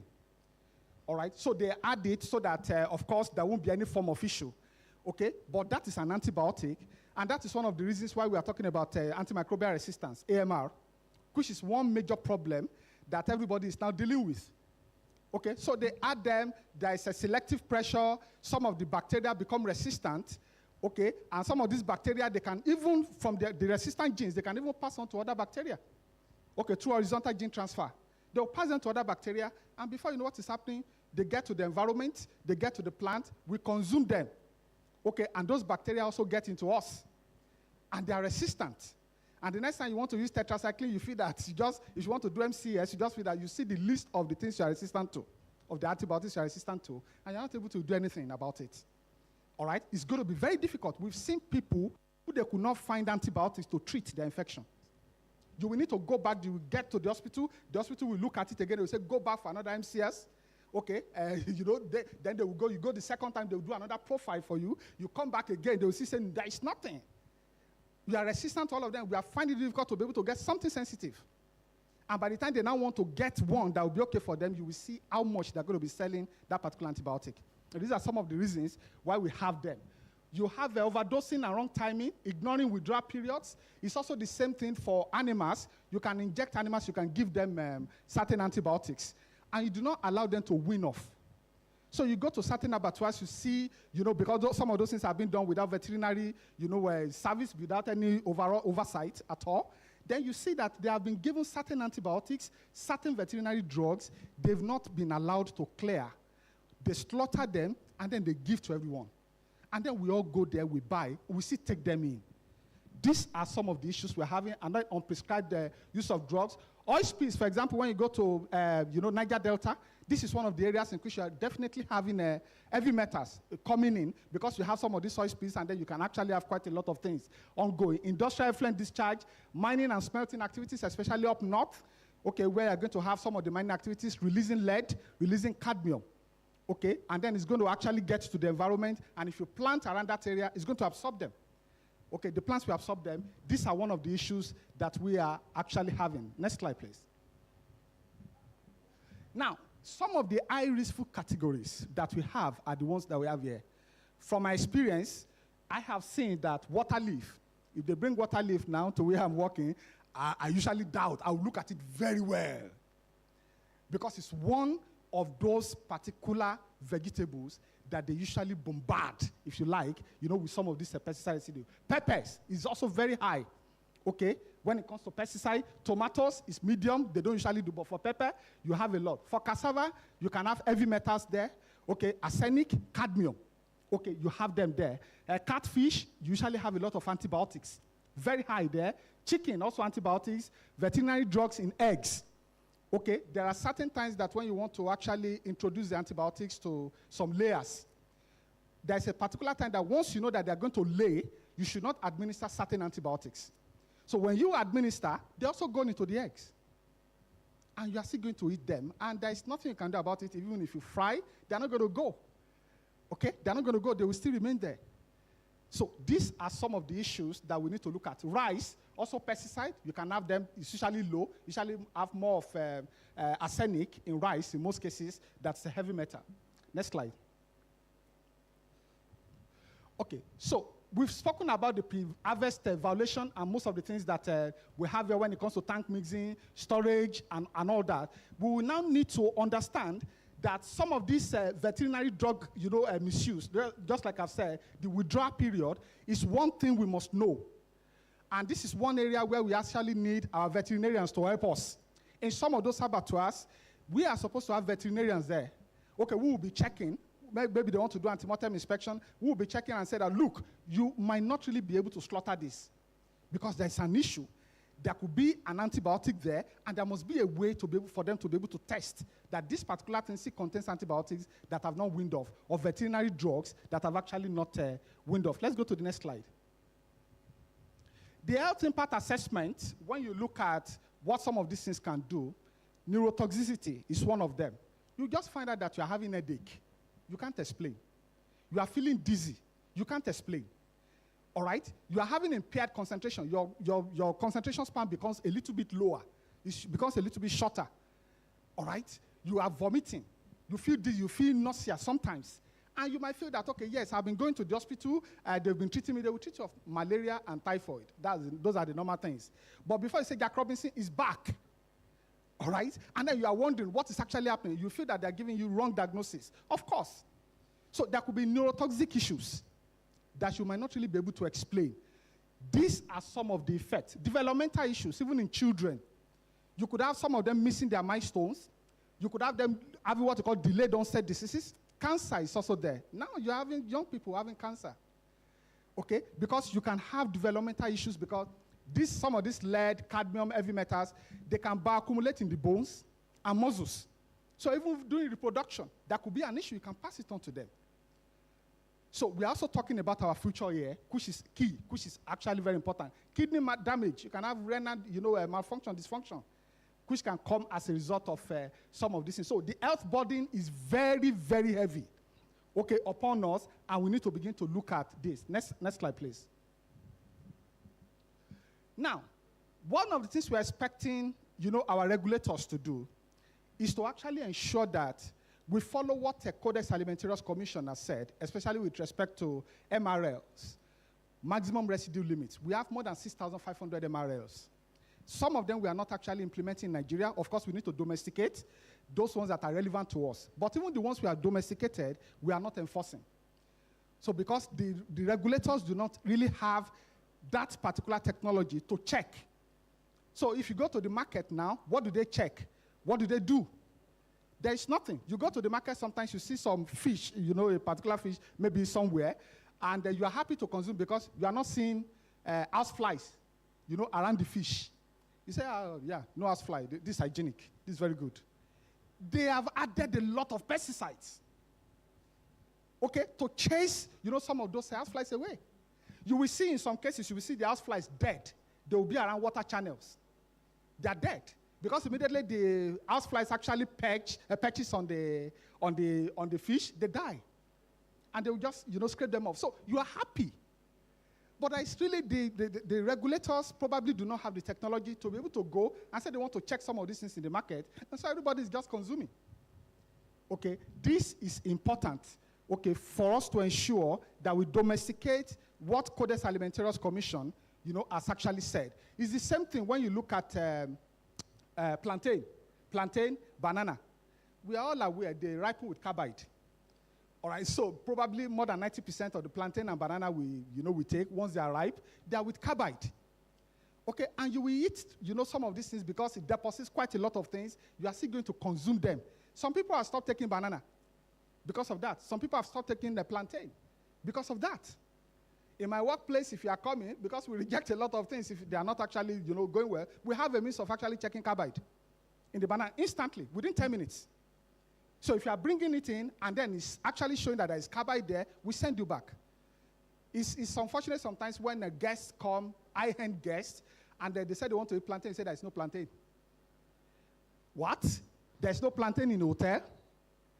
All right, it's unimaginable. But of course, we're happy to go there and defend some of them that, look, the ones that they were bringing had carbide. And some of them we understand. Some of them we don't understand because they don't even know what to call carbide. They just want to eat plantain. So it is the same thing. Most of these things that we are consuming, they are actually endangering our health. But it's going to be later that people will get to know that this is it. Unfortunately, if anybody has cancer, the doctors are not able to tell you what caused it. They'll just say you have cancer.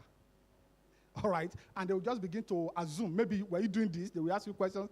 Have you been smoking? Have you been doing this? Have you been doing that? You say no. Almost all the questions they'll be asking you, you say no. But anyway, you have cancer. All right, so these are basic, issues that we all need to look at. Next slide, please. Now, detection. Let's talk about a little bit of detection. And it's one of the things that I want to encourage us. There are certain rapid test kits that we can now begin to get, okay, for pesticide residues. I use them. So when you are bringing certain things to us, I will just bring out this particular kit, all right? It's just something that is just colorimetric. It changes color. So you could have about 10 or 12 pesticides there. Most of them are either carbamates or maybe organophosphates. So those ones that are very popular that are used, like diclovos in sniper, I know that that's very popular in Nigeria. All right, so I'm able to actually check instantly if a sniper is in something or not, if the DVP is in something or not. So immediately they bring them, it's just about you getting some of them, putting water, and then actually adding it, to that particular kit, which is like a paper, and then you fold. If it changes, there's a kind of color it's going to change to, you will know that these things, any of those 15 or 10 pesticides that are listed there is actually there. And so I have the opportunity of actually quarantining them. And if I now want to know which of the pesticide is there, then I send to the laboratory for confirmatory. Okay? So that is happening. So when you are bringing something to us, you know that we are going to check if it has pesticides. And if it has pesticides, it's going to be returned. It's going to be rejected. Because most issues that we are having also could come from our raw materials. And there will be nothing you can do to it during production. You don't have the technology to be able to modify, to be able to remove them. So it is important, it is key for us to start checking. Okay, and also for regulators too, for us to start checking. When you go to the market, you can buy some of these rapid test kits. Okay, if you check and you see anything that you can suspect, you have a level of suspicion, then you can actually take those things, quarantine them, get the sellers or the traders to probably come and see you in the office, and then you can send to the lab. And the lab can actually confirm if it is there or not. But definitely something is there. So this is key. We need to start working on detection. Okay, detecting them, because there's nothing else we can do. We will not be there when they're actually applying them. Next slide. Next slide. Okay, so now this is about now looking at how to prevent. We need to work on integrated pest management, especially for our farmers. They need to know, because if you are looking at something, if you are telling them not to use something, you now need to tell them exactly what should they be doing. So government also, or regulatory bodies also have to do more about integrated pest management, telling them this is how to do it. Okay, how can they do without antibiotics? We need to also start telling them. You can now look at probiotics in feed, prebiotics in feeds, okay, phytobiotics in feed. Okay, the prof from University of London, I think, was mentioning something like that about AMR, okay, where you can actually look at some plant extracts, okay, that you can introduce into feed. And those things will actually make sure that your livestock does not contract any form of disease or any form of infection that you now need the antibiotics for. These are all things we need to look at, basically. And we need to start working on them. We need to start looking at them very rapidly and looking at what can we do to actually stop this. Otherwise, the future of our children, okay, is not very well guaranteed when it comes to health. Because we'll just be talking about cancer. It wasn't something popular. It wasn't something common for an African man to have cancer, okay, before now. But now we are now talking about it. It's becoming something else. And these are some of the reasons why they are coming. Because we are not really paying so much attention, okay, to these pesticides, to these antibiotic residues and veterinary drugs, okay, and other things like heavy metals. So it is key, for us to actually understand this. Thank you very much.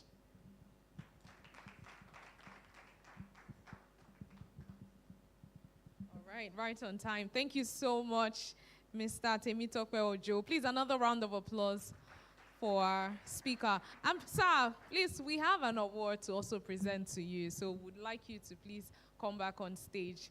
All right, very quickly, just a moment. Okay.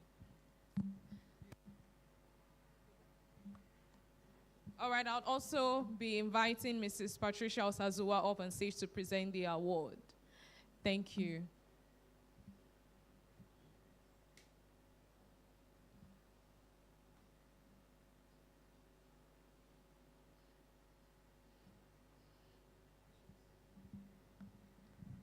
Thank you so much. Thank you.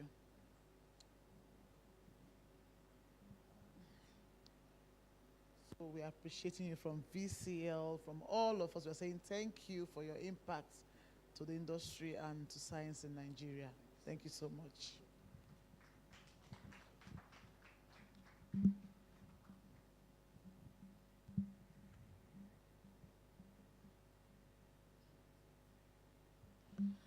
Thank you very much. Another round of applause for Mr. Temitope Ojo. Thank you so much, sir. Easy. Okay. All right, to last but definitely not the least speaker. I'll be introducing the last speaker, but definitely not the least for today's session, for today's event. That's day 2 of Scientifrika 2026. Before I introduce our next speaker, let me lead with this context. Most people think about pathogens as bacteria or viruses, but some of the most dangerous threats in Africa's food supply are invisible fungi producing toxins called mycotoxins. Aflatoxin, one of the most well-known, contaminates grains and granules across sub-Saharan Africa and is linked to liver cancer and stunted growth in children. These toxins do not disappear when food is cooked. They cannot be seen or tasted. And in many African markets, they go completely undetected. So on this note, I'll be introducing our next speaker, who is a full professor of microbiology and director of linkages and international programs at Adekunle Ajasin University, Akungba, Akoko in Ondo State. In December 2025, she was conferred a fellowship by the Mycotoxicology Society of Nigeria in recognition of our outstanding contributions to mycotoxicology, food safety, scientific research, and gender-responsive agricultural development. She has presented our research internationally, including in Belgium, and has been recognized by the United States Embassy in Abuja for her work in science and community development. She's a founder of the Voice of Women in the Development of Agriculture, VALDA. And she will be presenting on the topic, mycotoxins and biotoxins. Please, with a loud ovation, can we make welcome the very esteemed and distinguished Professor Yemisi Adefunke Jeff Agbola. Please, let's keep it going until she's up on stage. Thank you so much. Welcome, ma'am. I appreciate you. Thank you so much. I want to appreciate the organizer of this event for the privilege to be here. And please permit me to adopt the existing protocol and extend my courtesy to everyone in the hall. Yeah. When I was called upon to give presentation on mycotoxin and biotoxin, I was like, oh God, it's going to be an extension of classroom. And I wouldn't want to come and bore the audience with just like as a teacher in the class. I said, okay, what am I going to do? That was why I brought this topic from invisible poison, because I was envisaging that, okay, we're going to have farmers, we're going to have food handlers, market women, the scientists, the researchers, the professors, everybody. So what can I do to really pass this message across to everyone? And now look at it, poison, mycotoxin, poison, okay. From invisible poison to global solution.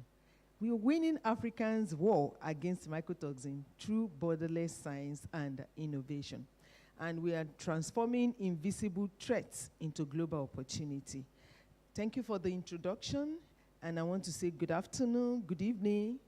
I greet everyone, my colleagues, guests, the policymakers, the innovators, and fellow scientists. Now, imagine every one of us, we are all seated here to enjoy a meal with a family. And the food looks so fresh. It looks so delicious. It smells good and nice. And it tastes perfectly normal. Yet, eating in the food inside the meal could be compound causing that is capable of causing cancer. We've been talking about cancer. And this compound is capable of suppressing immunity and impairing child growth and destroying livelihood. And this frightening reality is that these toxins are very invisible. You don't see them, but they live with us. In fact, they are so common right now. We have a program that we do with the United States Department of Agriculture. We are on African Food Safety Initiative. So we train the trainers on food safety, on development of standard operating procedures, for vendors, formal and informal market. And so we went to the market to buy some granola, and we took it to the lab. The granola looked so fresh, crispy, very nice, tasty. By the time we did not culture these granola, but we just put it under stereo microscope, come and see Aspergillus flavus. In fact, we were so surprised that they look so visible under the stereoscope without culturing them. I said, these are the things we're eating. And the food, the crops, the agricultural items look so inviting. So you look at it today. Today, I want to take you on a journey from invisible poison to global solution. A journey that connects science, innovation, women leadership, food security, technology, and international collaboration. Because winning Africans' war against mycotoxin will require science without limits and partnership without border. Next slide, please. Oh, I'm still on for the first slide. Second slide, please. Okay, yeah, thank you. So looking at this, Africa as a continent. And before we discuss mycotoxin, I'm still going to explain what mycotoxin is all about, which is the poison. Okay, before we discuss mycotoxin, there are some innovative solutions and food safety innovation that I would like us to appreciate the bigger picture of this African picture. For a very long time, we'll be thinking about what can we do to curb this mycotoxin scenario starting from Africa. Now, I could remember in 2014, I was invited by an organization in the US, and then Bill Gates Foundation. So we were talking. They asked me a question. They said in the olden days that our mothers used to tie corn upside down, maize upside down in their kitchen. And then they will cook with their with firewood. And we were not having the issue of mycotoxin contamination. People were not dying of cancer and all that. Now, the moment we started replacing the traditional technological method with the latest technology, don't you feel like that was when all these things started getting into our food? And then we now show pictures of where we pile up our maize because there's no space to pile them up. So we now stack them up, and then we invade the maize. They said, can't we do research in that regard or go back to that? I said, I don't know who is going to go back to that method of tying corn upside down in the kitchen, and we will be using firewood because it's women that do most of this stress. And then most of our women are looking for smart ways of cooking, including me. I can't use firewood. So they said we should look into that. I said, okay, up till now we have not looked into it. So today we gather under this theme, Science Without Limits, African Without Border. And this theme could not be more timely. We live in a world where scientific discovery made the one laboratory can transform lives across continents. A world where food produced in one country is consumed in another. So we just transfer our food. In fact, we now have most of our food being imported. And a world where a challenge affects a farmer in a remote African village can have implications on the international trade, public health, global food security. So this presentation is simply about toxin in food. It is about how science can solve some of the humanity and most pressing challenge. It's about transforming research into impacts. We are tired of publication. We publish because we want to have promotion. Is our publication going down? Is our publication impacting people's life? It's about converting scientific knowledge into practical solutions that improve lives, and it's about demonstrating that Africa is not merely a participant in global scientific conversation, but a leader capable of generating innovative solutions for the world. And so, when you look at this, we are thinking of what can we do, the future, where we are. The future is all about the science. You look at our forefathers, our mothers, they have a lot of a lot of innovative solutions. They couldn't just explain. And up to now, we are still leaning on their traditional methods to do most of the things we're doing. But we are improving, but we make reference to all those ones. So it means these people really know science, but they couldn't communicate it to us very well. And so African inspired, now so many traditional methods that we use in cooking food, in preserving things in the olden days. It is from us that globally everybody is learning. But the same Africa, now people are running away from our solution and adopting other countries' solution. Okay, next slide, please. When you look at this, it says, will you eat poison if you could not see it? Now, if they tell us that, okay, we have very beautiful food here, and then, but inside this food, it's nice, it can make you grow well, but there is poison in it. Because we can now see the poison. Nobody will want to eat such poison. Yeah, nobody will want to eat it. The answer is almost that nobody will eat the poison because we cannot detect them with our senses. We can't detect this. Spiritually, I don't know. We can't detect poison in our food except that God help you to detect it. Physically, you can. Now, we can detect if milk is sour, we know through the taste, even the smell. If food is rotten, we see this. If water smells bad, we know. But mycotoxins are different. They operate silently. Every day, millions of people consume contaminated food without realizing it. And that is why I often describe mycotoxin as one of the most successful invisible enemies in the food system. And that is precisely why science must make the invisible to be very visible. So we are just trying our best. Now, with the work we are doing, we have partnership with, because we can't just be in university, because university, we are in university.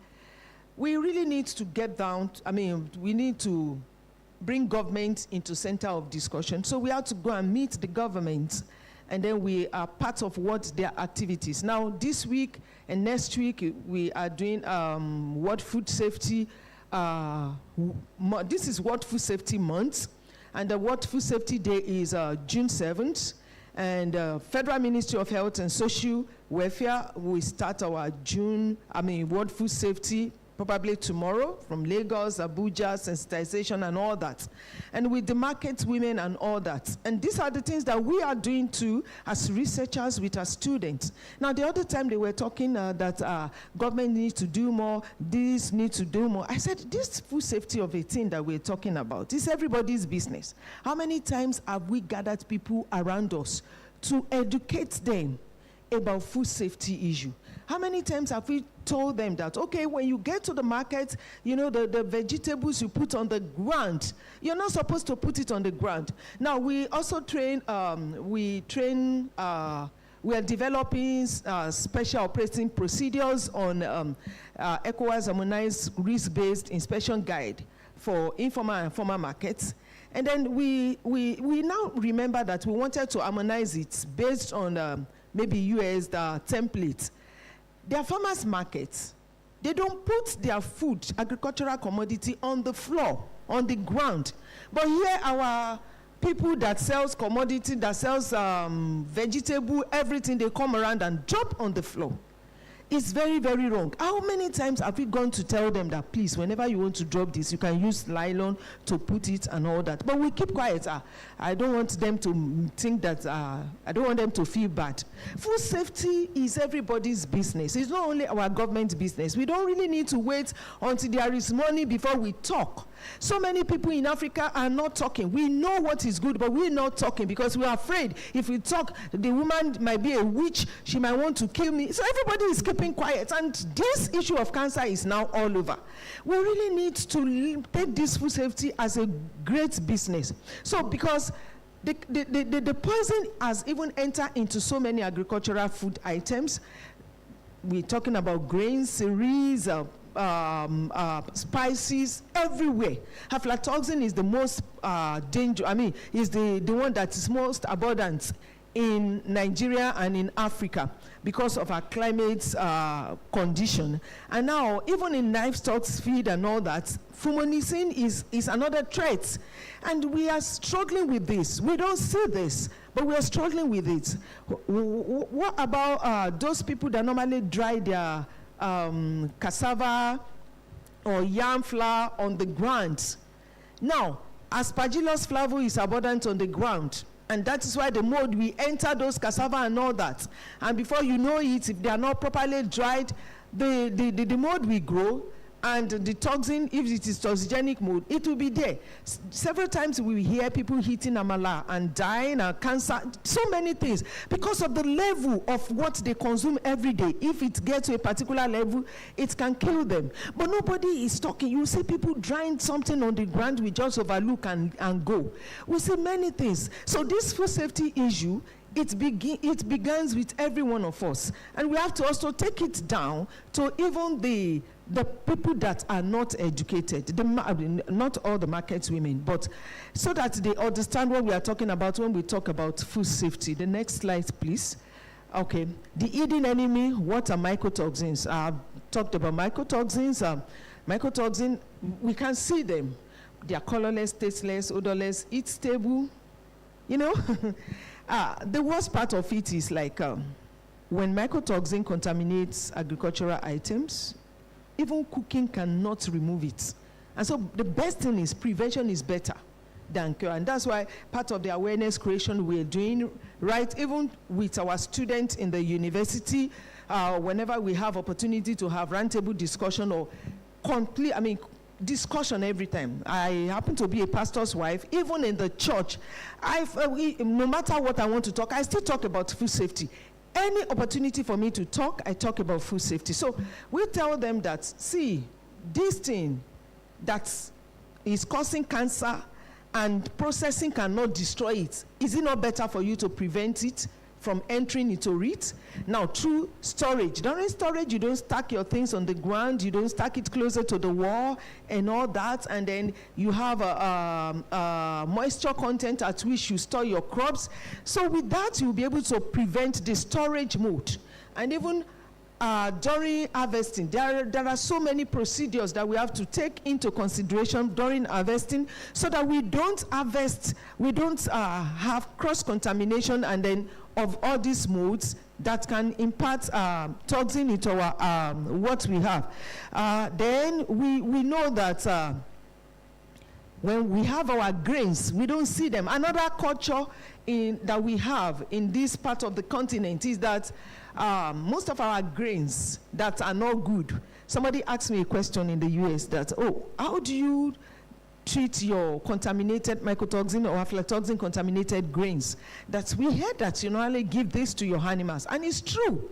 For example, we have a maize that is not good, we pack everything, we give to our chicken, we give to our goats and all that, forgetting the fact that, those things is like a chain. Once you give to them, you're coming back to eat the animal. So every one of us, both the animal and we, every one of us, we're eating the same thing together.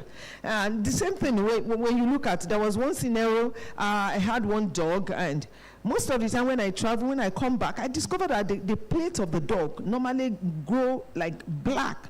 Then my children were young. I told them, this thing looks like Aspergillus niger. It could cause respiratory, this is Aspergillus niger. It could cause respiratory infection and all that. And they were like, Mommy, you are very, they will make fun of me that this me and my microbiology and all that. And the time that this dog died, I told them to do autopsy. We needed to see what really killed the dog. So by the time they opened the heart, they discovered that it has become moldy with that black mold that was always on the plates of the dog. That was what killed the dog. That was when my children they changed their orientation. So what these dogs are eating can also kill them. I said, I've been telling you, it's killed. So it's the same. If we now eat the animals that eat this mold, then we are also at the danger of this. So all these things that They persist through the entire food chain. We can't run away from it. Some metabolize into the egg that we eat, into the milk, as for example, aflatoxin M1, aflatoxin M2. There is nothing we can do about it. But the best thing is to prevent this thing from coming into all this. Please go to the next slide. Thank you. All right. The global burden of mycotoxin. What I wrote here is that when people hear about mycotoxin, they often think only about agriculture. But this is not simply an agricultural issue. It is a health issue.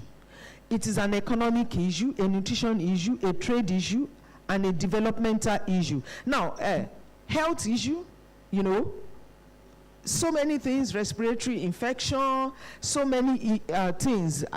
We have discovered that millions of people are at the risk of chronic exposure to this toxin annually.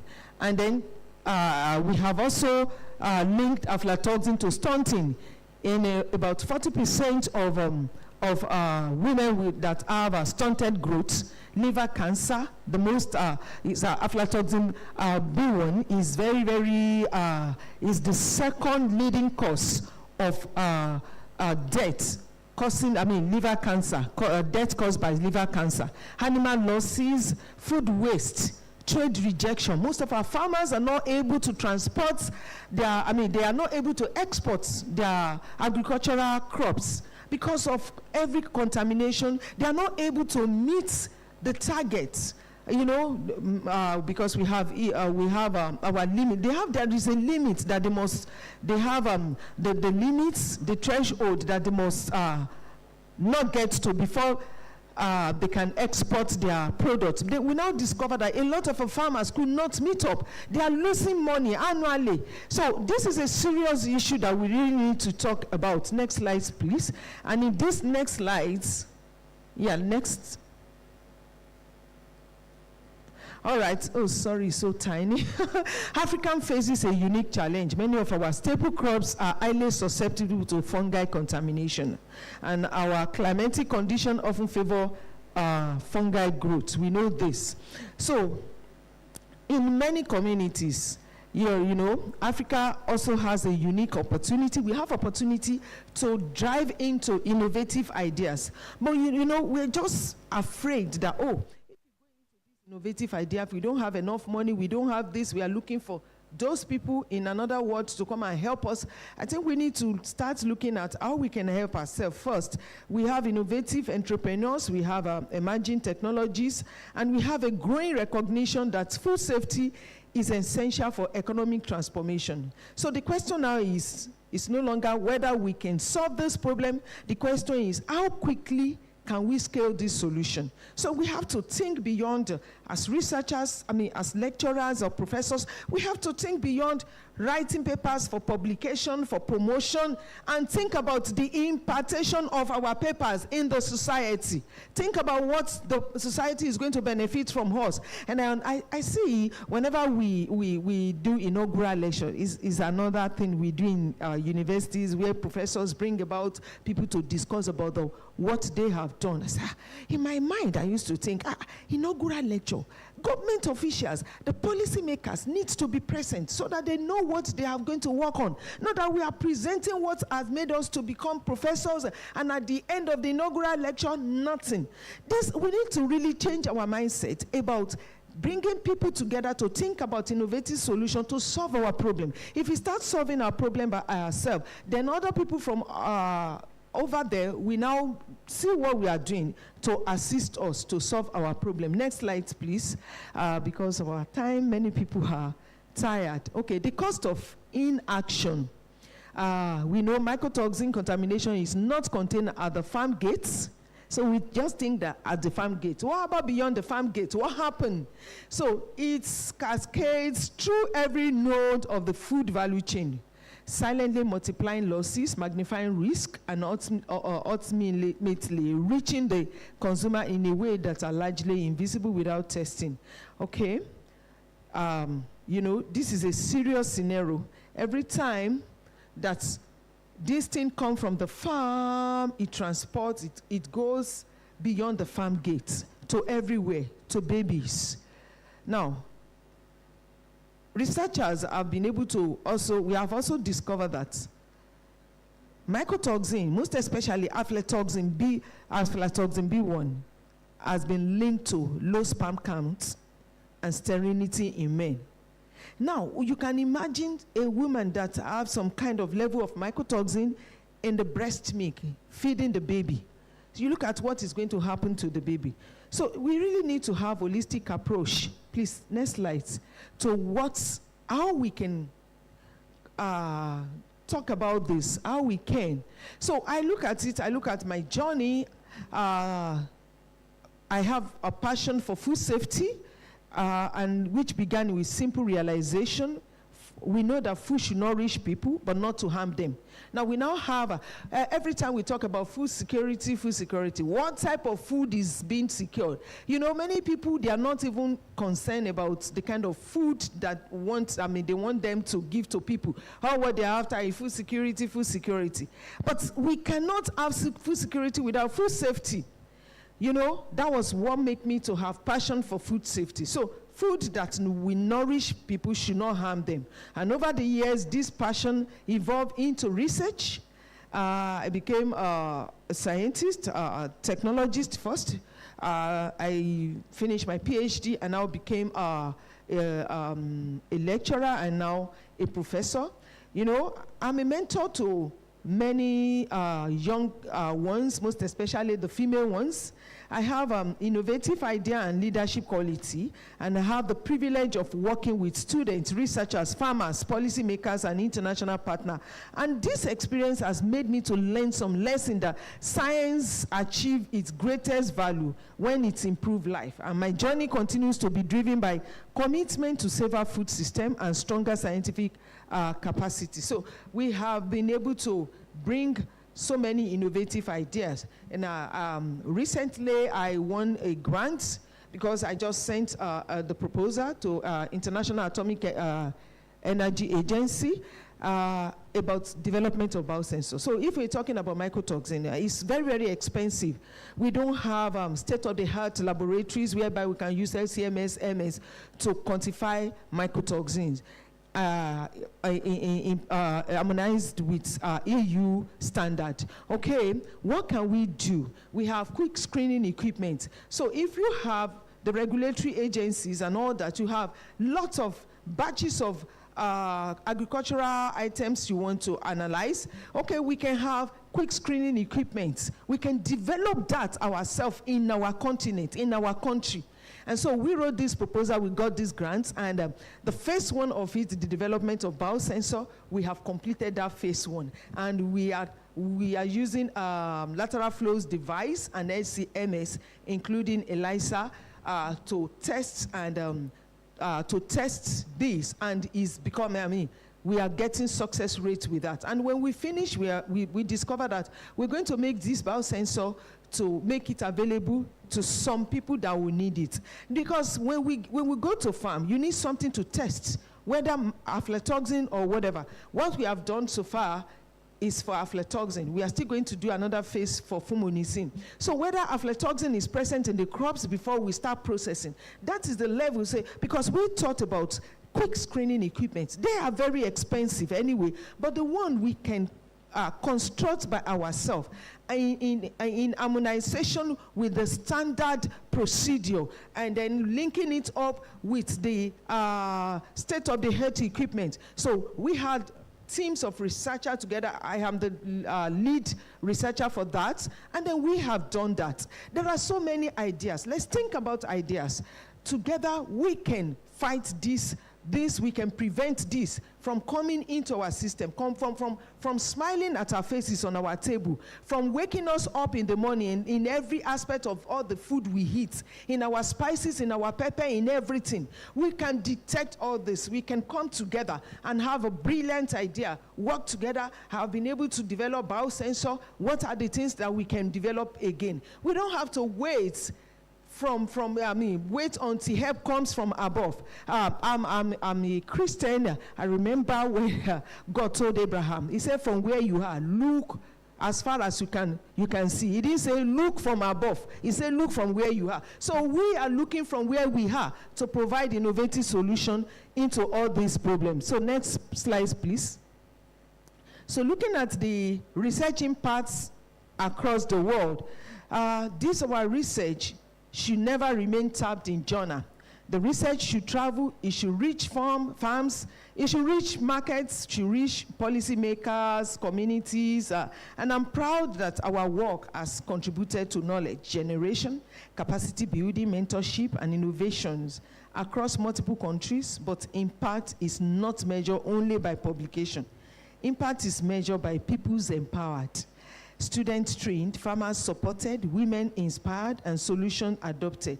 And so, because I'm the founder of our Voice of Women in the Development of Agriculture, we have done a lot of innovative work because our goal is to bridge the gap between women scientists in the classroom and those farmers on the farm.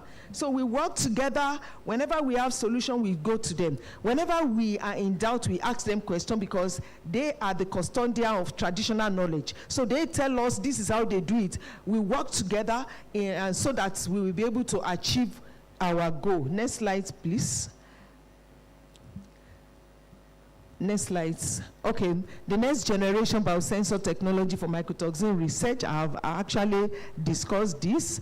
These slides actually represent one of the areas I'm most excited about my current research.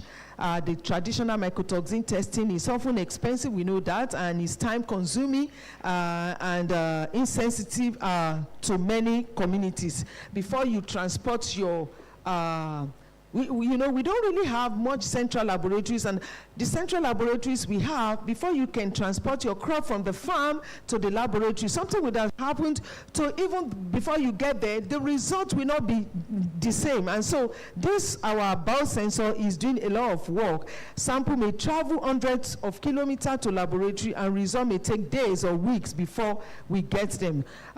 So these are the reasons why we have this rapid detection that we constructed ourselves. It's faster. We need a faster detection techniques that will help us to detect this thing very well, very fast, before we send it back to the market. Now, the formal markets, no problem. They don't have much problem. What about informal markets? Informal markets, open markets, everybody is selling, nobody is regulating informal markets. I don't know if they are regulating informal markets, but I feel like, who is regulating what is open? Who is regulating the gari that is exposed to flies and all that?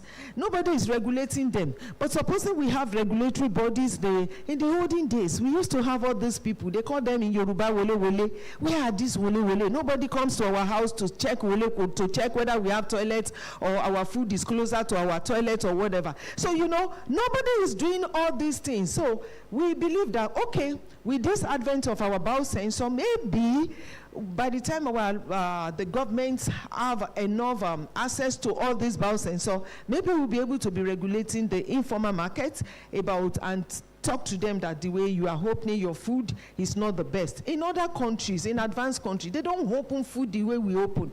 And we should not continue like this. Our culture, the culture of food safety culture, is a serious culture that we really need to discuss about. Please, next slide 2.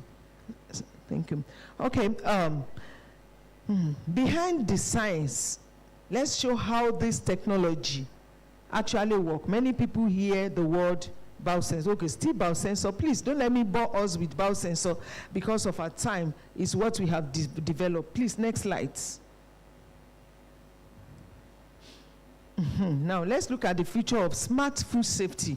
Now, Dr. Kate told us about AI the other time.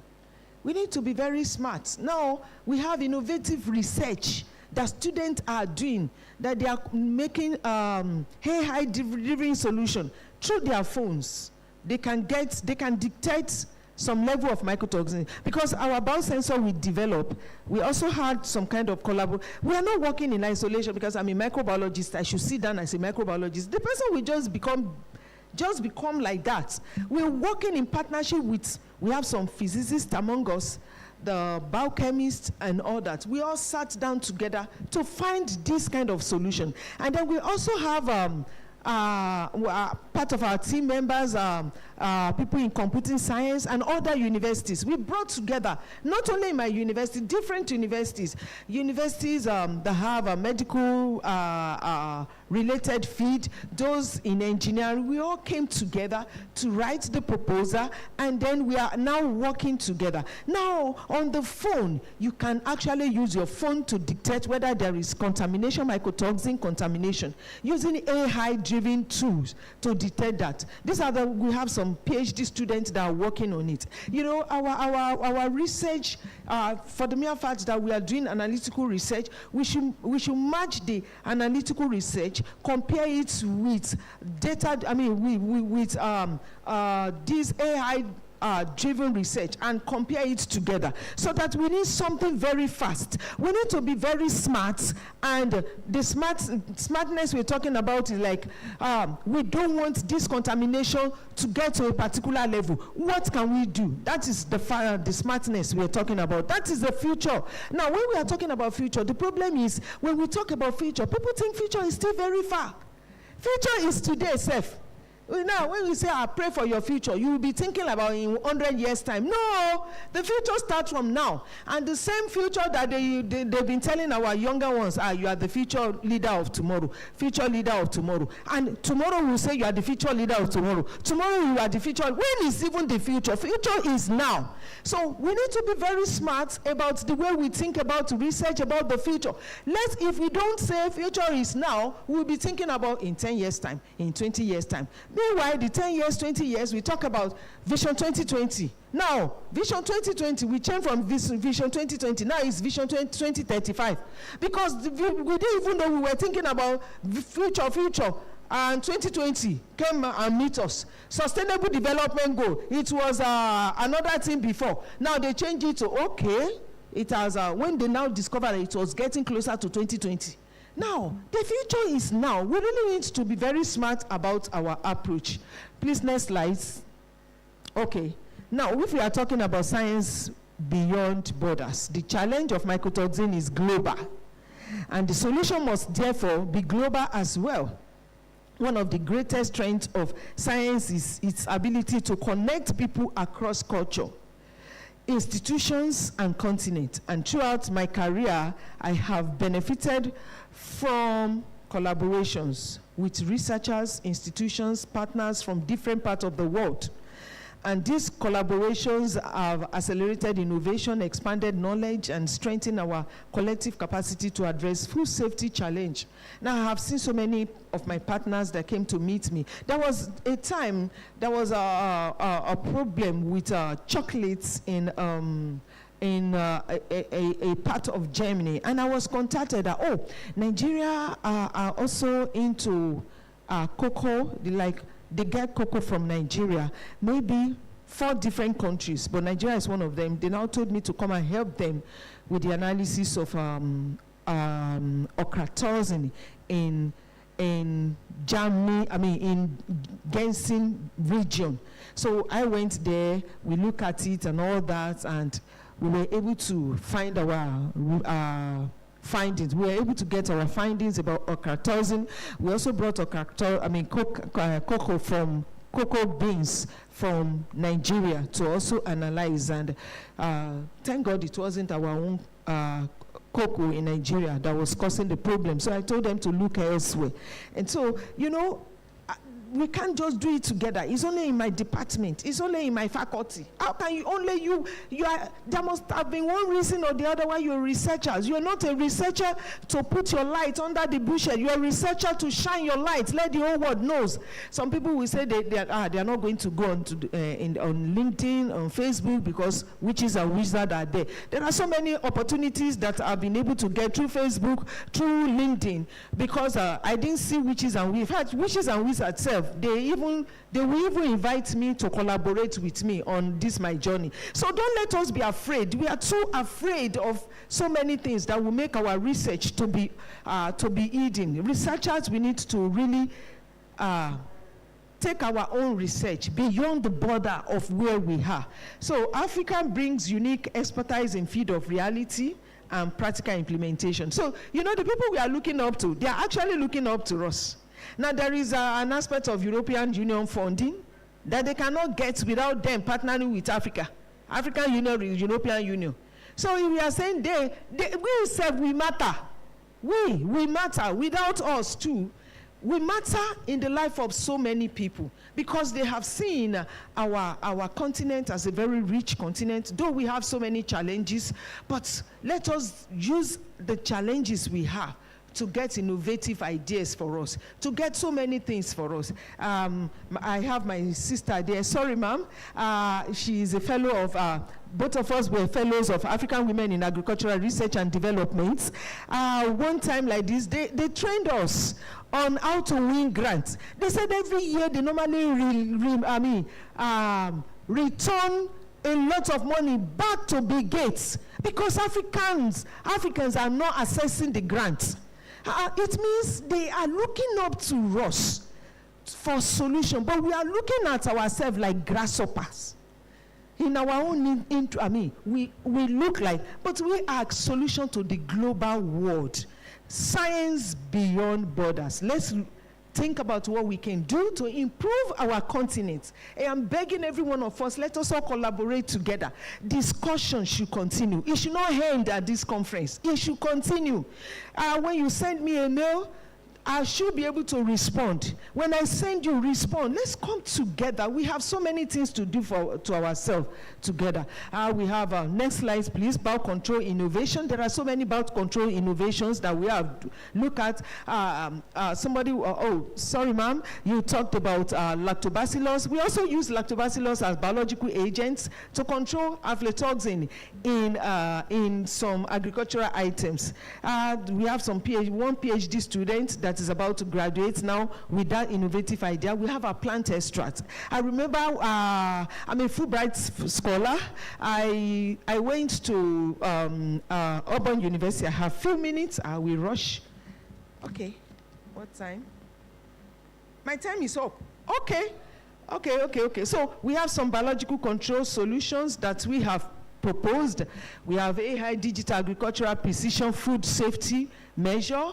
You know, I think I have mentioned this briefly. Now we empower women to feed the future because women, you know, majority of the African women produce food, process, market, nourish, and all that. Yet these women are excluded when food safety discussion is going to be discussed. For example, among the family, in Africa, and they believe that women don't have land, they don't have access to land, so it's their husband. And so when the husband dies, if the woman doesn't have a son, the family will collect what the woman has. And so whenever they want to talk about food safety discussion, food safety, even at the high class level, they will not involve women. How many women agricultural leaders are among us? So, we really need to empower women if we are to feed the future. And they said that in year 2050, Africa is going to feed the world. If we are going to feed the world, they should involve women too in part of their innovative solution. Please, next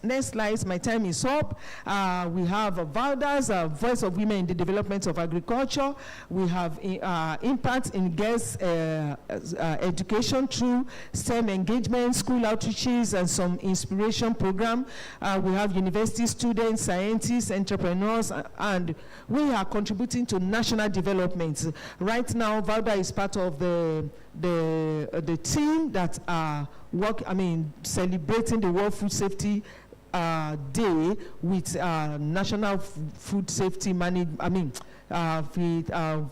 of Health. And again, we wanted to give recommendation to National Food Safety Management Committee. VALDA was also recognized as part of the people that present the recommendation. Our next slide, please. Okay, women scientists are transforming, women scientists transforming Africa. I'm so glad I'm a woman. I'm part of the people transforming Africa. We have so many women transforming Africa. And so we are into research leadership, we're into mentoring and training, policy influencing, and all that. Our next slide, please. We lead scientific changes in the whole world, and we're happy that we are doing that. And the next slides, that's the last, second to the last is just the thank you slides. But I must say this, as we look towards 2035, I see tremendous opportunity. I see farms equipped with biosensors. That's our innovative solution. I see food safety system powered by artificial intelligence. I see women-led innovations driving scientific backbones. I see strong partnership across Africa and beyond. And I see safer food, healthier population, more competitive exports, and stronger economies. Most importantly, I see a continent that has transformed one of its greatest food safety challenge into a model of scientific innovation. The future we envisage, the future we are looking into will not happen automatically. It will require investment, leadership, partnership, and sustained commitment. But I am optimistic because Africa possesses the talent, the resilience, and the scientific capacity to make this vision a reality. The future of the food safety that we're talking about is now, is in our hands, is in the hands of every one of us. And we should all come together and use the power of partnership without border. Last slides is just the thank you slides. I would like to sincerely acknowledge the support of the Veteran Concept Limited, who brought me this way, all the way from my Ondo state to this special place, to Lagos. I shuttle between Lagos, Abuja, Ondo State. But today, I'm here because of them. The organizers of Scientifrika 2026 International Conference, Exhibition, and Workshop. Wow, this kind of conference is an innovative and wow conference. I want to say thank you to the management of this organization. I really appreciate you. God bless you.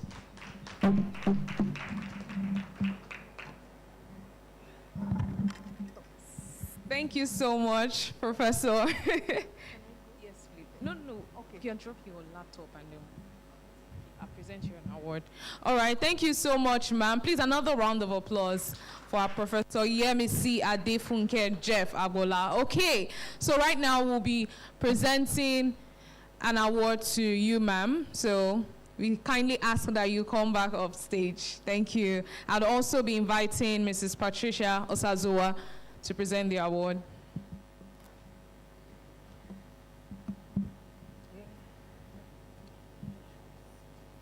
Thank you so much, Mrs. Professor Agbola. Thank you for taking out time too to come all the way from Ondo State to give this lecture. Thank you. It was a beautiful time out with you. It was really impactful. Thank you so much. We're saying thank you once more from Veteran Concept Limited for your impact to science in Nigeria. Thank you so much for the invitation. Thank you so much. Thank you.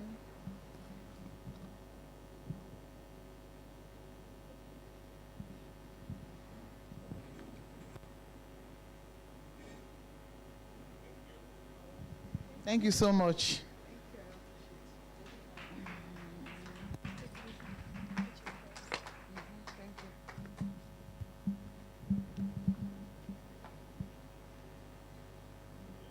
Another round of applause for Professor Yemisi for that amazing session. Thank you.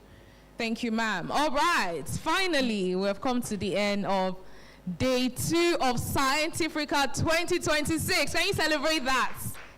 It has been such an amazing time. It has been such an amazing time. So before we leave, I would like to especially appreciate our speakers, our panelists who have given out the time to be here today. And share from their wealth of expertise, of experience, and knowledge. We celebrate you. We are thankful. Thank you so much. I believe that the quality of knowledge you've shared here today will not remain in the four walls of this hall, but it will travel with every delegate as they apply it into real life situations. To every delegate, every exhibitor, every guest, I want to say a special thank you. Thank you for being here. We appreciate you. 2 days down. Yes, 2 days down.